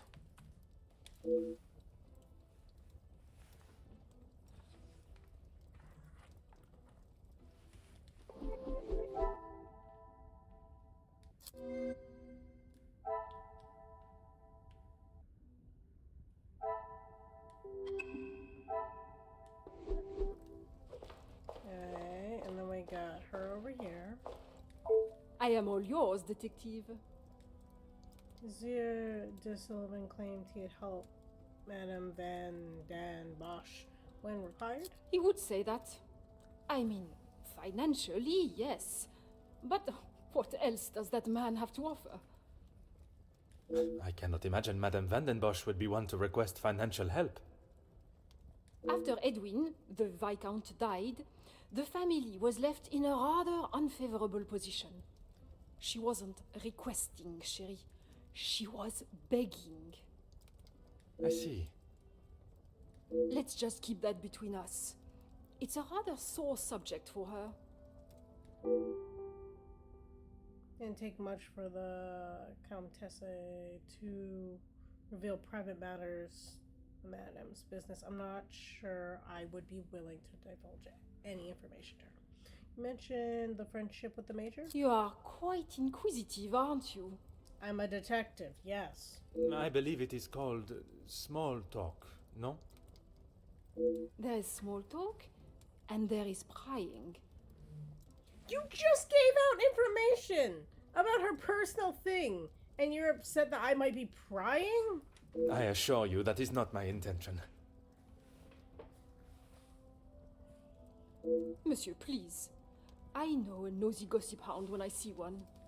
We can smell our own. The Major isn't worth a minute of your time, though. You are not a fan of his.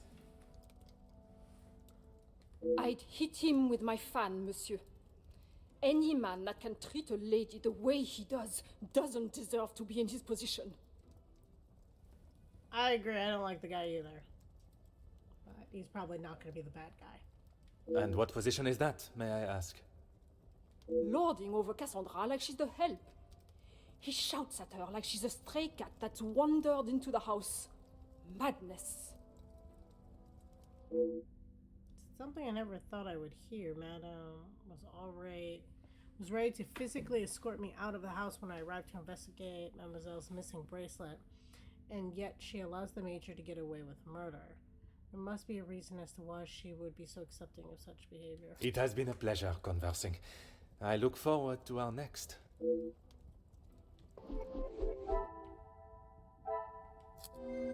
What do we got? We've got Ernesto worked with the Major, so we gotta talk to Ernesto.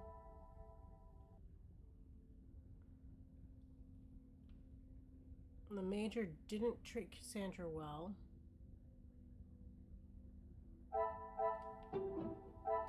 Another success. I never doubted myself. I cannot tell if Marg's dislike for the Major comes from genuine place or mere jealousy.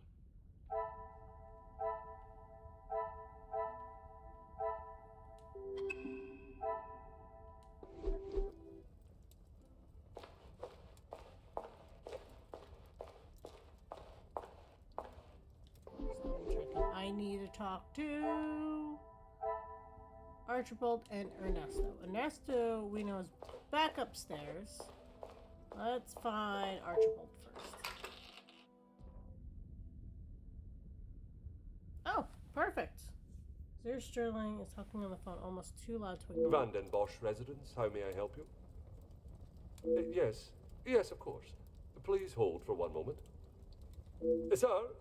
Yes, a call for you. Shall I direct it straight through to you in the study now? Very good, sir.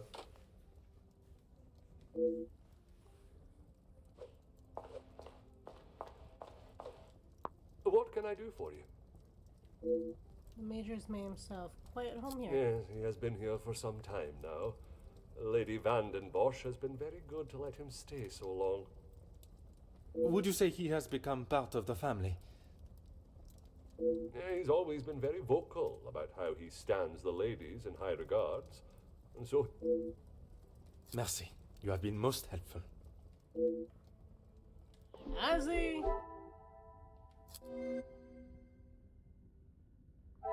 Major views the family as high class.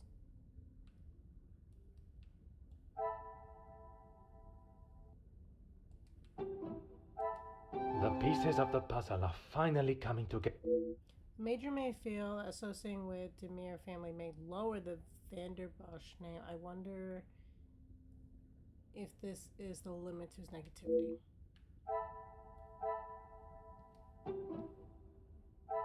What a revelation! It is clear the Major does not see the Demir brothers in good light. What does his thoughts towards them have to do with the couple's relationship?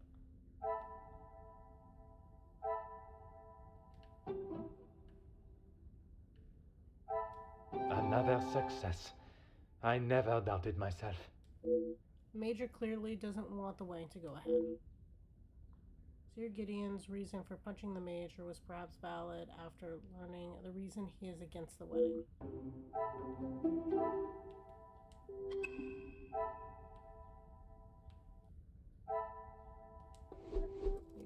Dr. Nesto.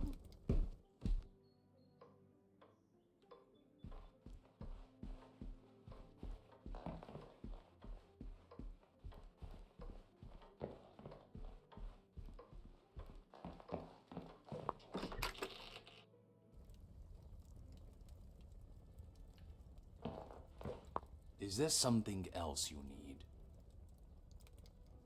You have done business with other guests at this party? It seems someone has been asking around about me. Pretty sure he's a black market dealer. He does not like this. Only polite curiosity, I can assure you. Well, you would be right. Although working with the Viscount caused me much less grief. Grief, monsieur. Let's just say we didn't always see eye to eye. And if neither side is prepared to back down, there is a problem. There's obviously more to learn about the goings-on between Monsieur de Silva and the Major. It certainly does not sound like positive business relations. Merci for your time. It has been most intriguing.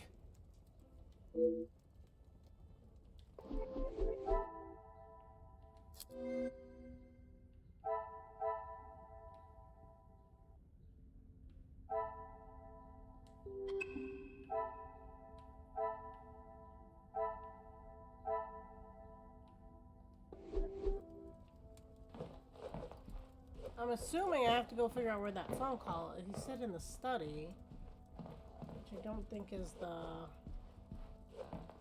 library here.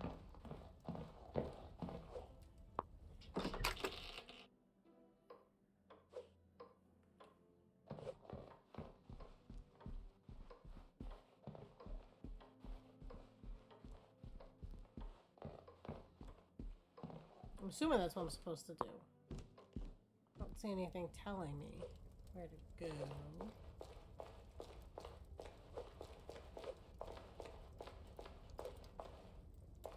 Not.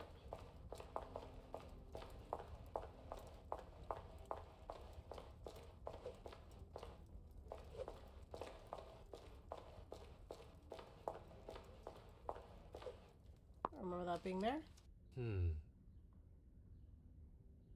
Staff are for everything. 4 people are assigned. Is this enough staff to proceed with tonight's events?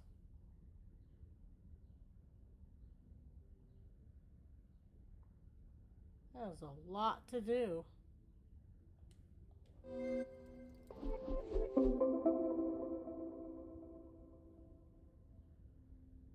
The staff live and work in the house with the Vander Bosch family. It would not be a surprise for them to know more of the family of Inspector Juan. That's fair. Great Hall, Staff Rhoda. What do I need? Inspect the butler's pantry.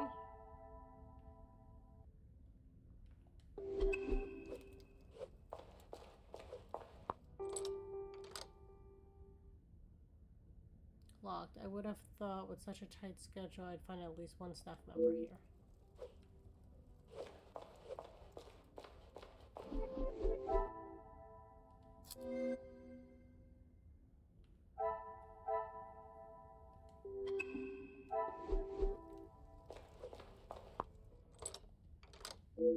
Last time I joined the party. Well, no one told me I had to go to the party. Where's the party?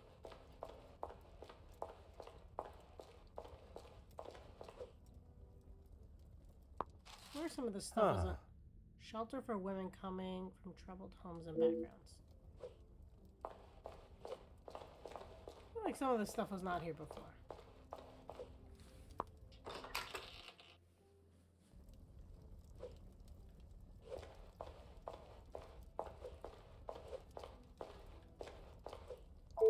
Let's make this... I was passing and I noticed the butler's pantry was locked. Locked?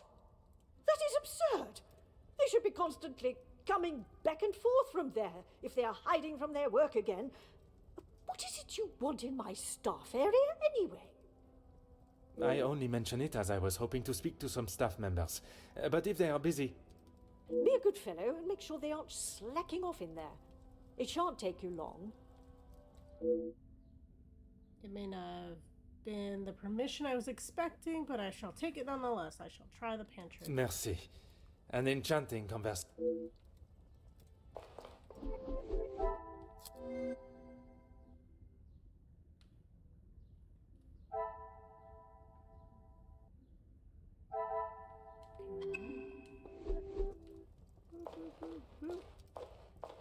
I am all yours, detective.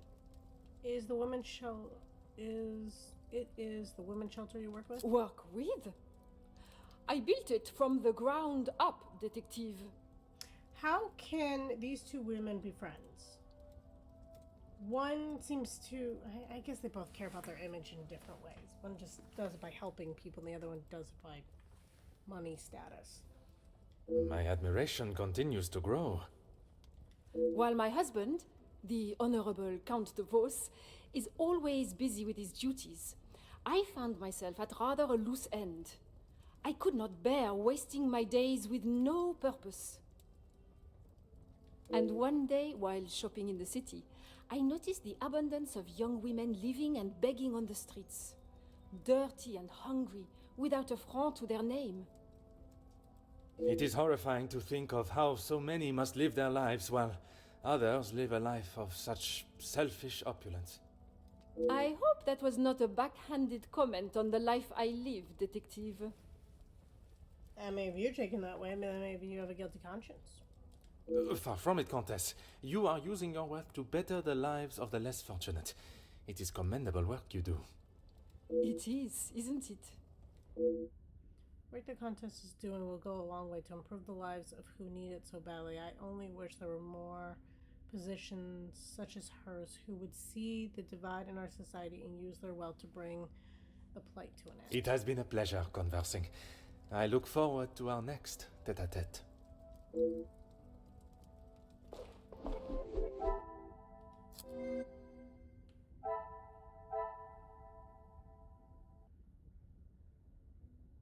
Making sure I checked off everything.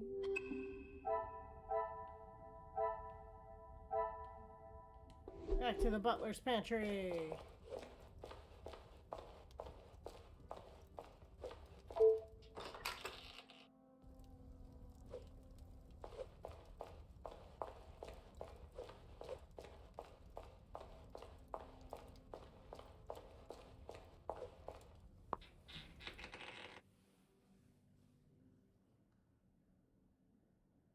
Unlocked. I must have caught a staff member at the right time.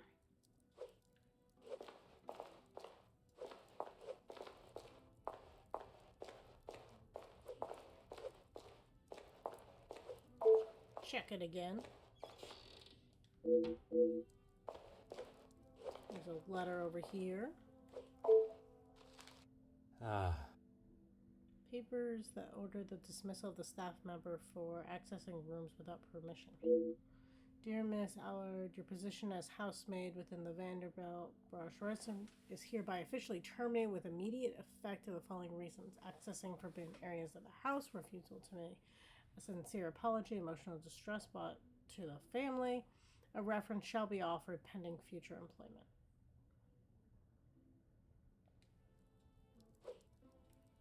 I want your reference, lady.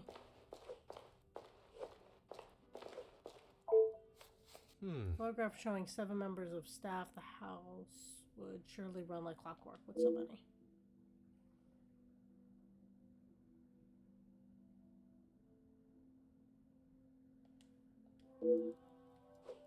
Interesting. Bonjour, mademoiselle. Oh, monsieur, you startled me. It was not my intention, mademoiselle. I was hoping to talk with a member of the staff. You are the detective? I am Detective Hercule Poirot. I only intend to take up a moment of your time. Oh, Madame Van der Bosch will be very hungry if she knows I'm standing talking. Allow me to worry about Madame. Forgive me, I do not get your name. Inga Frank, detective. From the Norse god of peace and fertility. A most beautiful name. Merci. It was my grand-mère. You've been working very hard this Oui, evening. detective. Madame was very clear on what was to be prepared for today. Well, everything looks exquisite, but if I may be blunt, would you not benefit from some more hands? Monsieur Archie knows how busy we are, especially in the kitchen. I hate when I have to run service. Merci, mademoiselle.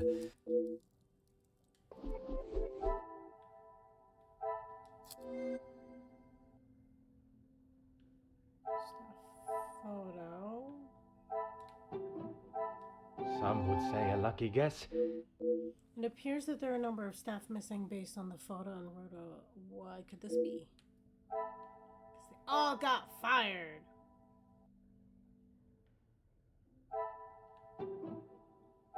Magnifique. Appears the missing staff are in fact relieved of their duties. Could be another reason for letting them go.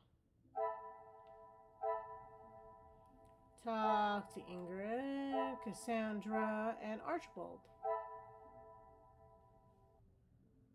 Urban areas of the house.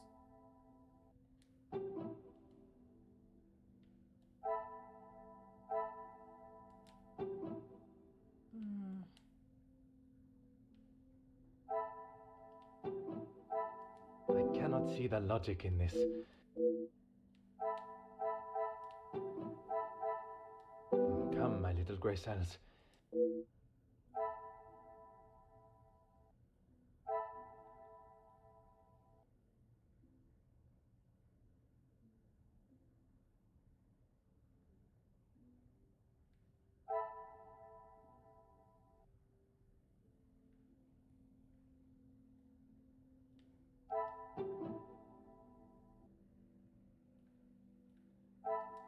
Is there something I am not?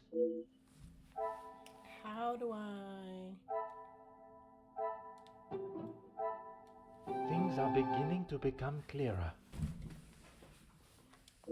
If the family are being more cautious with their money, maybe staff are let go for that reason.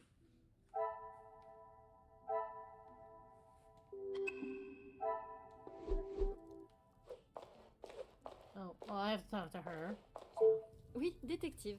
And Giselle has recently fired some members of the staff, though. That is not for me to talk about, detective. If Monsieur Archie found out I had said anything out of turn... I am not asking you to betray your fellow staff or the family. What is said between us remains that way, mademoiselle. It's only whispers, but the last servant was caught in areas of the house they shouldn't be. Apparently, they saw something they shouldn't have. Please, detective, if Monsieur Archibald found out I was talking like this with a guest... My lips are sealed, mademoiselle. Merci, mademoiselle. Before I get too far, and then I have to talk to her again anyway.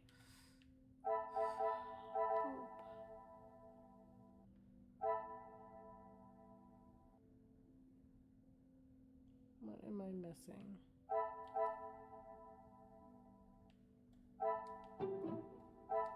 I should not be surprised by my own skills of deduction.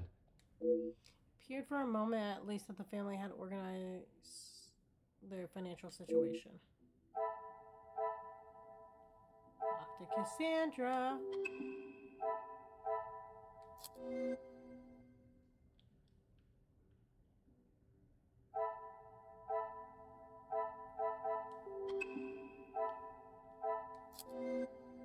And Archibald.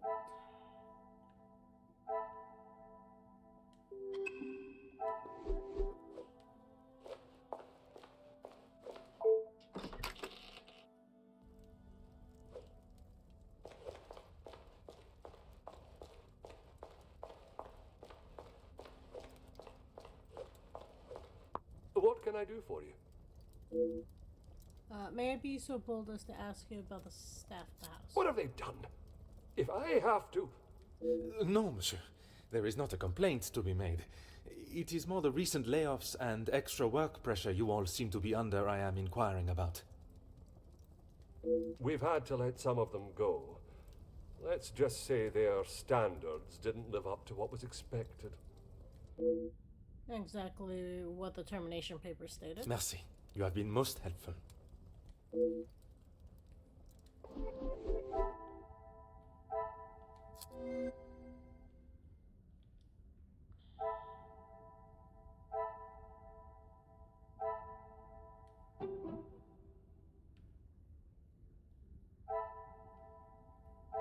What a revelation! Paperwork conflicts with Archibald's account. Only one can be telling the true story. Deduction. Archibald is hiding something.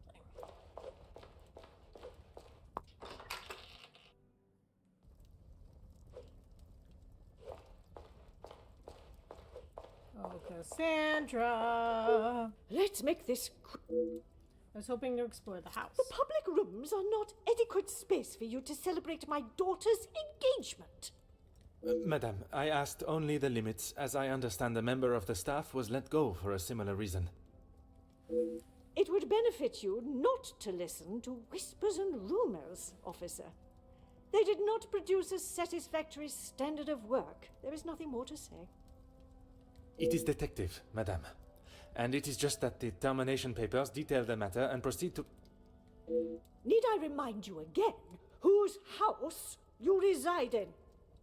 You do not seem surprised at Monsieur Demir's payment of the blackmail. Why would I? He is to be Angeline's new husband and my new son-in-law. If he is taking that position seriously, he will do what he must to keep his new family happy.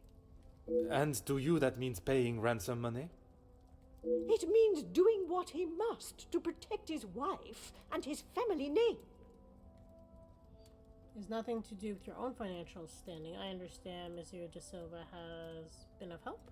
I see you have still not learned any sense of tact or subtlety.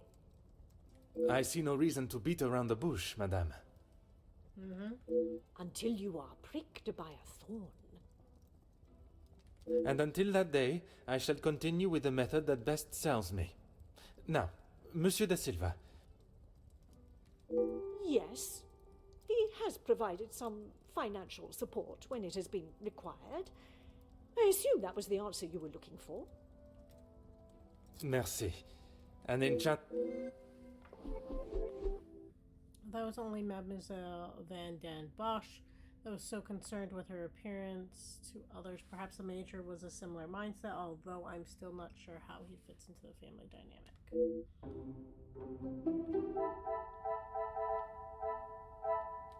Talk to Archibald again. Isn't that fun?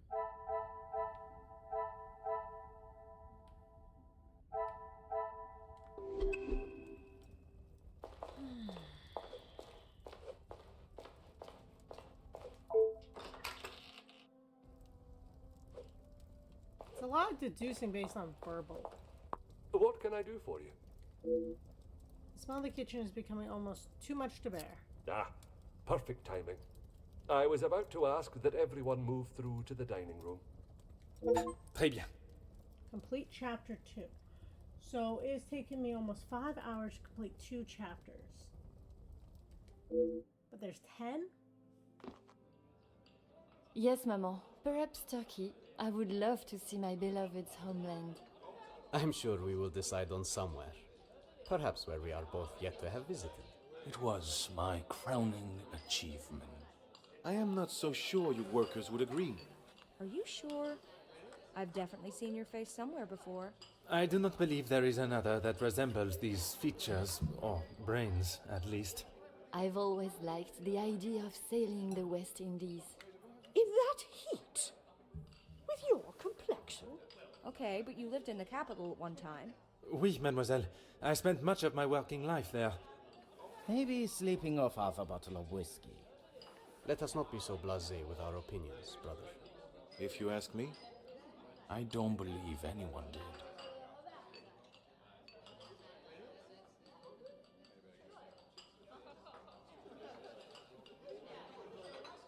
You're that officer! The shootout on the rooftop! Your face was all over our front page! It seems it is not only I that possesses great skills of deduction. You... Please, come quick! The Major has been murdered in his study! Messieurs et Mesdames, I am Detective Hercule Poirot of the Belgian Police Force. I ask that you all remain calm and in your seats. I shall begin my investigation immediately. Monsieur Sterling, please, lead the way. I mean, I didn't like the guy either, so...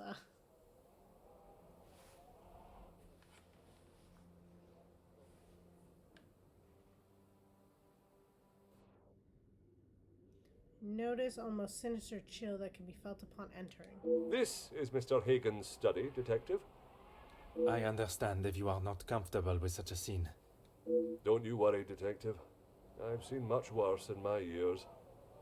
I am thankful to have someone of your resilience by my side.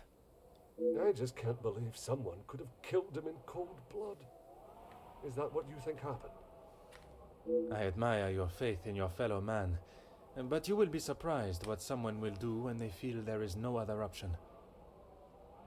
Any members of the staff have access to his office? Mr. Hagen does not allow any staff into the study, and they were all present in the staff quarters, or part of the dinner service. And everyone was accounted for? Everyone. It is my business to know all my staff's whereabouts. Tell me about the phone call the Major received earlier. Phone call? Yeah. It was one of his business associates. Do you know what associate? He didn't say. I think he was French. The accent still confuses me sometimes. And did the Major sound any different to you? Panicked, anxious, anything out of the ordinary? Not that I noticed. I think he was embarrassed about ending up on the floor after Master Gideon's one punch. I would be. Your help and discretion in this matter are greatly appreciated.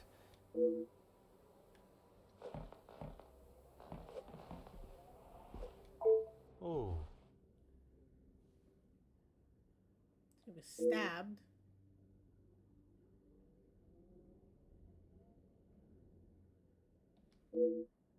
So single over multiple.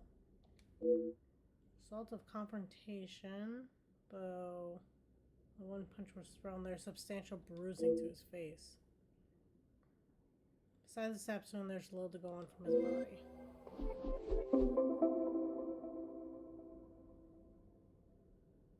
He was brought here to find the blackmailer, but discovering the truth behind the Major's death must take precedence.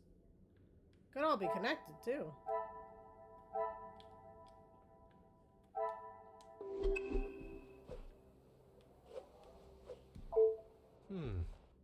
This is quite severe. Such a shame as such a beautifully made carpet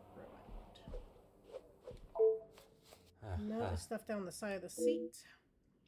You do not know me, but I know you and your past very well. Years have passed and your actions remain hidden to the world. Actions that would shame even the evilest of men. The details are so heinous, to include them would surely bring a tear to my eye. Now it's time for the truth to be revealed to all. While not one man is to blame for the final outcome, it was you that brought about the final piece of the puzzle, the one that no one else would. If you wish to remain a free man, fill a brown paper parcel with 5,000 francs. Okay, so we'll just wait for the blackmailer to kill everyone, I guess. Dress 2. He's here, DuPont, Sons Compler, before closing, common day Wednesday. This person's making a lot of money off. While there is time to consider your next move, I would not ponder on it for too long. Crimes was surely not to ponder your punishment. Another blackmailer written in similar manner as the ones addressed. Could the Major be hiding a secret's own, or is he in fact the author of the letters? That was my second guess. Like, what if he... Can we shut the window? Oh. The snow continues to blow in. Why this window has been left open, I cannot fathom. Have to have a bucket this size for such a minute amount of water.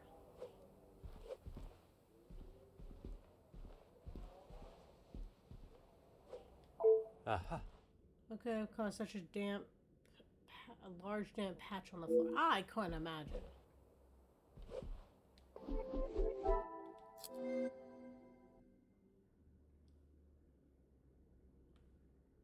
A window, falling snow, second floor window, remaining ice cubes.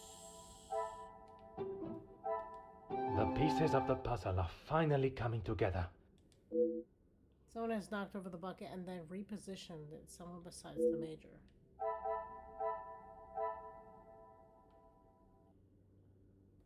But why?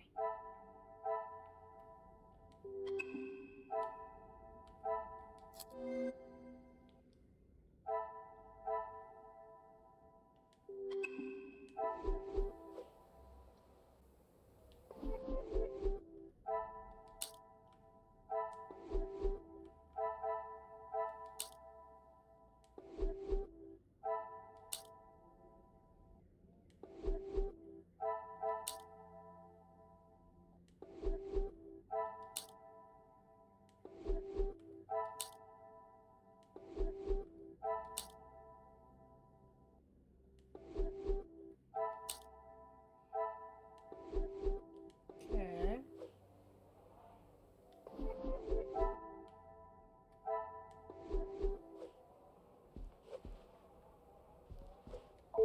Anything I can... Your help Nothing and more to discretion. say. Oh. Dent and plaster. Surprised that it has been left visible. Surely it would be a quick and easy fix. Bulky safe made with security in mind. It's locked tight, but a box of valuables sits on top. So he was getting it out to pay someone, and then someone else attacked him?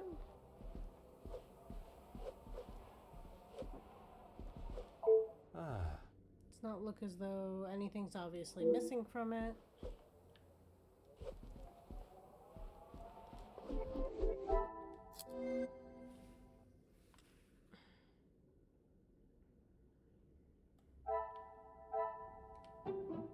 Order and method. That is the way to... Wallet, large. Company, security consulting rather than pricey at that. Substantial amount of money, enough that if they would not overlook it. Perhaps something else was stolen. I must take a different approach if I am to uncover the truth.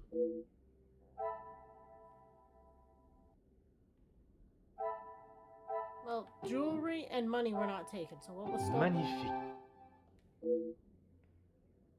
Items of value have not been taken. Why would the killer not take a reward? It wasn't about it. But it wasn't crime of passion because there was only one stabbing. Valuables were not taken. I cannot see the logic in this.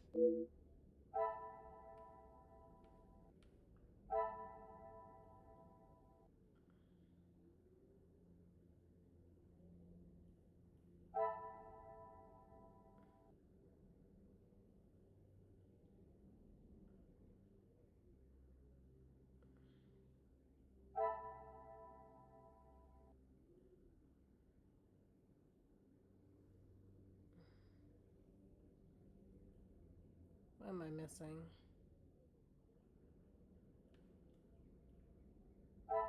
I feel like, yeah, no, it's not gonna be that.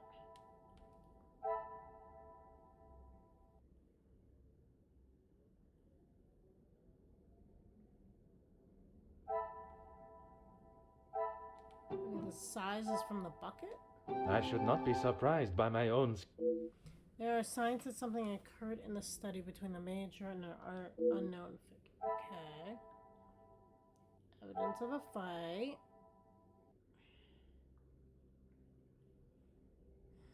What else?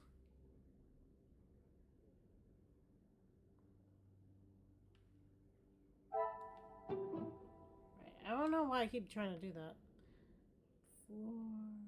Maybe he was trying to cool off with the... I must act on thought. Okay.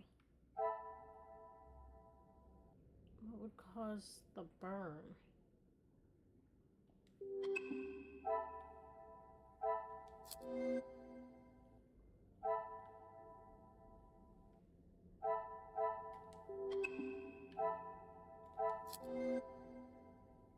Some part of me thinks, like, Cigar wasn't touched.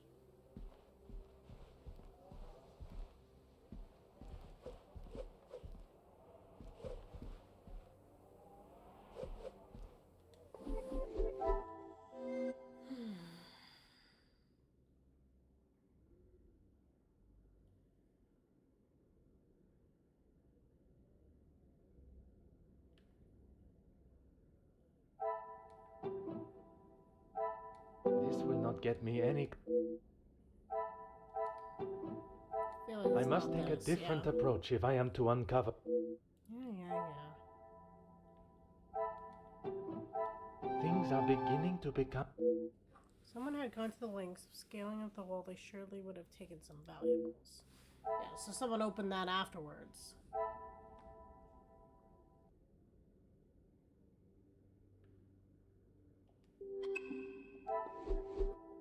I can confirm that the window was not the intruder's point of entry. Careless of me not to check the doors first upon arrival.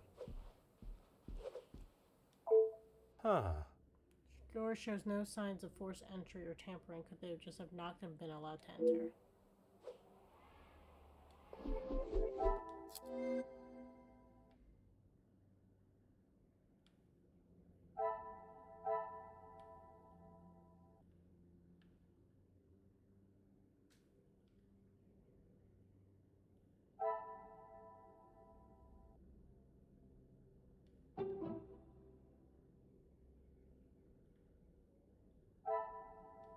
I must act on thought.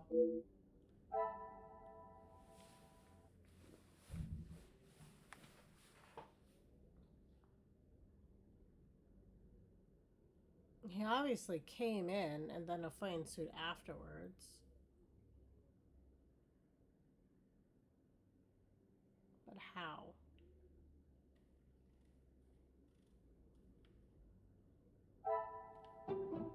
Order and method.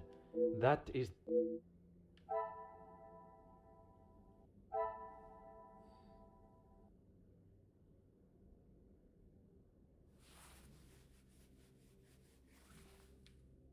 Oh. Some would say a lucky guess. I would. Evidence shows that the fight of sorts broke out sometime after the killer entered the room, unobstructed.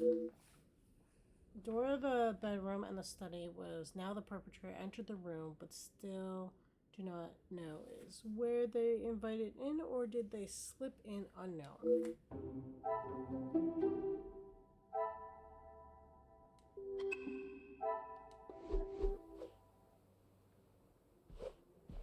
Archie. Anything I can do to help? Has anyone else entered this room? Rihanna brought him some ice for his cheek earlier. And when was that? When he returned from his cigar outside, he asked for something to be brought upstairs to ease the swelling of his face. He would normally smoke only in here. Lady Vandenbosch doesn't like the smell of his cigars in the public rooms. Madame continues to rule her home how she sees fit, and it is her prerogative. Your help and discretion in this matter are greatly appreciated. Now that I know that the Major was not alone, it is time to search and study further in hopes of finding a clue to who was with him. Scene of crime has been investigated, but does not show a straightforward series of events. The circumstance around the Major's cigar is one such avenue that requires further exploration.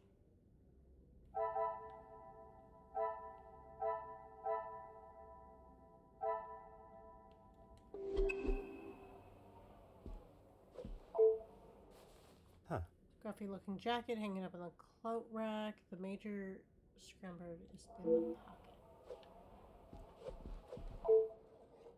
Reasonably full ashtray. Would expect him to at least clean this out.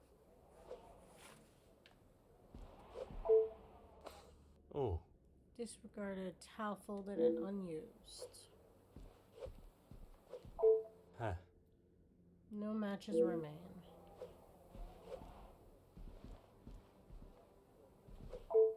Oh. Rather organized desk containing what looks like important documents.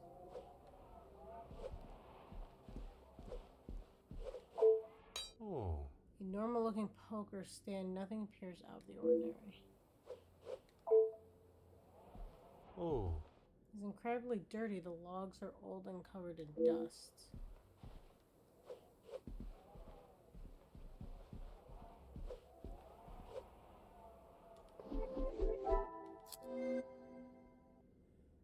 Four connections. Holy crap.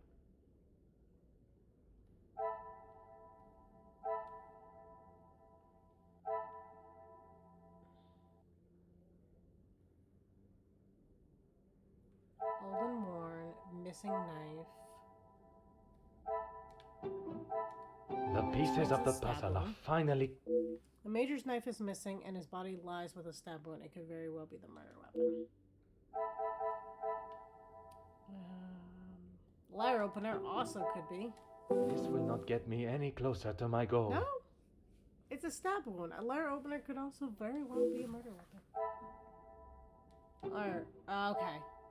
Attach it Is to the there in-between. something I... Or not? Okay. His desk is very tidy. Bucklet was returned. Poker. Poker was cleaned. Come, my little grey cells.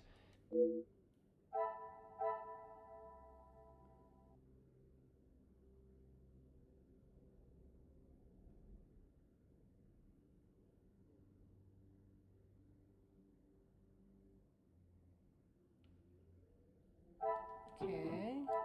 Another success. I never doubted myself. Major was smoking recently. Unsurprisingly, dropped the cigar. What could have lit the cigar?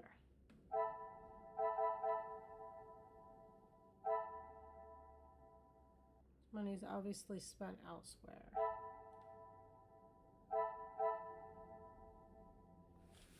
Rather thick layer of dust surrounding the ashtray. Will I find other evidence of neglect? But his desk was clean. I cannot see the logic in this. Why is his Perhaps... desk clean, but other parts of his life are dirty? Usually you're one or the other. You normally don't do that.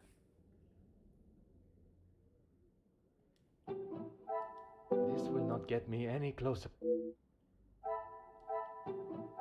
What a revelation!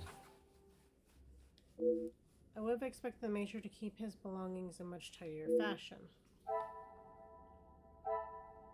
Room's not clean. Talk to Archibald about that.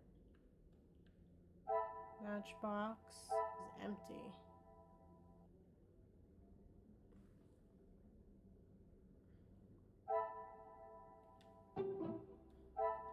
I must take a different approach if I am to...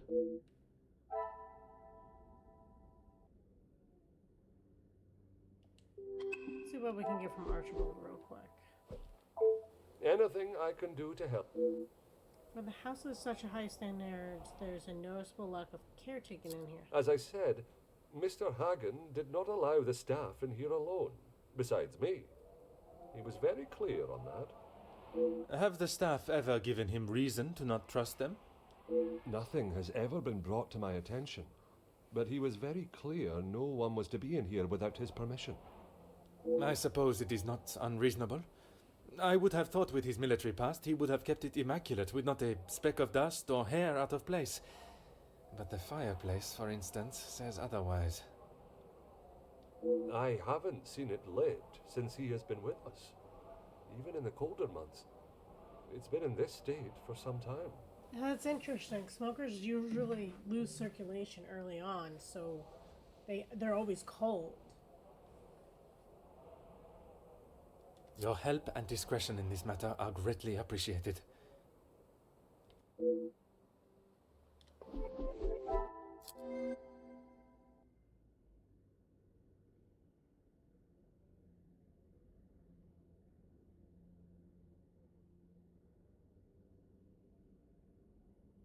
Well, it would be clean if it was never used. Order and method.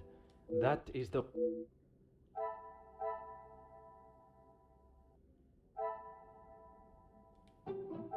Come, my little grey cells.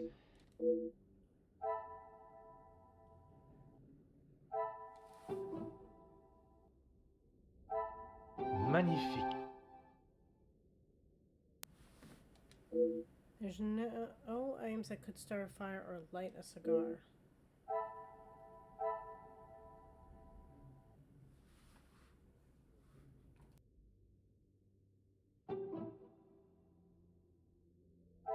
What a revelation!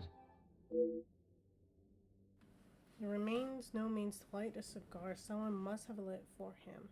Someone he trusted, but who? Or it could be in the trash, because we haven't checked the trash, but okay, if that's the direction we're going here. Someone lit the Major's cigar.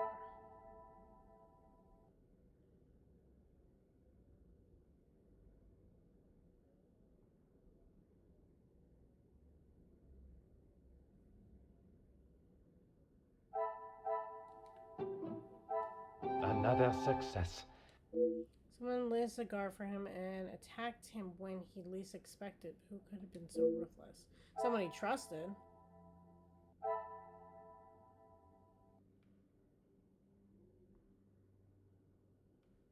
And I have another one over here somewhere.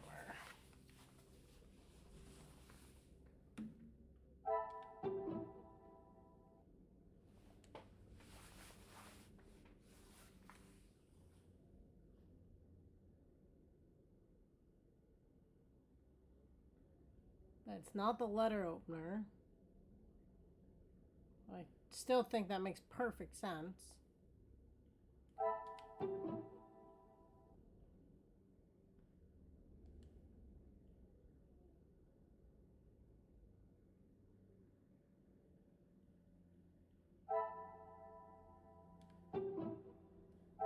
I cannot see the logic in it.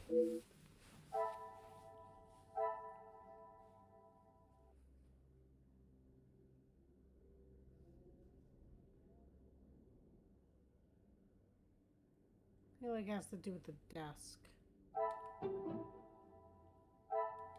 Is there something?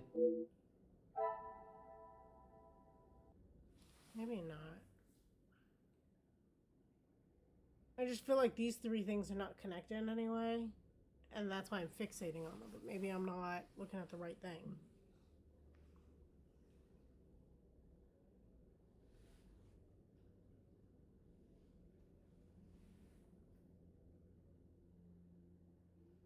Maybe it connects to something that's already been connected.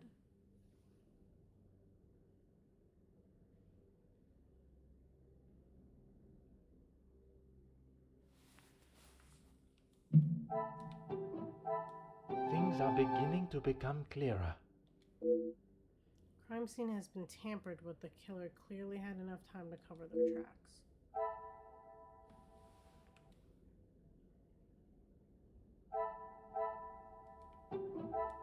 I should not be surprised by my own skills of deduction. There is currently no way to rule out the poker being the murder weapon.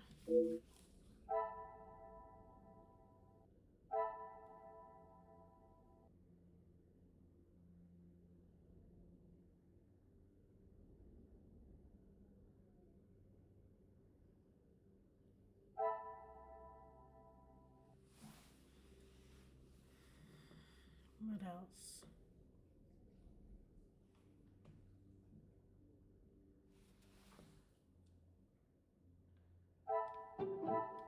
I must act on thought and...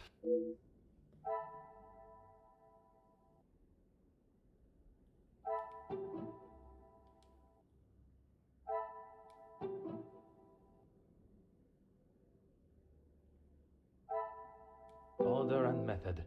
That Maybe is the way. Because we know he, like, him.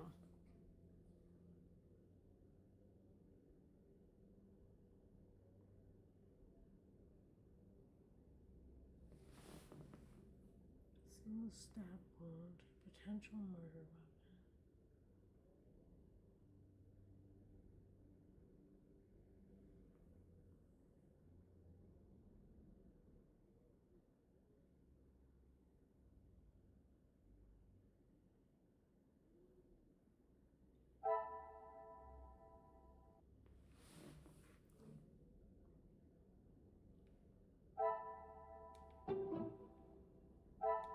I must act on thought. I feel like it's gonna be something from this end of the...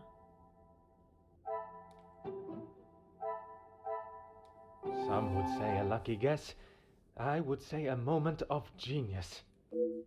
They lit the Major's cigar, following the brutal attack of murder, took the time to clean the scene. They were not in a hurry and could still be in the house. How could they remain so calm? Murder weapon remains a mystery. The killer, whose identity is still be uncovered, could still reside in the house.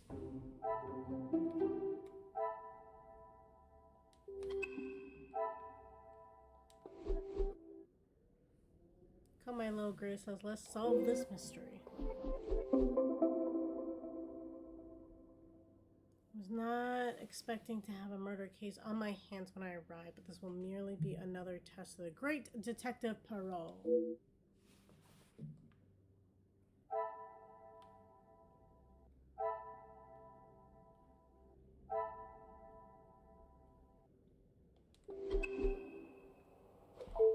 Anything I believe I collected all the necessary information and evidence. I would like now to inspect his adjoining bedroom. As you wish. It's clear the reason for entering the Major's study was not to make case of his valuables. What I must understand is if there was intent for murder, was there? The study has been manipulated following the Major's death, meaning they had time to return to the scene and attempted to cover their tracks. Perpetrator entered through the bedroom. Perhaps there is something that failed to clean up behind them that can make sense of all this. I should review what clues the study yield before I continue. One makes me think the combat medic, because he would be very calm with a dead body. But I can't see why he would want to clean up, and he's intoxicated enough that heated argument very quickly. I don't know. If the killer still resides in the house, I must approach everyone with not only caution but suspicion.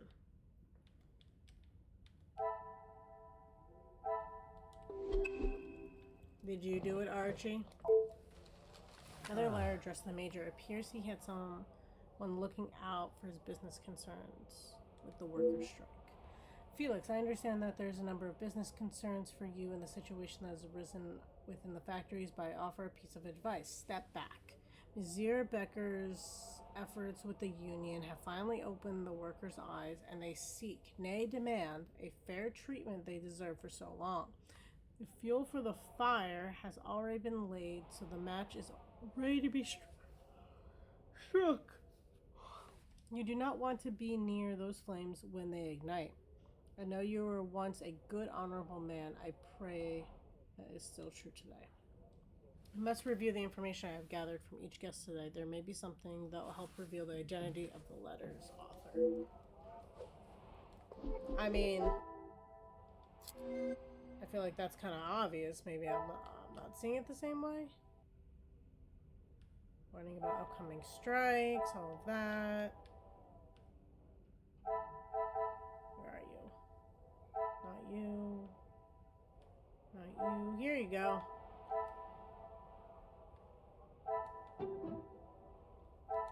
This will not get me any closer to my goal.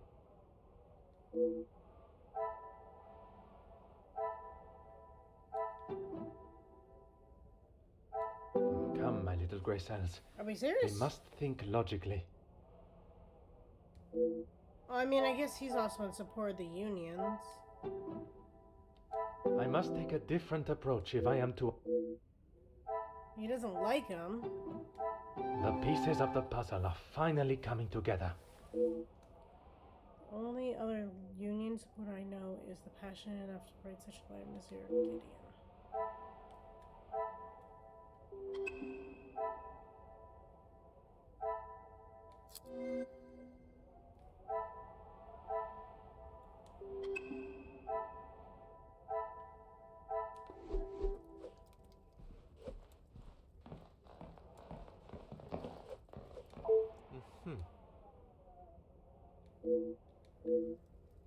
Same comment we got earlier. I'm sure the window will say the same thing. Yep. That's weird. Seems Madame Van der's heart is a trophy worth fighting over. Major Hagen, I hope you will excuse my bluntness and plain speaking, but there's a matter regarding Madame Van den Bosch's that requires not only our attention, but a level of understanding and respect between us both. Fully aware of the help that you have offered, not only to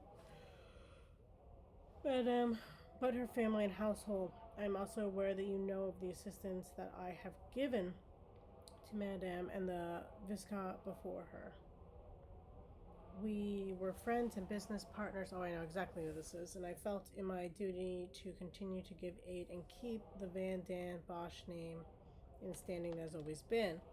Having said that, it's not always as simple to keep business and personal matters separate, and this is how I find myself today. Cassandra and I share a bond that one does not experience often in a lifetime. I'm surprised anyone could love that woman, but okay. No doubt you have felt similar, but what may be lust to one man is love to another. While I respect you for your efforts in the war and the generosity you have shown, Madame, I must request you step back from what you consider to be your duties at the house and allow for Madame to make her choice. The choice that I believe is obvious to all parties. I trust this correspondence remains your eyes only, and a gentleman's agreement is enough to guarantee our arrangement. It's a rather bold move to challenge the Major, as they have especially his position in the house.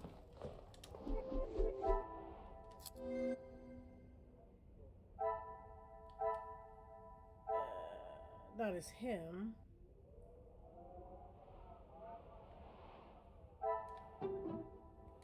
Another success. If there is something between Ernesto and Madame Van den Bosch, Archibald will surely know of it. Talk to Archie. It's always fun. How many letters of like threatening this man? I mean, no one liked him, I'm sure. I feel like he was more used than anything else.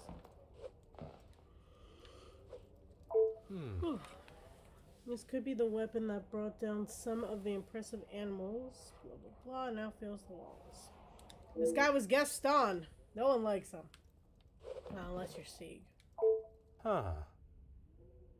Not sure how I would. Yeah, same thing you said before. Rather threatening letter has been penned.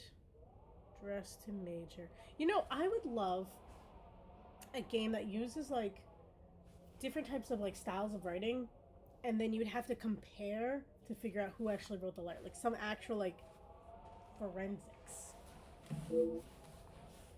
Dear Major, I do not think I would ever find myself writing a letter such as this. Why do letters make me sleepy? But under the current circumstances, I find no other option. Madame Van den Bosch, oh my god, has been friend, and I have been friends for more years than I could say. That is why I can no longer sit back and... Wow, they all wanted to kill this guy. Allow your bullying to continue. I am very well. Companion that you have offered to my good friend over the years has been most generous, and without it, I care not to think what would have happened to her, but that does not give you the opportunity to act such a foolish and boorish manner. The day of the Viscount passed, I promised that I would protect both Cassandra and Angeline, and that is promising. You promised to take care of them, but they were literally selling off their belongings. You were once a major in the British Armed Forces, but your actions have mirrored that of drunken fools who have no place in our society, let alone in Madame's house. Please do not bother yourself with a response. Especially, like, all these letters now, why can't I, like, figure out whose handwriting is the blackmailer? Like, come on! That was a missed opportunity here. Please do not bother yourself with a response. There is not a question that requires an answer. I hope that you see your errors and address them accordingly. The author speaks of bullying and all that blah blah blah, not acceptable. Threatening letter. This one is her. The pieces of the puzzle are finally come. Marge was quick to speak of her protection over Cassandra, and she must take this role very seriously.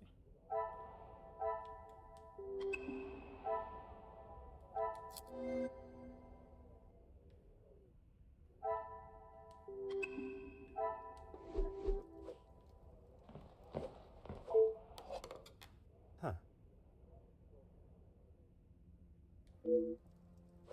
A drink thing that's inside. Okay. Certainly. What do you need? Would you know the Major's relationship with the guests? The male guests, I believe, he knows in a business capacity. But I'm afraid that's all I know.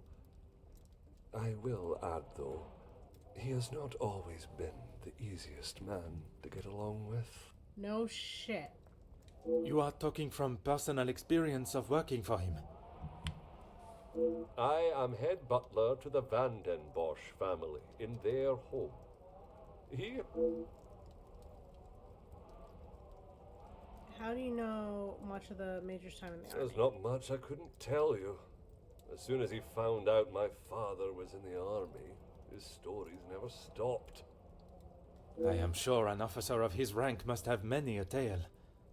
A tale is a fitting description. Not so much a pinch of salt, more like a bag is needed listening to them. What can you tell me about Monsieur de Silva, the Major, and Madame Van den Bosch? You've lost me, detective? I struggle to believe they were both helping her out of the kindness of their hearts. Could they have been fighting for the Madame's affection? Ah, that didn't take you long to spot. Monsieur Sterling's lack of real response gives me all the answers I want. Your help and discretion in this matter are greatly...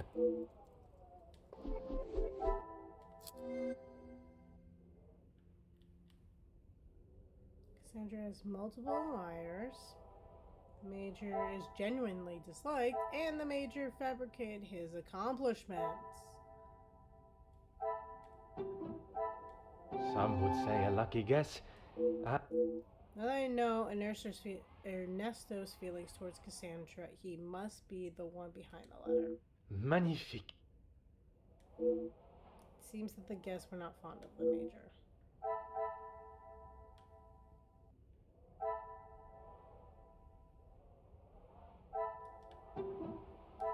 I should not be surprised by my own skill. It's highly possible one of the guests is behind the murder. This warrants immediate based on how deep the snowstorm is and how much it would take to get into the house. Yes, we could have deduced that a lot quicker, buddy. Based on the evidence that's seen in Major study in the bedroom, as well as what I've learned from speaking with the guests, Monsieur de Silva, Comtesse de Vos, Monsieur Demir, warrant, concern, and further investigation. Great. Talk to Archie. Certainly. What do you need? There's nothing further for me to investigate here. Would you kindly gather the guests for me? As you wish, detective. Complete chapter 3. That was the fastest chapter, I will say that. There seems to be no simple explanation for what happened here. The Major's popularity amongst the guests do not seem very high. They may many questions that must be asked. And that is where we are going to stop it. So we do not know, I will say, so we'll have to cancel the guests whole are waiting set. for you, detective. But where are we off to? I informed them of what has happened, but divulged no details. There's a lot of good streamers on tonight.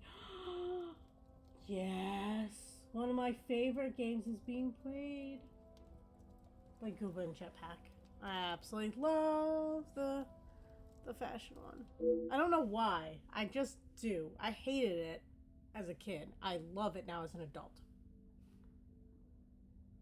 I don't know. I think it's all the tasks in the beginning. I am most grateful. She's in her room with Miss Angeline. It may... Oui, merci. I shall come find you again once my questioning is complete. Guest alibis are my priority. Once I can confirm their whereabouts this evening, I can understand who had the opportunity. I don't know where it's gonna save or how save works, so let's figure that part out.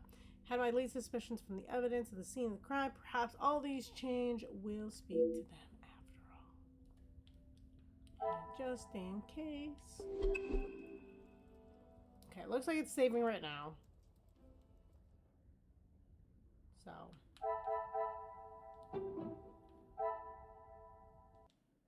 Okay. So, let's get, that's weird. Let's get this part going.